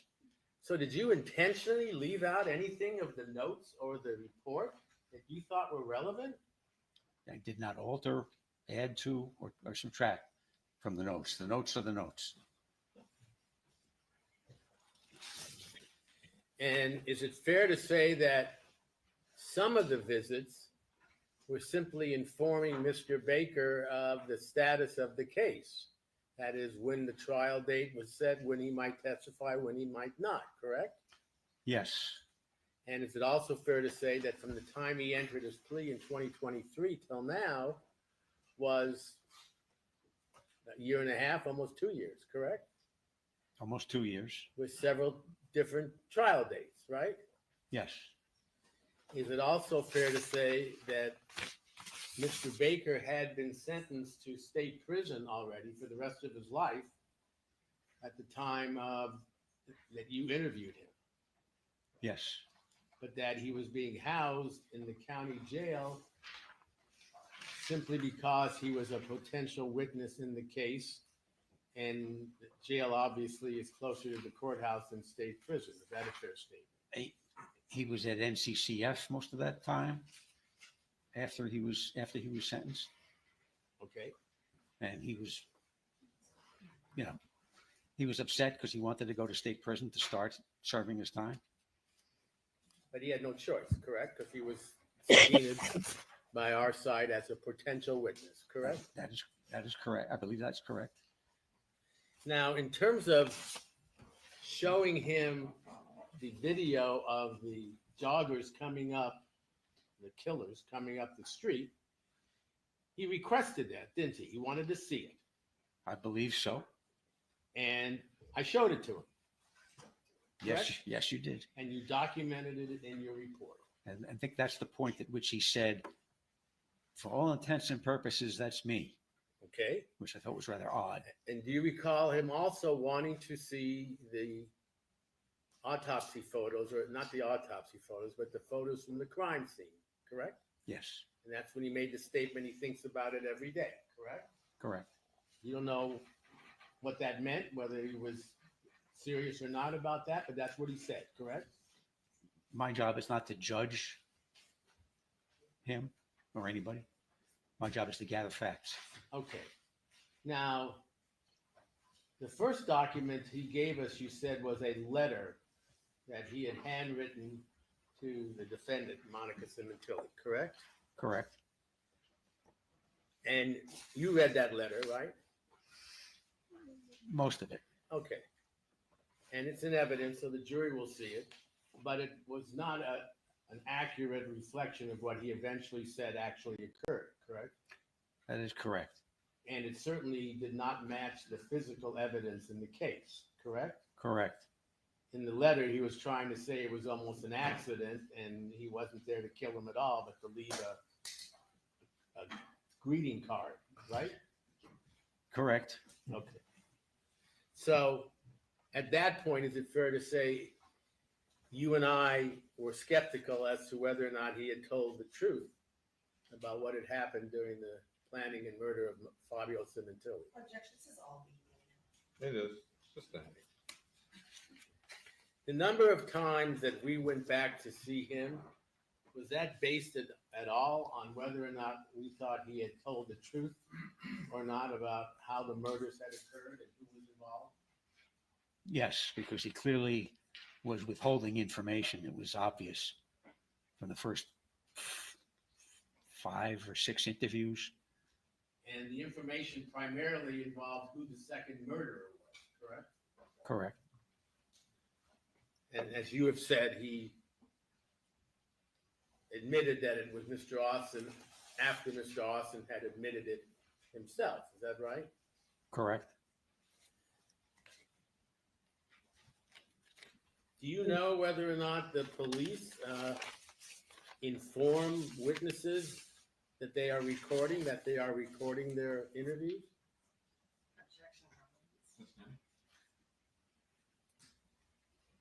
You said we got a court order to visit Mr. Baker and bring our computer with us to use to show him evidence if we thought it was appropriate, correct? Correct. But we didn't get a court order to tape record, correct? The court order did not cover recording. But you had already confirmed with the sheriff's department that we couldn't tape record regardless. Isn't that correct? That their policy is we cannot. We can't. They don't even want us to bring. They don't even let us bring a cell phone into the interview rooms. But that seems flexible in evidence. There's no foundation for that. System. Were we allowed to bring our cell phones in? No.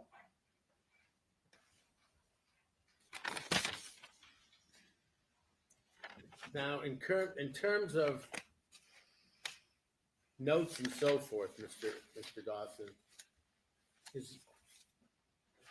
do you only destroy your notes after you have written your report? Yes. You maintain the notes until the report is written.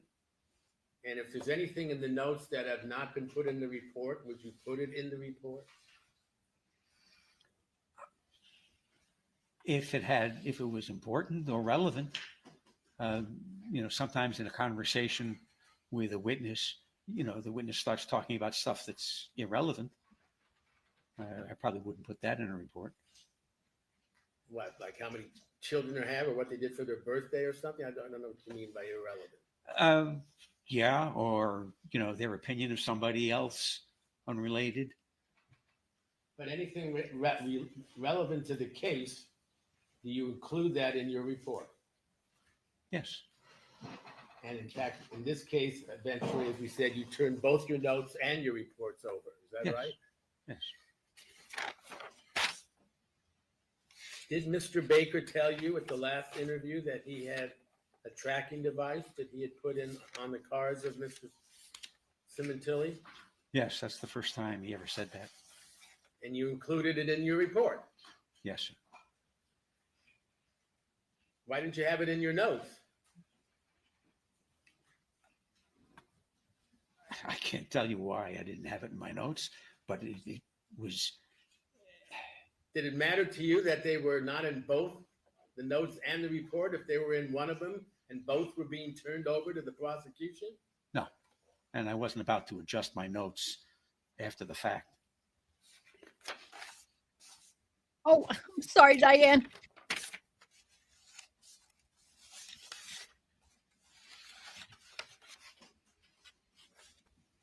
The judge's going to have to do them both now because I got to leave. No, you stay. No, I got to leave, but I'll be back tomorrow. Promises, promises, promises. Promises. I know. That's right. All empty promises. No, you're always here. Thank you so much. I love you. Love you more.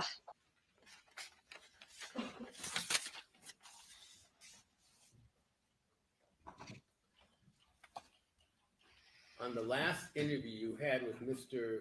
Baker, you said it was March 10th of this year, is that correct? After the trial had started? It was either the 10th or the 11th. I don't have my calendar. Was it a day when court was in session? Yes.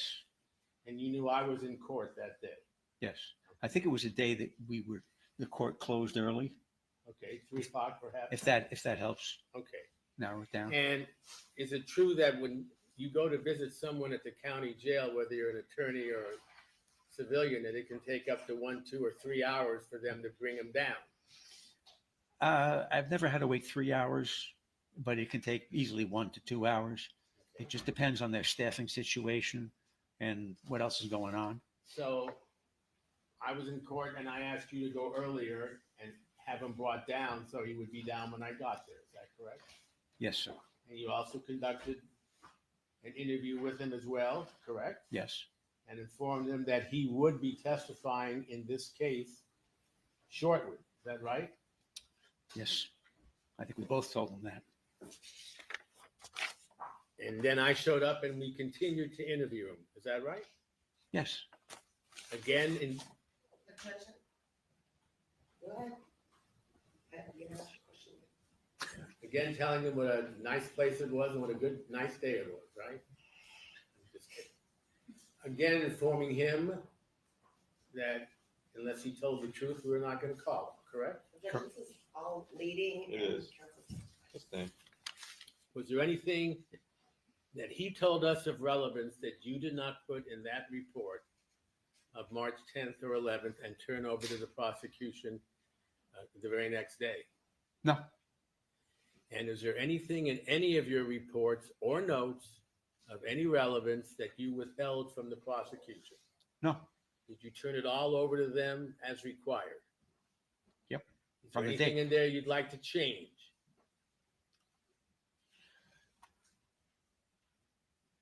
No, but judging by Ms. Stiegel's question, she'd probably like me to have put everything in there.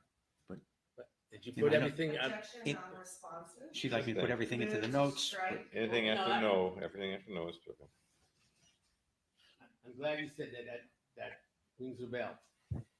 Is this getting a little spicy, If y'all? something was not in your notes, but was in the report, or in the report and not in your notes, but both were turned over to the prosecution, would that mean that they would end up with all the information, whether it was in one or both of the items? Yes, sir. Did you feel an obligation once the prosecution requested that you turn over the notes along with the report, that everything had to be in both of them if they were getting both of them? No. Thank you very much, Tom. Well, hold on. I'm sorry.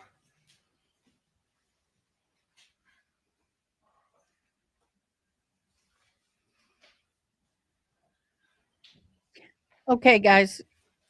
I want to read this. I'm going to pause him. Look at that smirk. Oh my gosh.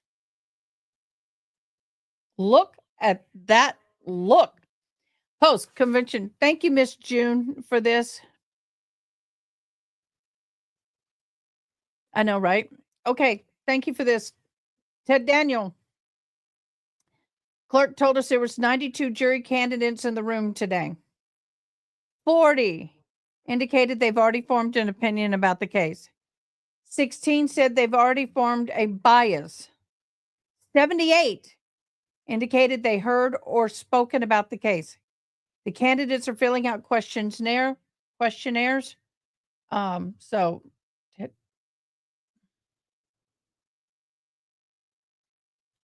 So that's where it was earlier today. I don't have any more updated information on that.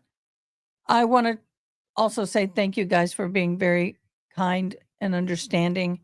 It has been a very difficult weekend and last couple of days. So they have 2 jurors and 14 to go as of 4 o'clock. Go figure.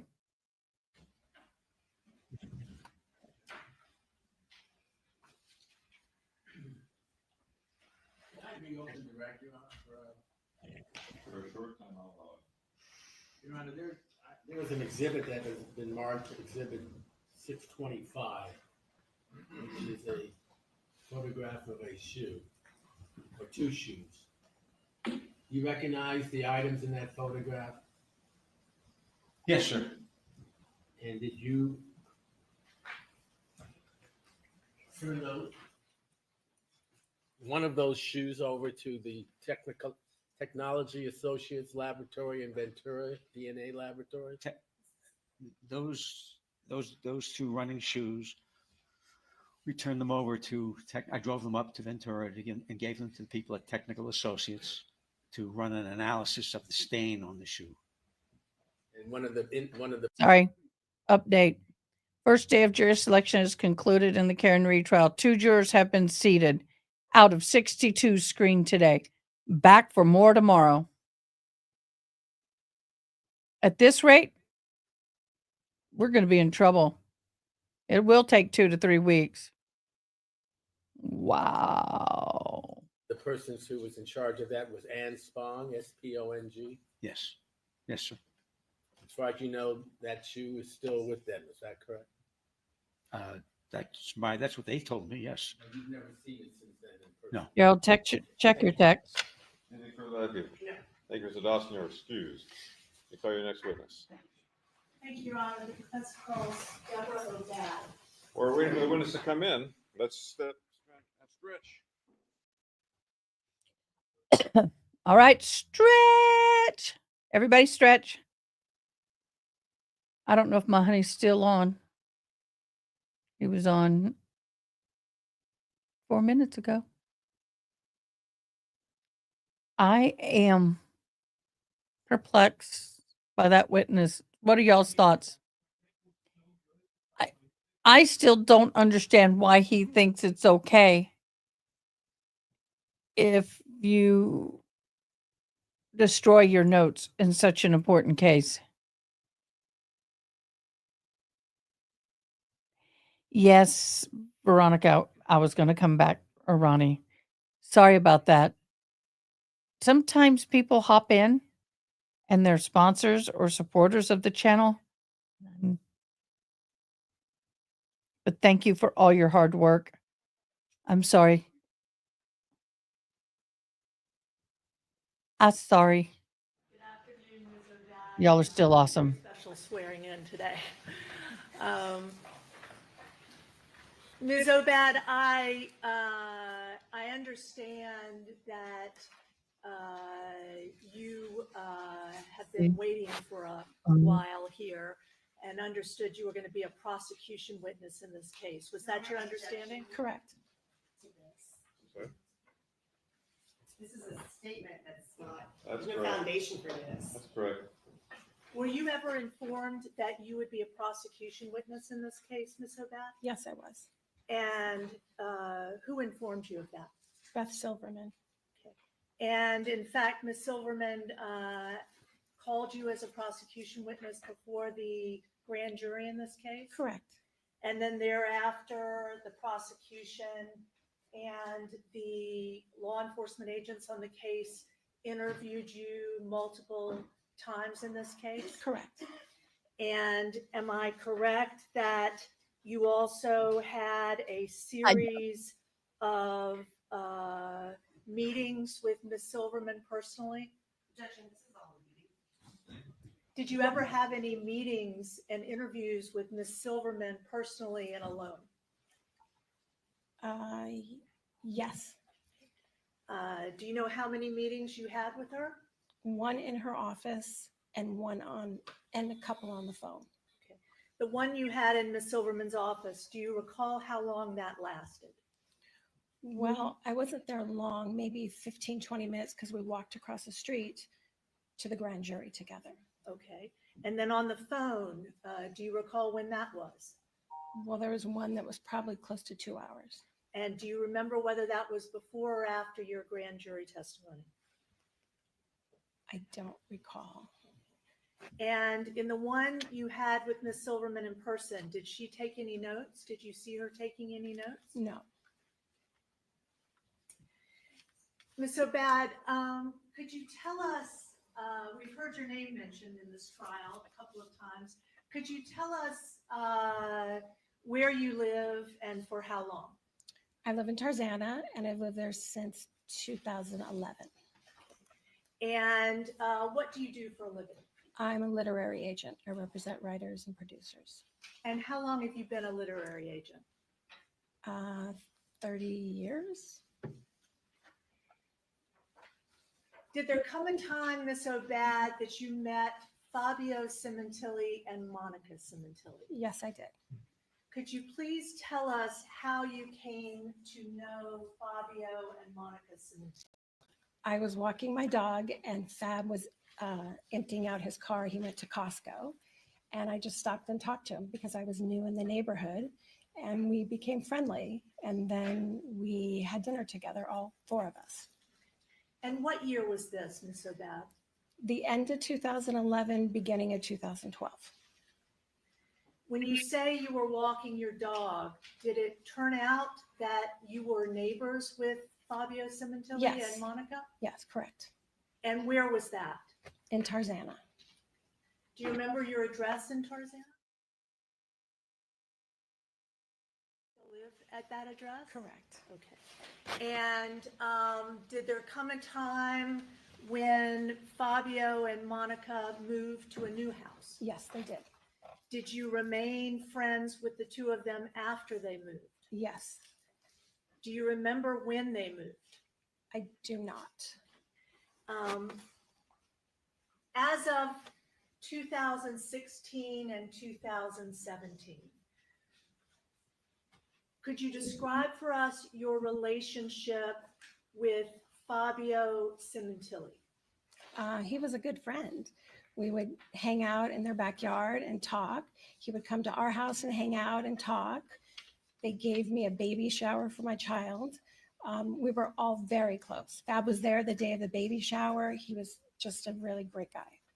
How often would you personally speak with Fabio Sementilli during this time period, 2016 up until his death? At least once a week, unless he was gone or away, because we would see each other very regular. They came to our house, we came to theirs.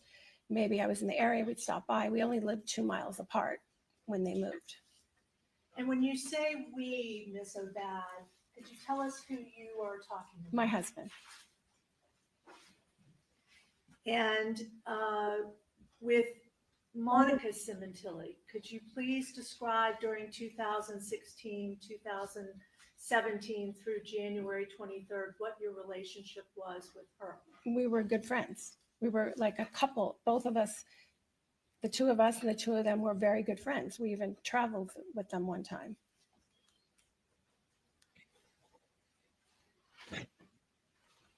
In 2016, did you have an opportunity to observe in person Monica Sementilli interact with her husband, Fabio? Yes, many times. Could you give us a description of how that came to be? Well, we were together a lot. I remember at the end, we spent Thanksgiving together, Christmas Eve, New Year's. We were together a lot, especially at the holidays. And they were always laughing and dancing and singing, and we all were just having a great time together. Specifically focusing you on the spring of 2016 through January of 2017. Besides holidays, could you describe how often you were specifically around Monica and Fabio, either at their home or elsewhere? At least once a week, unless he was gone for an extended time. Were there occasions where he was gone for an extended time? Yeah, it might have been a weekend here or there we missed. And when you were, say, at the Sementilli home with Monica and Fabio Sementilli during this time period, could you give us a sense of where you were together or how you were together? Was it a dinner? Was it just hanging out on an afternoon? What would it be? It was usually always dinner because Monica was a fabulous cook, so she would cook great dinners.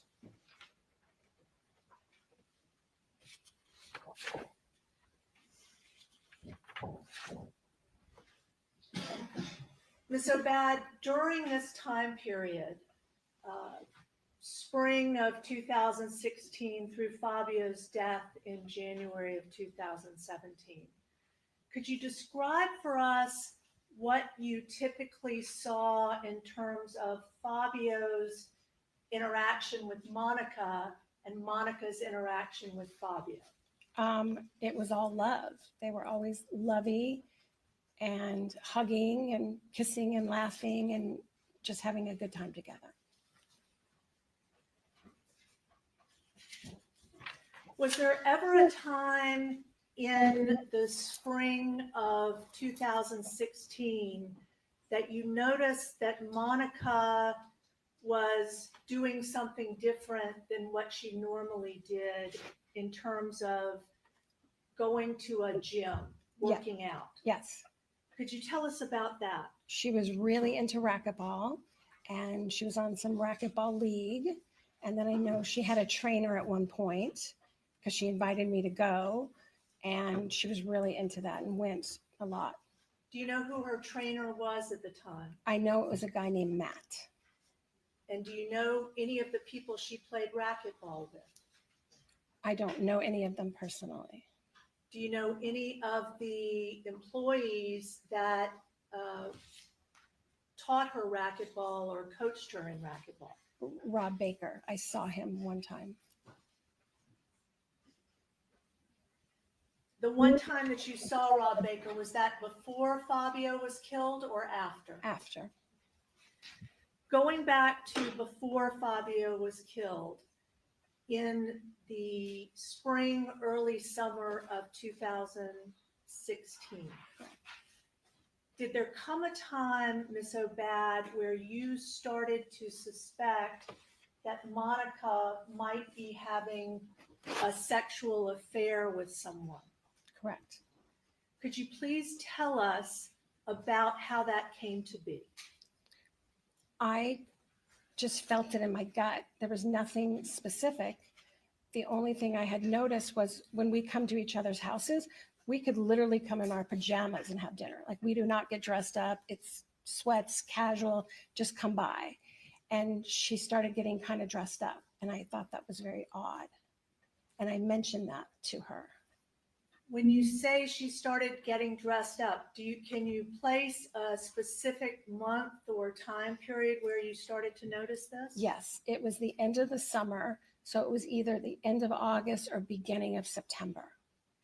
Okay. And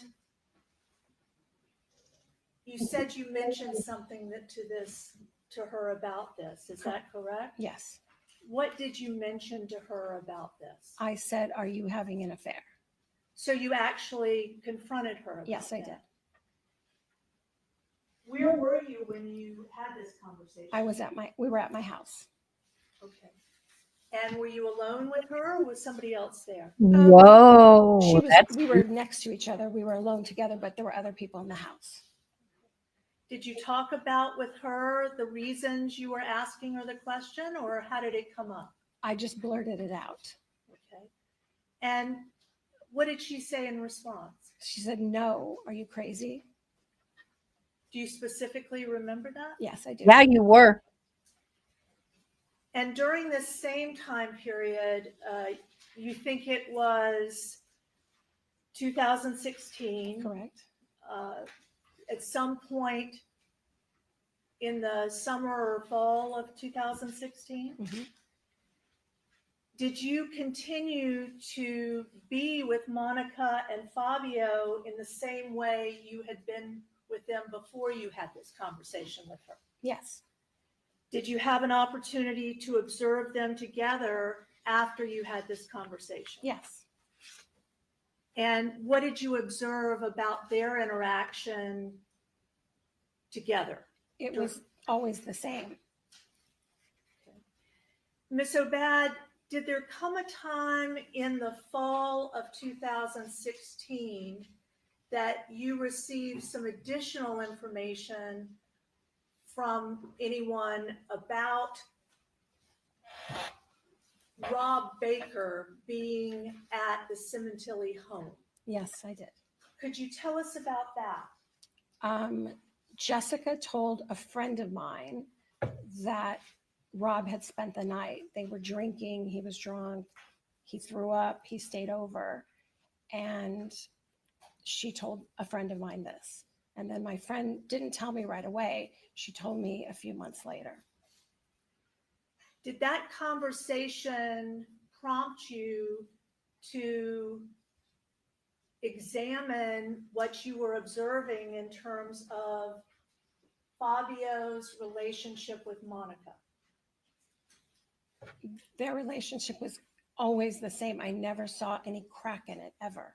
When you say that you heard this from your friend, can you time bound, can you tell us when you think you heard this? Yes. So I confronted Monica late August, September, and as well around that time, I said something to Fab about it.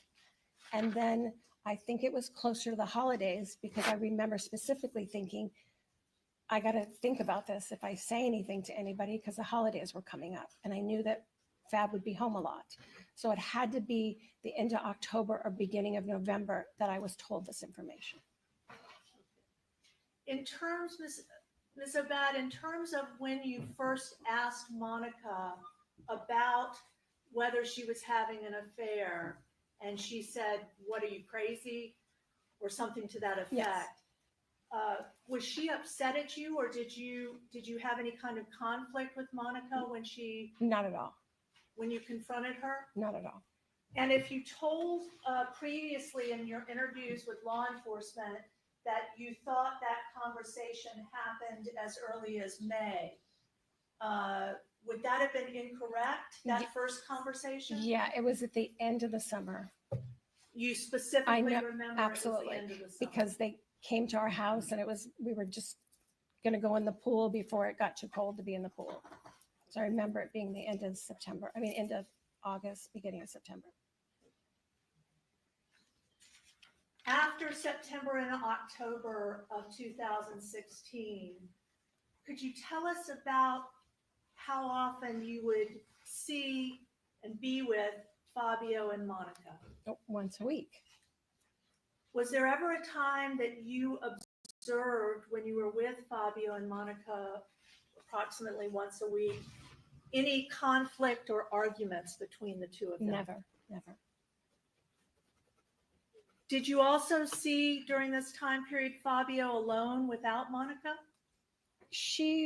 Well, we were always together, but sometimes Fab and I would sit outside, or my husband and Fab and I would sit outside because Monica would cook, and then I had a baby at that time that she was really into, so she would play with him inside because they would smoke cigars and I didn't want my child outside. Did Monica also babysit for you during this time? She had, yes. How frequently? A couple times. And would her daughters babysit? Yes. Both of her daughters? Mostly Jessica. And that's Fabio and Monica's older daughter? Correct.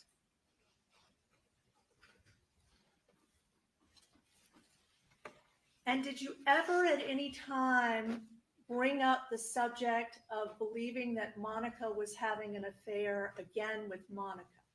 Never. And did you ever again bring up the subject of you believing Monica was having an affair with Fabio? Sort of. I said to him, you need to watch those racquetball friends. I don't trust them. And he said in his big way, Deb, do you think? And I said, I think. And then that was dropped. And when did you have this conversation with Fabio? I would say in September. Of 2016? Correct.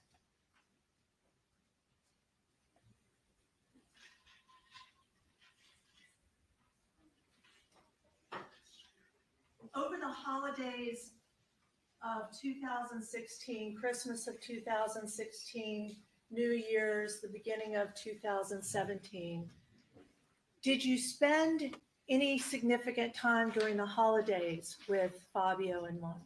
We spent Christmas Eve together at their house. We had Christmas at my house. We had New Year's at their house.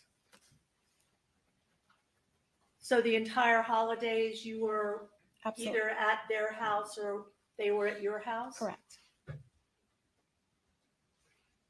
And were there others at their house during the holidays when you were over there? On Christmas Eve, it was just us and a couple other friends, and then his boss, Sal.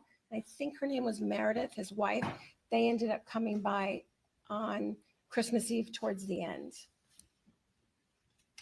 And how about other friends when they were at your home? At my home, it was my family, my parents, I think my sister, a couple girlfriends.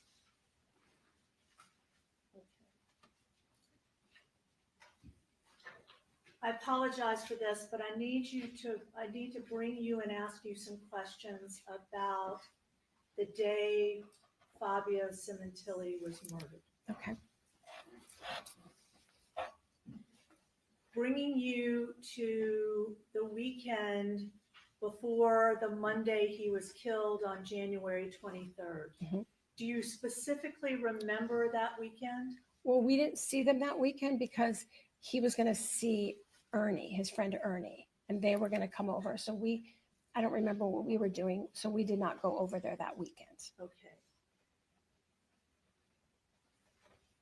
Do you remember at all whether Fabio was taking any time off of work during this period?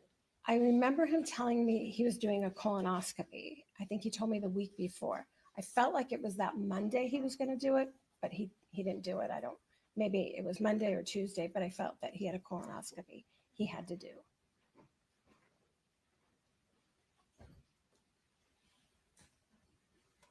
You believe that he was supposed to have a colonoscopy, he told you on Monday? Honestly, I'm not sure if it was Monday or Tuesday. I remember it was that week because I think I saw him the week before and he said he was going to do it. Okay. And do you know whether Fabio would normally be at work on a Monday or a weekday? Yes. He would. How do you know that, Ms. O'Bad? Because we were really close. And so I'd know, like, hey, I'm going to stay home today. Or Monica would say, oh, come over for dinner on a Monday or something. It wasn't just the weekends we saw each other. Sometimes it could be during the week. So he usually was at work. Did you have any reason to believe that Fabio, from your conversations with him, was planning ahead of time to take that Monday off of work and stay home? I do not know that.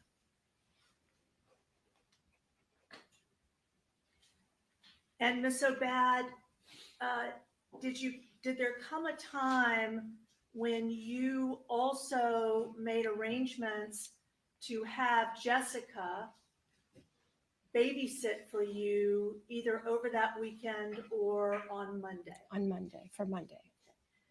Do you recall specifically when you made those arrangements? I don't. Most likely I would have called her that Monday because all I was doing was I ran and got Valentine cards for my kids' preschool. So it wasn't like I had something planned. It was sort of a last minute, oh, I need to get some Valentine stuff. So it was not something I had thought about earlier. It wasn't anything specific place I had to be.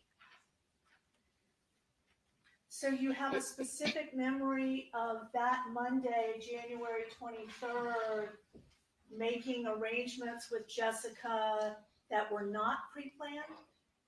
It would have been, I had many times called them casually, like, hey, Max is doing good. Will you come over and watch him for an hour? So I have to run an errand. So that was the norm, that I would just call her the day of. It was very rare that I called her a week before or anything like that, unless I had to be somewhere specifically. Do you have a specific memory of arranging for Jessica to come over by calling, say, Monica? I do not. Do you know how that day it was arranged that Jessica would come over? I either called Jessica or I called the house phone. And I do not remember. I didn't text her because I looked at my text, so I hadn't texted her. When you say you looked at your text, was this after Fabio Yes. was killed? Yes.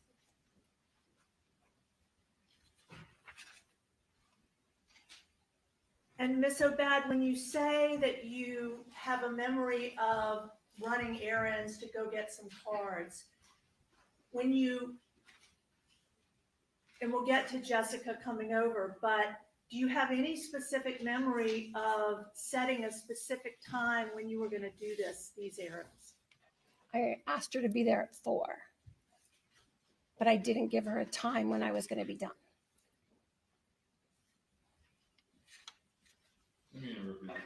Let's take our afternoon recess for 15 minutes. The admonition applies.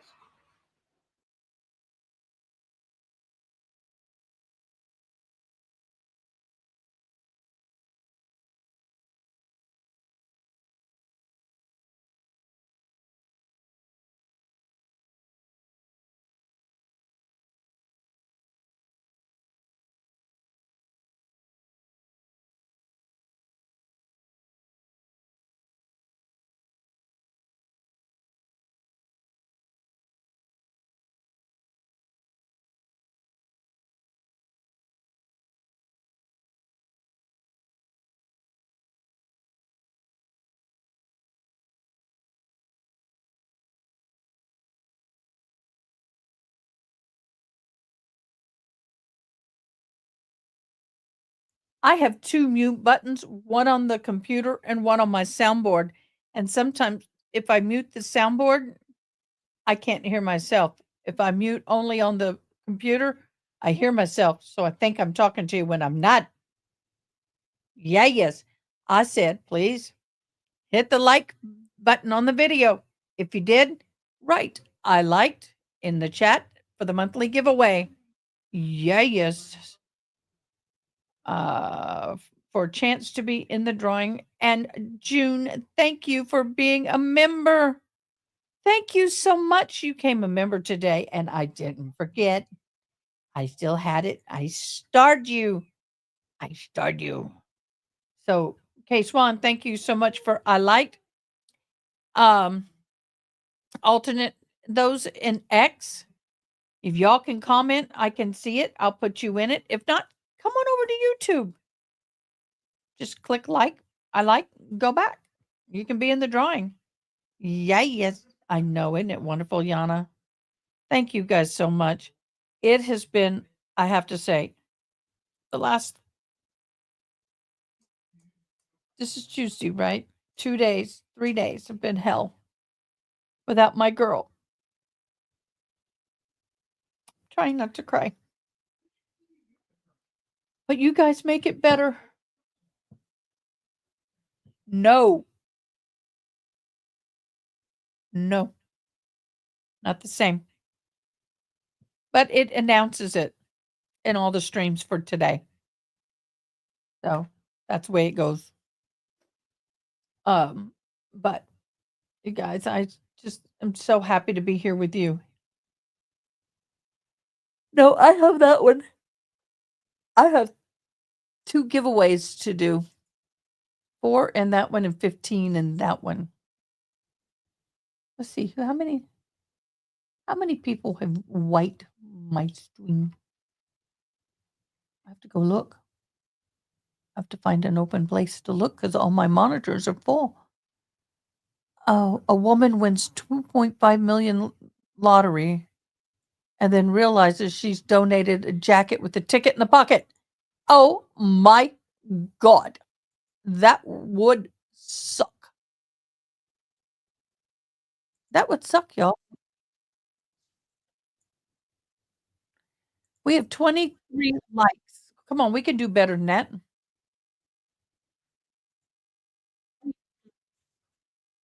We could do better than that, y'all. Facebook, thank you guys for joining. You guys are so awesome. I didn't mean to put an angry face. I meant to put a thumbs up. I have had some interactions on Facebook today. Thank you guys so much for joining. Yeah, that would be my luck. Well, hopefully it didn't get thrown away. My friend Amanda, I had 2 people stop by. Look what she gave me for my birthday. She knows I love turquoise. She gave that to me. Isn't that so sweet?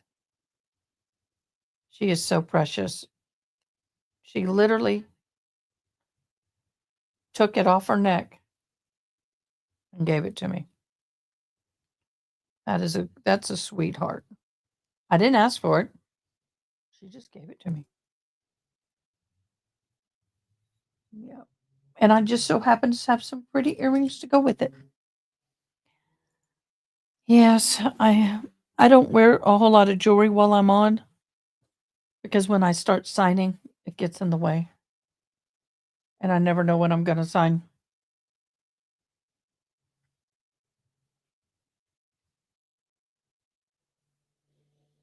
Where did you send it? Boo. Oh, oh.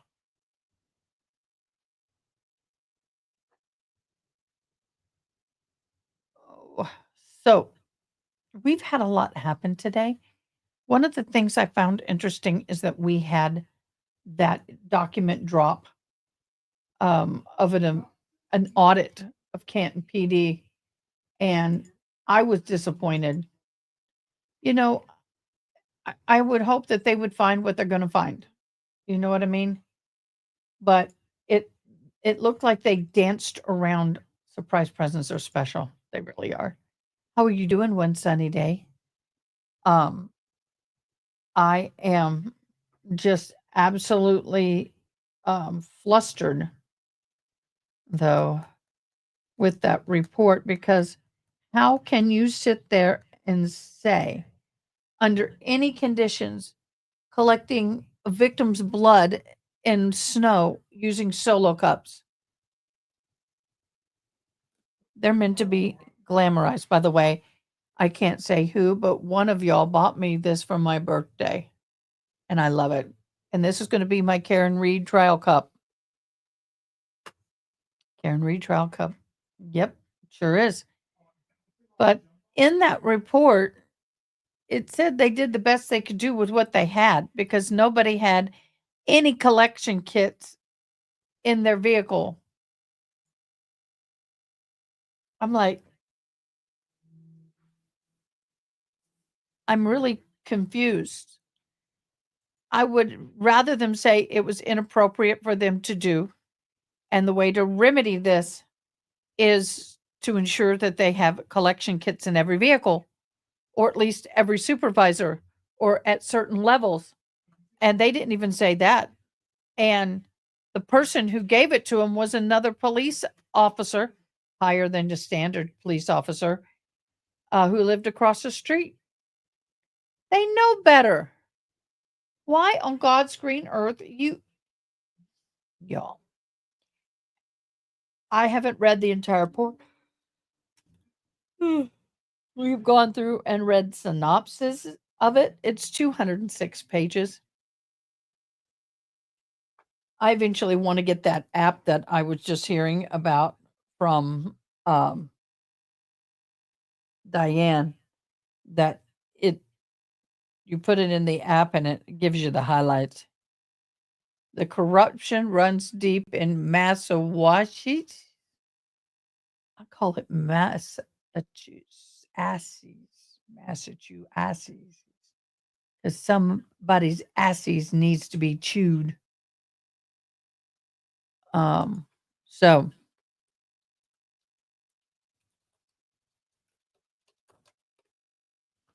somebody's aces needs to be chewed. Yeah, me too. Massachusetts.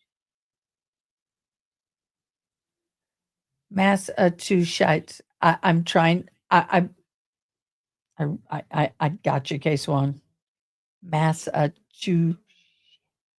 What I want to say. Massachusetts.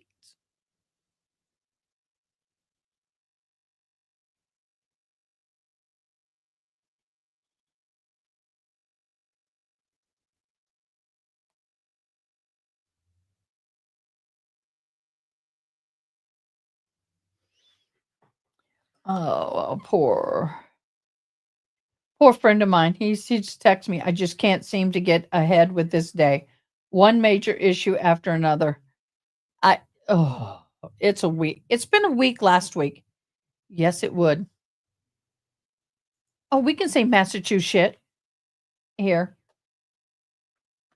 I can say it. I don't know if it's wise to write it, but we can definitely say it.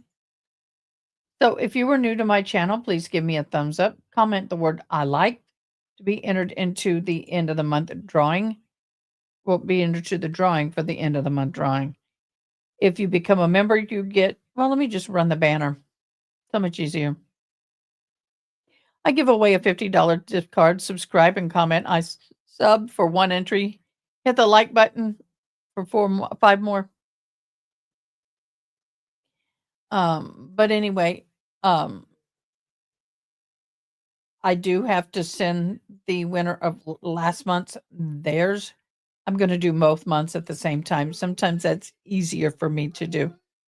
But it could be, if you don't like Starbucks, it used to be Starbucks, but you could do Amazon, Walmart. It'll be a digital gift card. I try. Oh, good.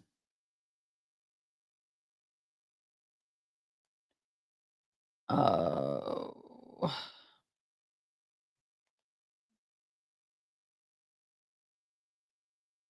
Honey Bun, if you sent it, I don't have it. I don't know what email you sent it to. Me no sabi. Me no have.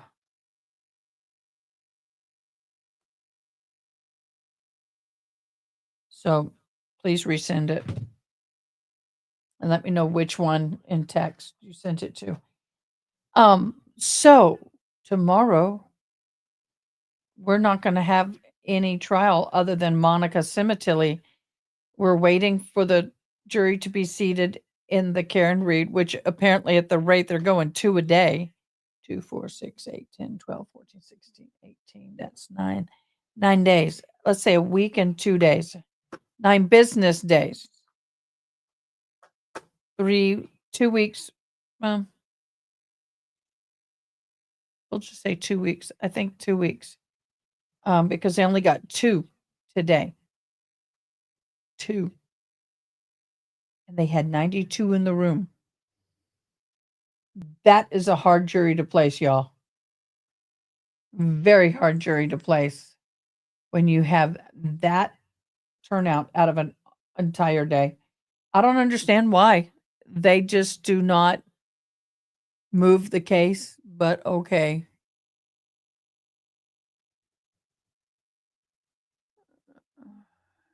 They are starting to delete videos on Facebook. March 5th will be deleted if I don't download it. I think that's crazy. And we're coming back. Yay.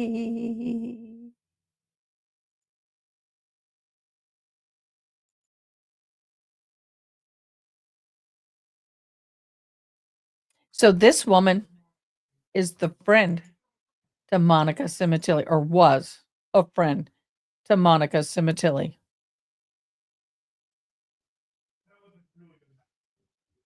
Oh, there we go.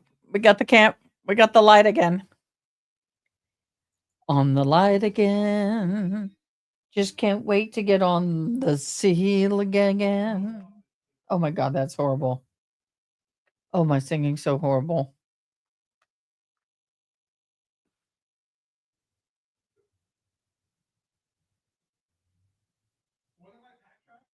Does it come with a shot? Oh, maybe it's going to junk mail. Let me see.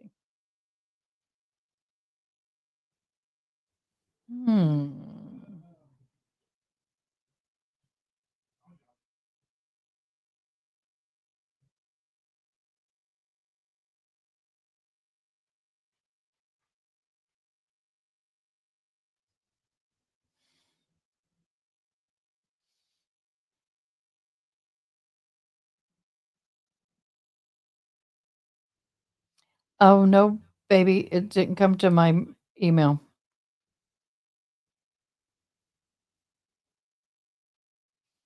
But a lot of other stuff I don't want did.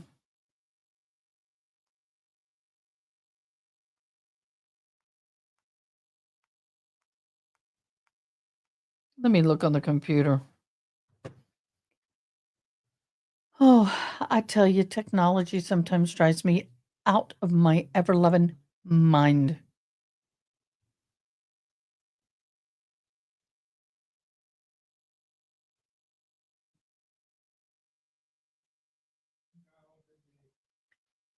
Oh, life.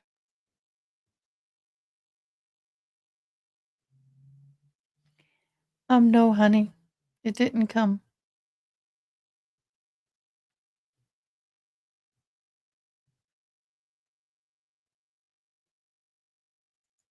Got a lot of other crap, though.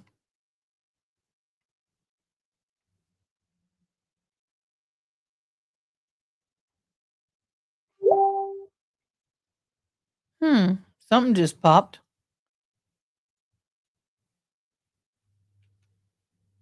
What did you send me, honey boo?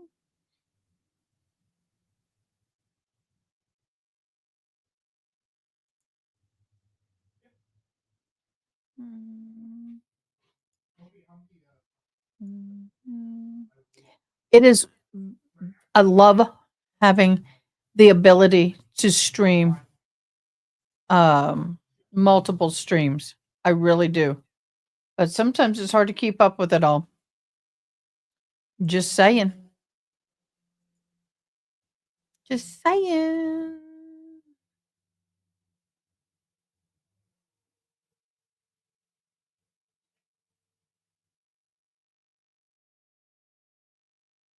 Oh, okay. I'm getting so many spam mails for roofing. Ms. Obad, you're still under Oh, oath, that's and you so may continue with your direct curious. examination. Good afternoon again, Ms. Obad. We left off with you describing the events on January 23rd, the day that, 2017, the day that Fabio Sementilli was murdered. You were describing for us having Jessica Sementilli come over and babysit. Prior to Jessica coming over that day to babysit your child, at any point had you ever received any contact from Monica Sementilli asking anything to you about how long Jessica would be babysitting or how long you would be running errands? No. You indicated earlier that you had asked Jessica to come there at 4:00. Correct. Do you remember, as you sit here today, what time she showed up? Yes, I did. 3:50. You specifically remember I her do. showing up at 3:50? I do. You were asked by the police and the prosecutors, I believe, to estimate it at the time close to when Fabio was killed, what time she showed up? Yes.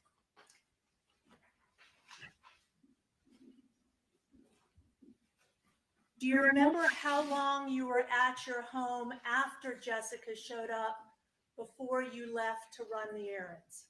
I would say about 10 minutes, 10, 15 minutes max. Okay.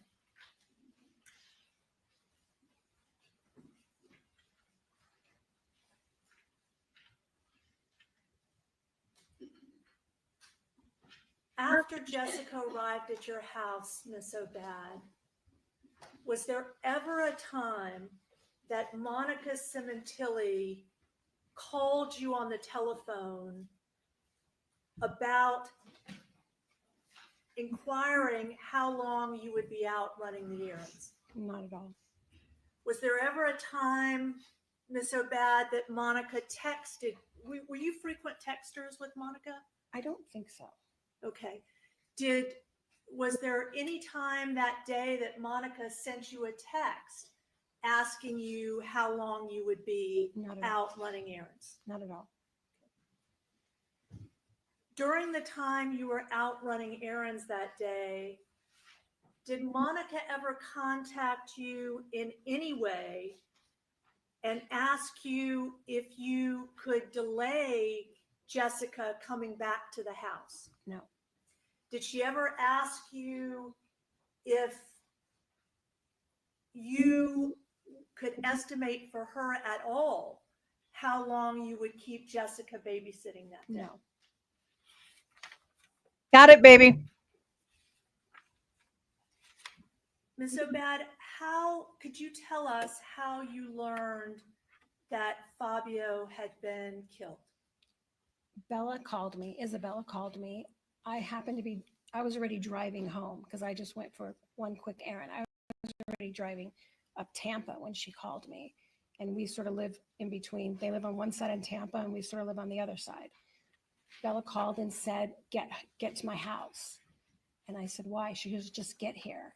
And then I asked again, why? And she said, Dad had a panic attack. Just get here. So I went straight to their house. And I was only a mile away. Okay. You went straight to their house, meaning the Sementilli Correct. home. Do you remember what happened when you arrived at the home? Yes. Could you tell us about that? I got on their street and there was, I think it was an ambulance, there was a fire truck. There was just a lot of commotion. And I pulled and I just ran inside the house through the garage. The garage door was open.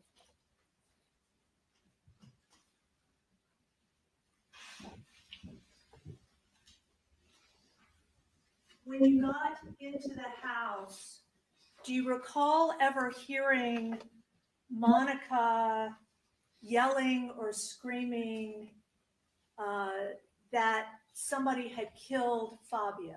Correct. Tell us about that. I walked in through the garage and the kitchen's right there, and I sort of walked through the kitchen and I saw some blood on the floor, and I went straight to the dining room, and Monica and Bella were sitting in the dining room facing the backyard, and there was people around. And so I went and I sat down next to them and said, what's going on? And at that time, I honestly thought Fab was still alive. I thought they were working on him. So I was sort of confused. And what specifically do you recall Monica saying, if anything? She said, somebody killed him. They killed him. They took the car. It was just, she didn't say complete sentences. It was just a lot of rambling and crying and shaking. So I was going to ask you about this. Could you describe for us specifically what you saw in terms of Monica's demeanor when you were first at the house? Hysterical. And do you recall if she said anything else? No. After I was there a few minutes, maybe 5 minutes, she said, go get Jessica, because Jessica was at my house. So you think you were there how long? I don't think I was. Said this? I don't think I was there more than 5 minutes. Okay. And did you go get Jessica? Yes. Okay. And at some point, did you later come back and have Monica and the girls come to your house? Did you take them to your house? Yes, I did. Okay. Describe, if you can, when you came back. Do you recall? I came back, I would say within a half hour, because Jessica left and I had my child. So I had to get the neighbor to watch my child. So I think I called my husband to come home from work. And then I went over there and I didn't go in the house. I think at that point they had walked out of the house. They were asking them not to be in the house anymore. So I think I saw the girls on the driveway. At some point, did you ever see Monica and the girls go after they were outside to a neighbor's home? Yes, it got kind of cold that night. I went over to the neighbors and introduced myself and asked if Monica could have a tea or something warm. And then the lady was very nice and said, does she want to come inside? And I said, okay. And then I went and got the girls and Monica, and she was with, I think her name's Elise, and they all went into the house. Did you go into the house? I did very briefly.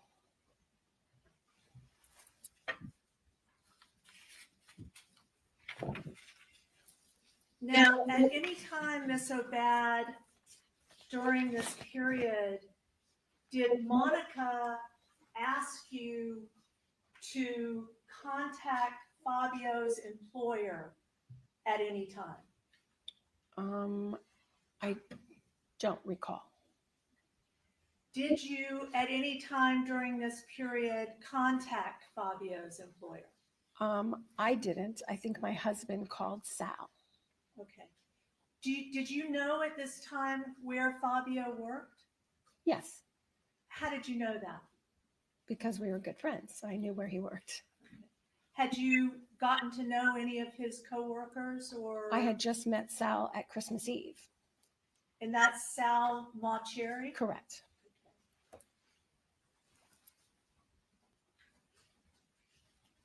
And at some point that evening, did you also attempt to leave a voicemail for Fabio's assistant, yes. Alicia? Yes, I did. I did do that. Tell us about that. It was just a voicemail. I don't even remember leaving a message, or maybe I said, call me, but I didn't give her any information. Did Monica ask you to call Alicia? I don't recall. I don't know why, but I feel like I had Alicia's number, and I don't remember why I had Alicia's number. At the point you called Alicia, had Monica Sementilli ever at any time asked you to find out about life insurance? No.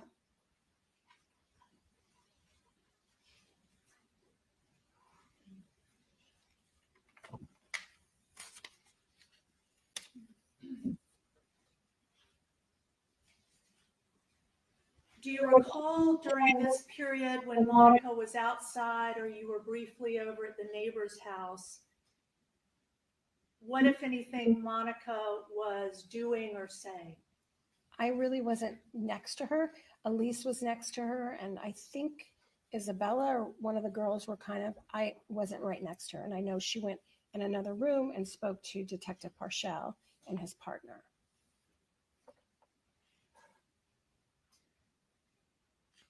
At some point, did you learn that Monica was being interviewed by the police that evening? Yes. How did you learn that? I was there and I saw, he said, Detective Parshall said he needed to talk to her. And I said, do you want me to go? Or someone, he goes, no, we need to talk to her alone. So he went with her.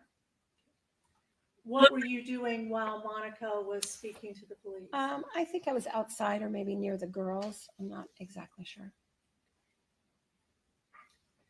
Do you have a specific recollection of what the girls were doing during this time period? They were in shock. I think I think Jessica had a friend that came by. They were just sort of in shock. Did you observe either of the girls' demeanor during this period? You say they were in shock. They were in shock. Talk about Bella. Do you recall whether she was crying, whether she was... Neither of them were crying. They were just honestly in shock. I think we Okay, this is a big contradiction over the sister because the sister said for days she walked around sobbing so much that there was a perpetual tear running down her face. She didn't stop crying not once for days. I wonder who's telling the truth. all were just shocked. We didn't know how to react. I wasn't crying either because I was Shocked, trying to take yeah, in what was but- going on.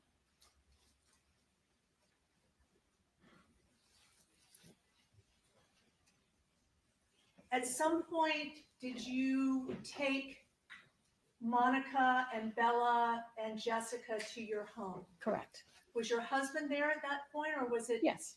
So the four of you drove to Yes. the home? Before you left for your home, did there come a time where you got on the phone with Luigi Sementilli?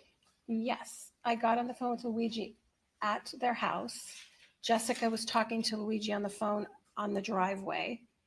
And I think it got disconnected or something. He called back and she was trying to explain to him, but I don't think she could really get what was going on either. So she handed me the phone. So you have a specific recollection of Jessica handing you the Yes. phone Yes, when you were outside and speaking to Luigi? correct. Do you know how long you were on the phone with Luigi? Very briefly. Sorry. Maybe 2 minutes max, very briefly. During that conversation with Luigi, Miss O'Bad, could you tell us what was said? Yes. I said to Luigi, explain that your dad has been killed. We don't know anything else. We're not sure what's going on. He's in the backyard. And he was like, what? And I said, I can't tell you anything else. I don't know. I said, I know that he has a life insurance policy for you. You can continue to go to college. Because I knew he was doing his master's, I think, at that point. Odd thing How to did you say. know that What? Fabio? Why would you even bring up a life insurance and keep going to college when you just told the boy just a minute before dad was killed in the backyard? That's deprived. Had a life insurance policy for Luigi. Fabio told me. And when did he tell you this? I would say Wow. maybe 6 months to a year prior, because when we became parents, we got a trust and a will. And so we would talk to Fab because he hadn't done that yet. But he had a life insurance and we hadn't done that yet. So we sort of swapped stories about what we needed to do and what he needed to do. So I knew, and I thought it was very interesting because in California, you don't get a life insurance policy if you get a divorce. But he said he had one for his child. So I knew that. And I knew it was around, it was under 2, because he said to me something that's under 2. So I knew that. I knew it was just for Luigi when he got divorced. Fab told me that.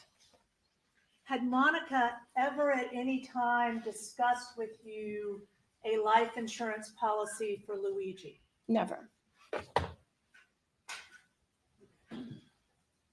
Prior to getting on the phone with Luigi that night, did Monica Sementilli ever tell you to talk to Luigi about life insurance? Never.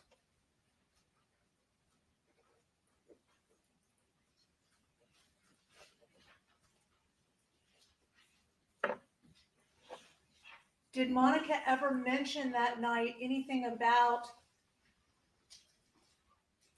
Luigi's studies or going to school? She kept saying the word university because I remember very specific, because I don't use that word university. I always say college. And she kept saying, he has to continue university. The girls have to go to university. She kept using that word university. When did she say this? That night outside. Did she say anything else about She just university? said, or? Luigi's going to be fine. He's going to be fine. His dad takes care of him. He's going to be fine.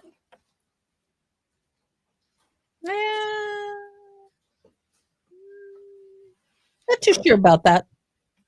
I don't think that's Did you what she ever said. at any time, well, first of all, Ms. Obad, this conversation you had with Luigi Sementilli, do you have a specific memory of how long it lasted?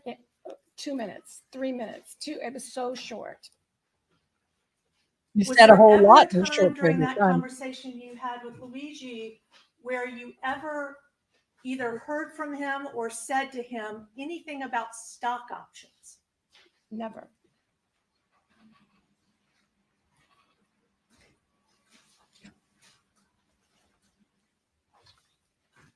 Was there ever any time on that phone conversation on the evening Fabio was killed that you spoke to Luigi and discussed anything about giving Luigi money, or that Luigi would give Monica and the girls money from life insurance? Never.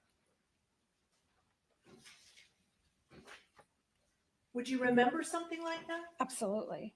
If Luigi, Fabio's son, came into court and testified that you specifically spoke to him that evening about stock options, would that be accurate? Absolutely not. And if he testified that you specifically Someone spoke to him lying about through their teeth. Luigi giving back money from life insurance to Monica or the girls, would that be accurate? Absolutely not. So what time do you believe you took took Monica and the girls back to your house with your husband that night? It had to be after 9, 10. I just don't remember exactly, but it was late. What happened when you got home? Were you with Monica that whole time? Yes, pretty much. We came in, I think we got some water or something cold to drink, and Bella wanted to lay down, so she went in the guest room, and Monica wanted to just sit on the couch. And so Jessica sat on the couch next to her. And then she was just crying, and I remember I had to get Kleenex and stuff for her. And I was just sort of in the living room with her, or the family room. Her Jessica or her Monica? Monica and Jessica. Jessica actually went in the other room and made a phone call and called her godfather, I think. So then I think I was just sitting with Monica for a while. Godfather? Can you describe, do you have a specific memory Absolutely. of Monica? I know exactly where she was sitting in my living room or my family room. Okay. There's been testimony repeatedly by relatives of Fabio and some work friends that they didn't see real tears that evening. Do you specifically recall seeing Monica crying? Let's say Like when you she's got been in home. court? I don't at her house, but I do at my house when she was sitting on the couch, because I remember getting Kleenex, thinking, where's Kleenex? I got to get her Kleenex. I remember being panicked, like I have to find Kleenex. Could you describe for us any other observations you made about what Monica physically was doing during this period you were observing her? She wasn't saying much. I don't even remember complete sentences. She was just sitting there and like rocking and shaking, and she looked horrible. She was just pale. And Jessica was very worried about her, and Jessica was sitting very close to her, on and off. Jessica was in the other room for a minute. It was very, she was in shock, upset, just looked distraught.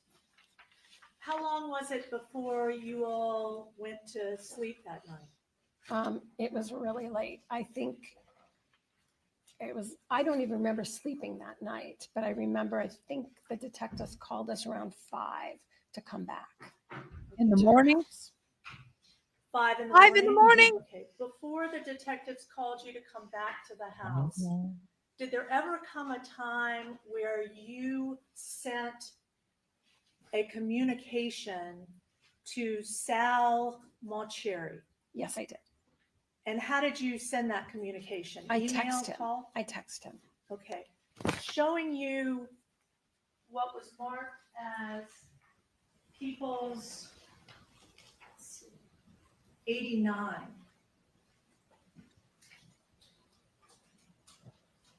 showing you page 2 of that exhibit.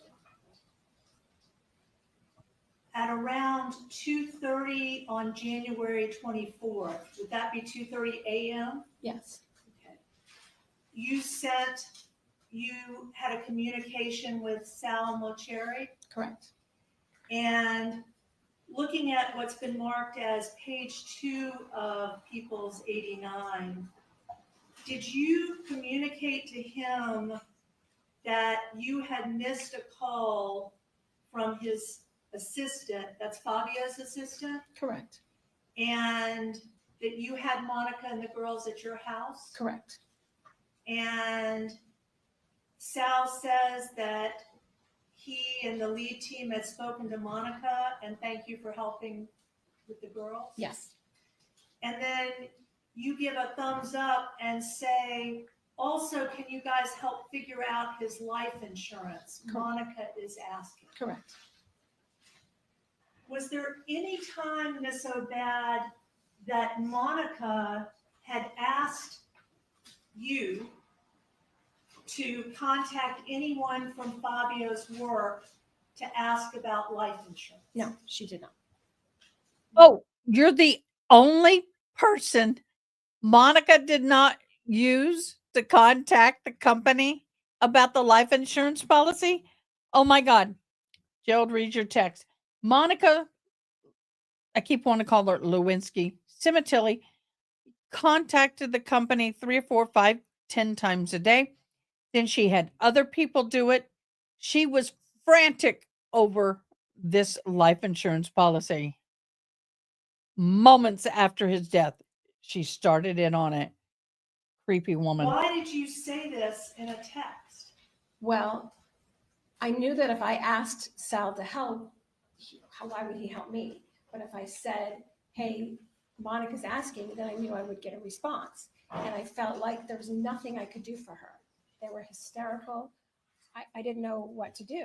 And I knew she was worried about the girl's health insurance and medical. So I kind of lumped it all in together and said life insurance. She did not ask me to call him or text him. I did that on my own. Did you end up going over to the house the next day with Monica? Yes, I did. And over the course of that next week, did you spend any significant amount of time with Monica, either at her house or elsewhere? Not much, because her family had came. Her mom and sister were there. And so I felt like I could back off and let them take care of stuff. That next day you were at the house, however? That morning, yes. And that was Tuesday, the 24th? Correct. Were any of Monica's family members or Fabio's family members there that day? At some point, her mom and sister came. Okay. That was during the 24th? Correct. And then what about Fabio's family? When did they arrive? I think it was a few days later. I'm not exactly sure, but it definitely wasn't that Tuesday. Okay. That next day, did you do anything with Monica and the police at the house? We walked through the house and I agreed to clean up the murder scene with my husband. Okay. When you say you agreed to clean it up, did Monica ask you to clean it up? No, I volunteered. Okay. How did that come up, Miss Obad? Well, it had to be done, and I didn't want anybody in that house. So who did you suggest it to? To Parshall. That's Detective Parshall? Correct. And when did that happen? I actually said it to him that night because he said to me, we're going to have to get somebody in there to clean it up before they can come in. And I said, don't worry, I'll do it. And he said, are you sure? And I said, yes, my husband and I will do it. At any time, Miss Obad, did Monica ever... That's a friend. Clean up all the blood. Ugh. talk to you or ask Coca-Cola. you to That's great. clean up the crime scene? Coffee beans. Ground up. Old coffee grounds work great. Better than kitty litter. During that time at the house, do you remember seeing Monica interacting with the police? Yes, I mean, because we were kind of walking through the house. The detective walked us through the house. And do you recall anything, hearing Monica say anything to the police? I don't recall at that moment. Do you recall what she was doing, if anything? She was just out of it. She wasn't really doing anything. When you say she was out of it, and I know it's difficult because we're asking you to describe not only something 8 years ago, but somebody's physical gestures. Do you have a specific memory that day, the 24th, of what you saw when you looked at Monica with the police?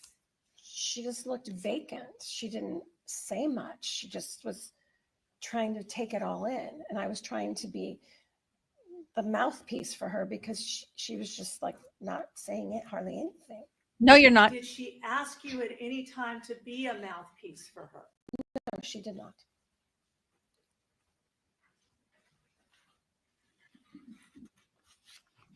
Dum, dum, dum, At dum, some dum, point, dum, was there dum. a Somebody's viewing playing. at a funeral home and a wake at the Sementilli home?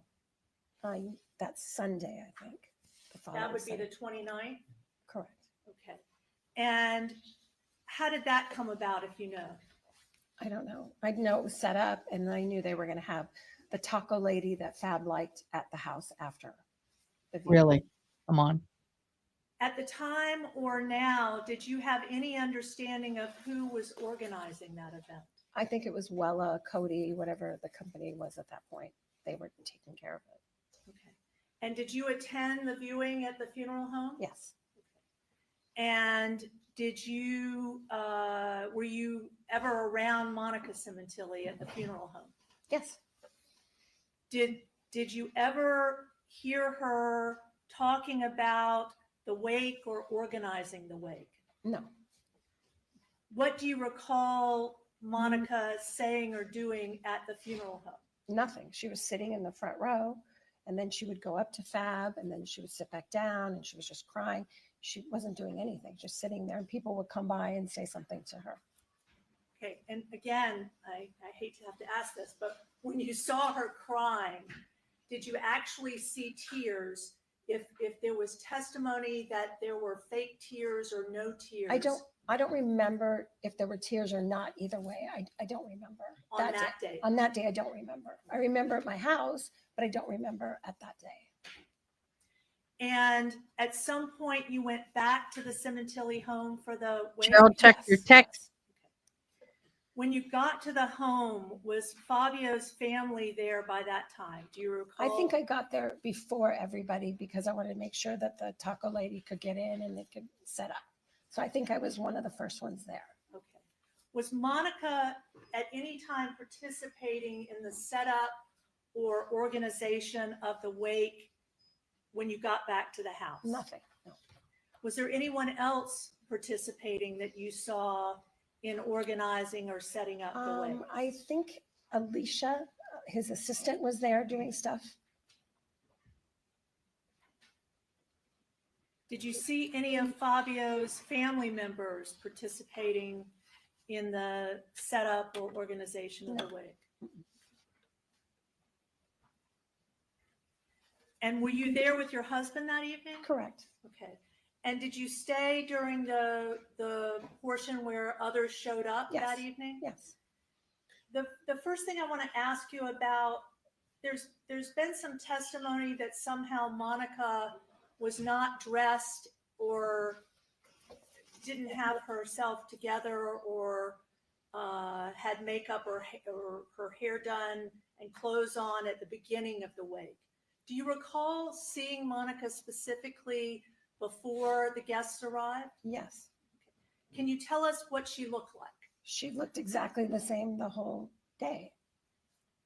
I think her, Morella had people come over and do her and the girls' hair.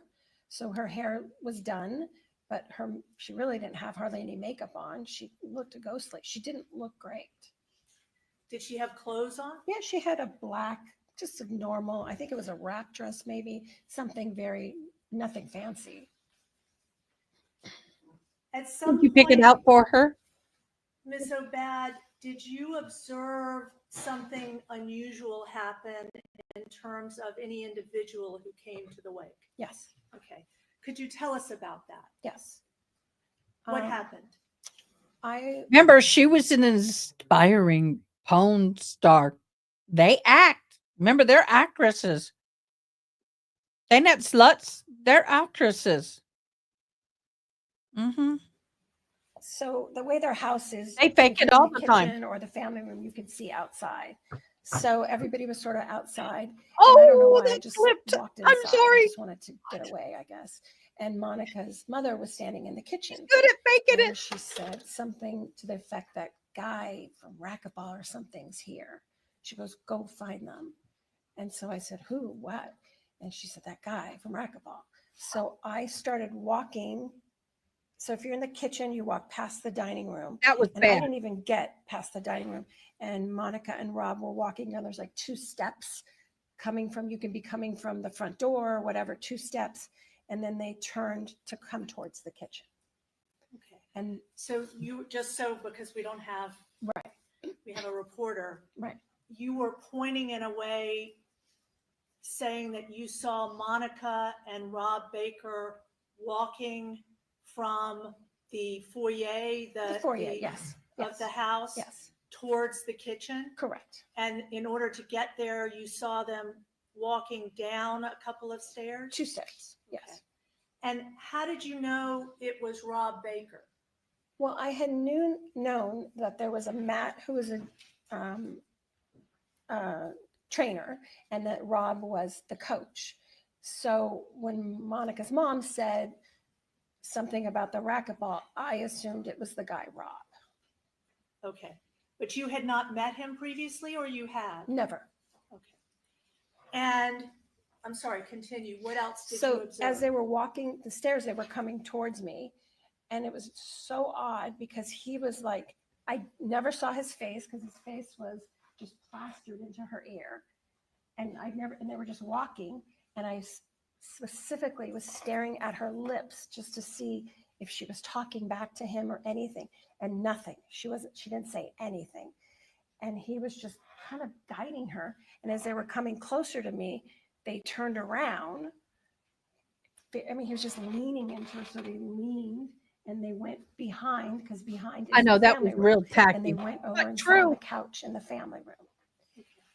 Now, at She was this an inspiring time, actress. I think you previously told us that you had earlier that late summer or fall confronted Monica about suspecting that she was having an affair, correct? And that at some point in September or October, you learned from her friend that Rob Baker had been overnight at the Sementilli home, right? Yeah, October, November, I found that part. Okay. So at that point, when you learned that, you suspected that Monica was having an affair with Rob Baker, correct? Yes. I mean, I wasn't 100% sure if it was Rob or Matt, but when I saw them that night, it clicked for me that it had to be Rob. But you were such good friends with Monica, you never said anything to Monica? No.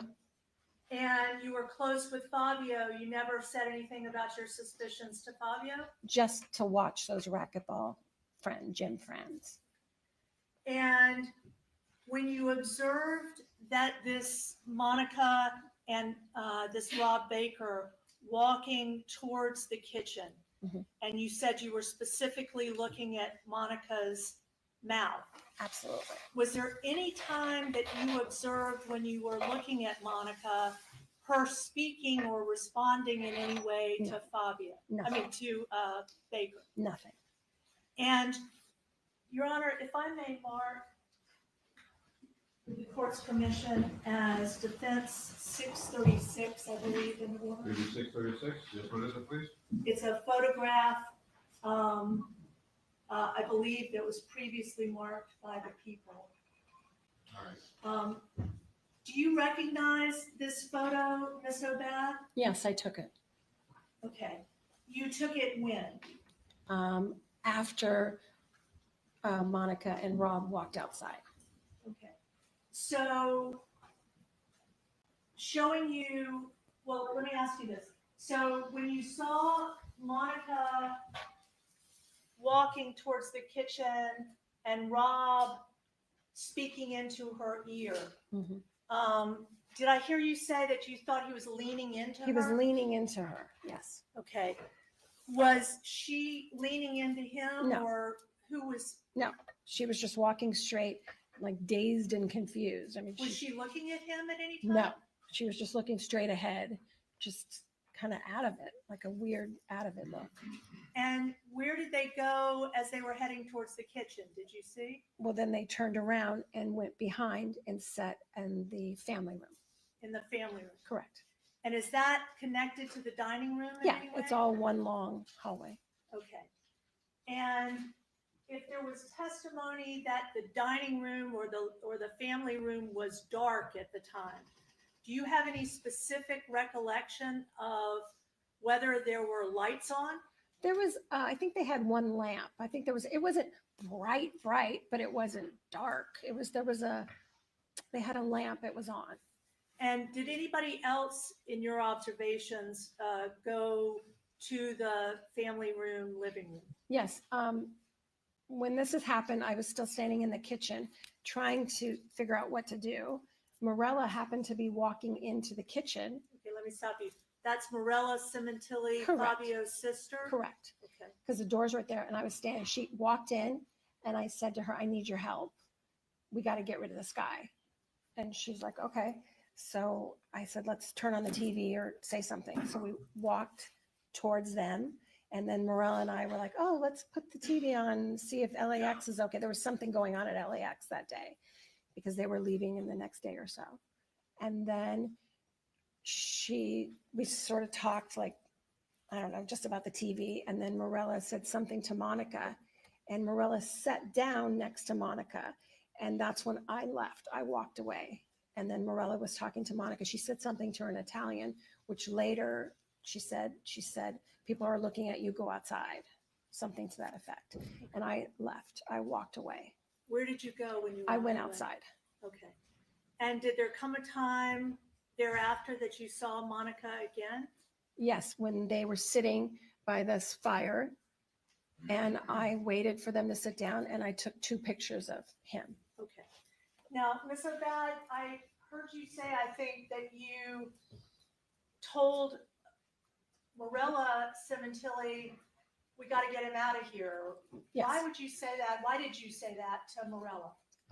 His energy was really dark for me. It felt really out of place. And I think in my brain, I was trying to put everything together that this is the guy she's probably having an affair with. And he just had a really dark energy. And it really took me back.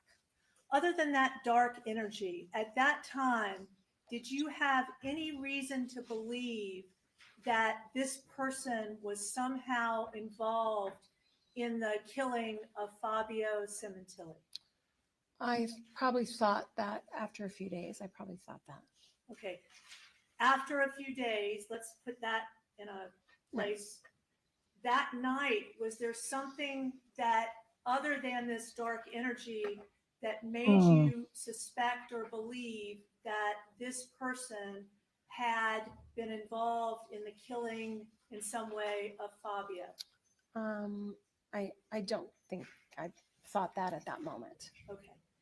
But you were concerned enough that you took a photograph at some point outside, correct? Yes, 2 photographs. And this is one of the photographs you took? Yes, I did. And showing you Monica Sementilli in this photo, is that how Monica appeared to you that evening? Yes. And that was from the start of the wake until this moment? Yeah, she looked the same from the whole time. Okay. Our afternoon adjournment until tomorrow at 9 a.m. As always, the evidence applies not discuss this case among yourselves. If anyone else in the form of expressing an opinion, feel the cause is finally submitted to you. Have a good evening. See you tomorrow at 9. Pat. No tears. No tears up there. No tears. Okay, I can't go there. I just can't take it serious. I can't take her seriously. You guys.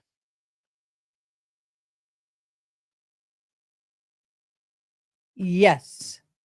This is the end of day 36 of this trial. This trial was supposed to only take 2 weeks. The judge thought 2 weeks with another maybe a week extra for closing arguments and all that stuff. No. No. We're on the defense and we see no end in sight. And then, if the prosecution behaves like she did in opening, she took a day and 2/3 for opening statements, almost a full 2 days. And the prosecution took what was left of that day. I mean, the defense took what was left of that day. Ah, yeah. And they have brought back several of the witnesses up to 4 times. Yeah. Between the defense and the prosecution. Y'all. And then we had 5 to 6 days total of listening to jail phone calls that we couldn't tell. At some point she was whispering, moaning, sniffling. God only knows what she was doing.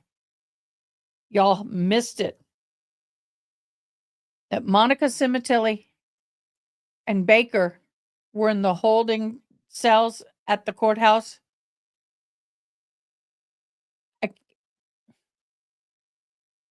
Self-pleasured, looking under the door, stripped to bottoms, self-pleasured together at the same time in 2 separate cells in the courthouse. They were getting it on in the courthouse. This is a sick trial. The original witness list was 200 people, and we think Karen Reed's witness list long, her list. Y'all. Oh, Ronnie, you didn't see her sister testify. In the middle of testifying, the prosecution asked the sister in cross, Monica Lewinsky was flown to Canada on the company's budget. She couldn't afford it to have a memorial, and the company paid to ship the body to Canada. You're looking about 50, 60 grand just for the Canada memorial, the shipping, the food, the housing, the place, the planes, everything.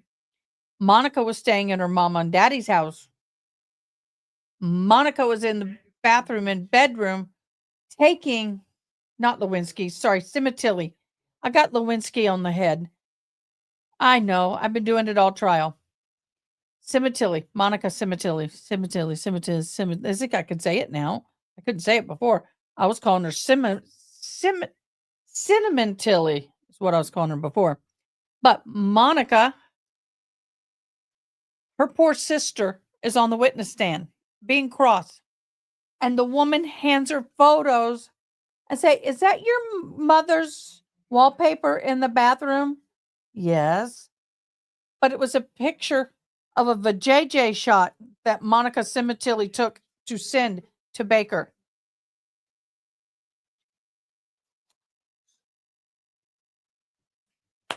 The morning, just hour or so, while she was getting dressed to go to her husband's memorial, she's taking intimate bottom anatomy photos in her mother's in the bathroom and the bedroom of her mother's house. Then gets dressed, goes to the memorial. You want to talk about 6? I have no idea. Oh, Ronnie, it gets worse. I'm being very discreet, but her poor sister, they were handing her photos. Is this the picture of your sister's vajayjay? You see that, right? Do you see the wallpaper behind it? Do you see the tile in the picture? Do you see her boobs, her anal, all of that? I mean, very close up. And she was like, She goes, "Do I have to look?" And they said yes. And she's like, "Oh my God. If I was her sister, I'd never talk to her again." You missed the toothpaste tube. Oh, that's right, Ronnie. Baker, eliminated something into a toothpaste tube. Milky white creamy substance that he was trying to get to Monica while they're in jail.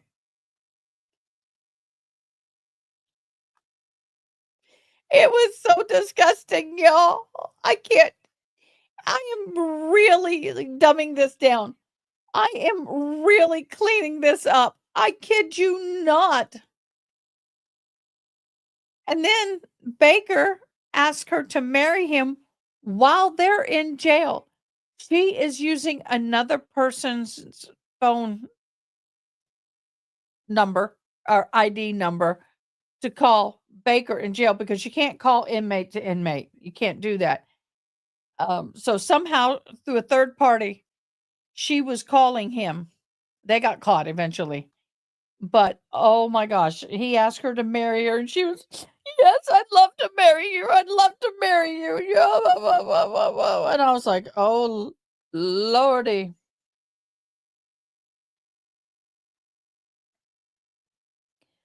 Oh Lordy. Am I cold, baby? Yeah, I'm cold. Did you turn the AC down to 62 degrees? Somebody turned the AC down. That's why it's been so cold in here. But Ronnie, you have missed a lot of good stuff. Maybe not so good, but drama by far. Speaking of drama, we've got another one we're going to go to. The Linda Sturmer Day 3. Man, it got testy yesterday. So we're going to go to that trial next. Just an inventive way to swap fluids. Matthew, no. Not that kind of cold. My feet are cold. The rest of me's okay. As long as I keep my feet on the heating pad, I'm fine. So anyway, you get stuffy when you shut the door. Is this computer? Man, it's hot. So what I'd like to do is how I do it always. I'm going to go live on the other post. And we're going to do the other trial. It's one of those things, guys. We've got multiple trials, so I'm going to do them. I told you I would. So that's what size I'm going to do. That's what I'm going to do. I want that one. I want this one right now. Make that way. We're going to go live over here. Then I'll take them, my guys, over there. But this, oh my gosh, y'all, this other trial is good. It really is. Give me a minute. So tomorrow we won't have a whole lot other than the Sementilli trial.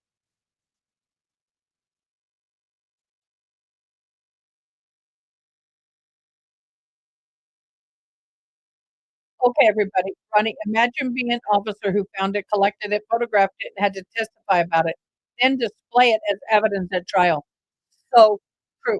You guys have been amazing. We're going to teleport over to the other trial. We will speed this one up. It's Linda Sturmer, battered, burned, red drum trial. You got to see me. So let's go over there. Everybody, have a great evening. We will be back here at 11:30 our time for this trial. Keep an eye out. I'll have everything else. So make sure you click the bell so you can see when we go live for Karen Reed or Lori Daybell should anything happen tomorrow. All right. I'll see you at the other live. Thanks for watching. Please comment, like, share, and most importantly, subscribe. I hope you have an awesome day. Till next time, take care.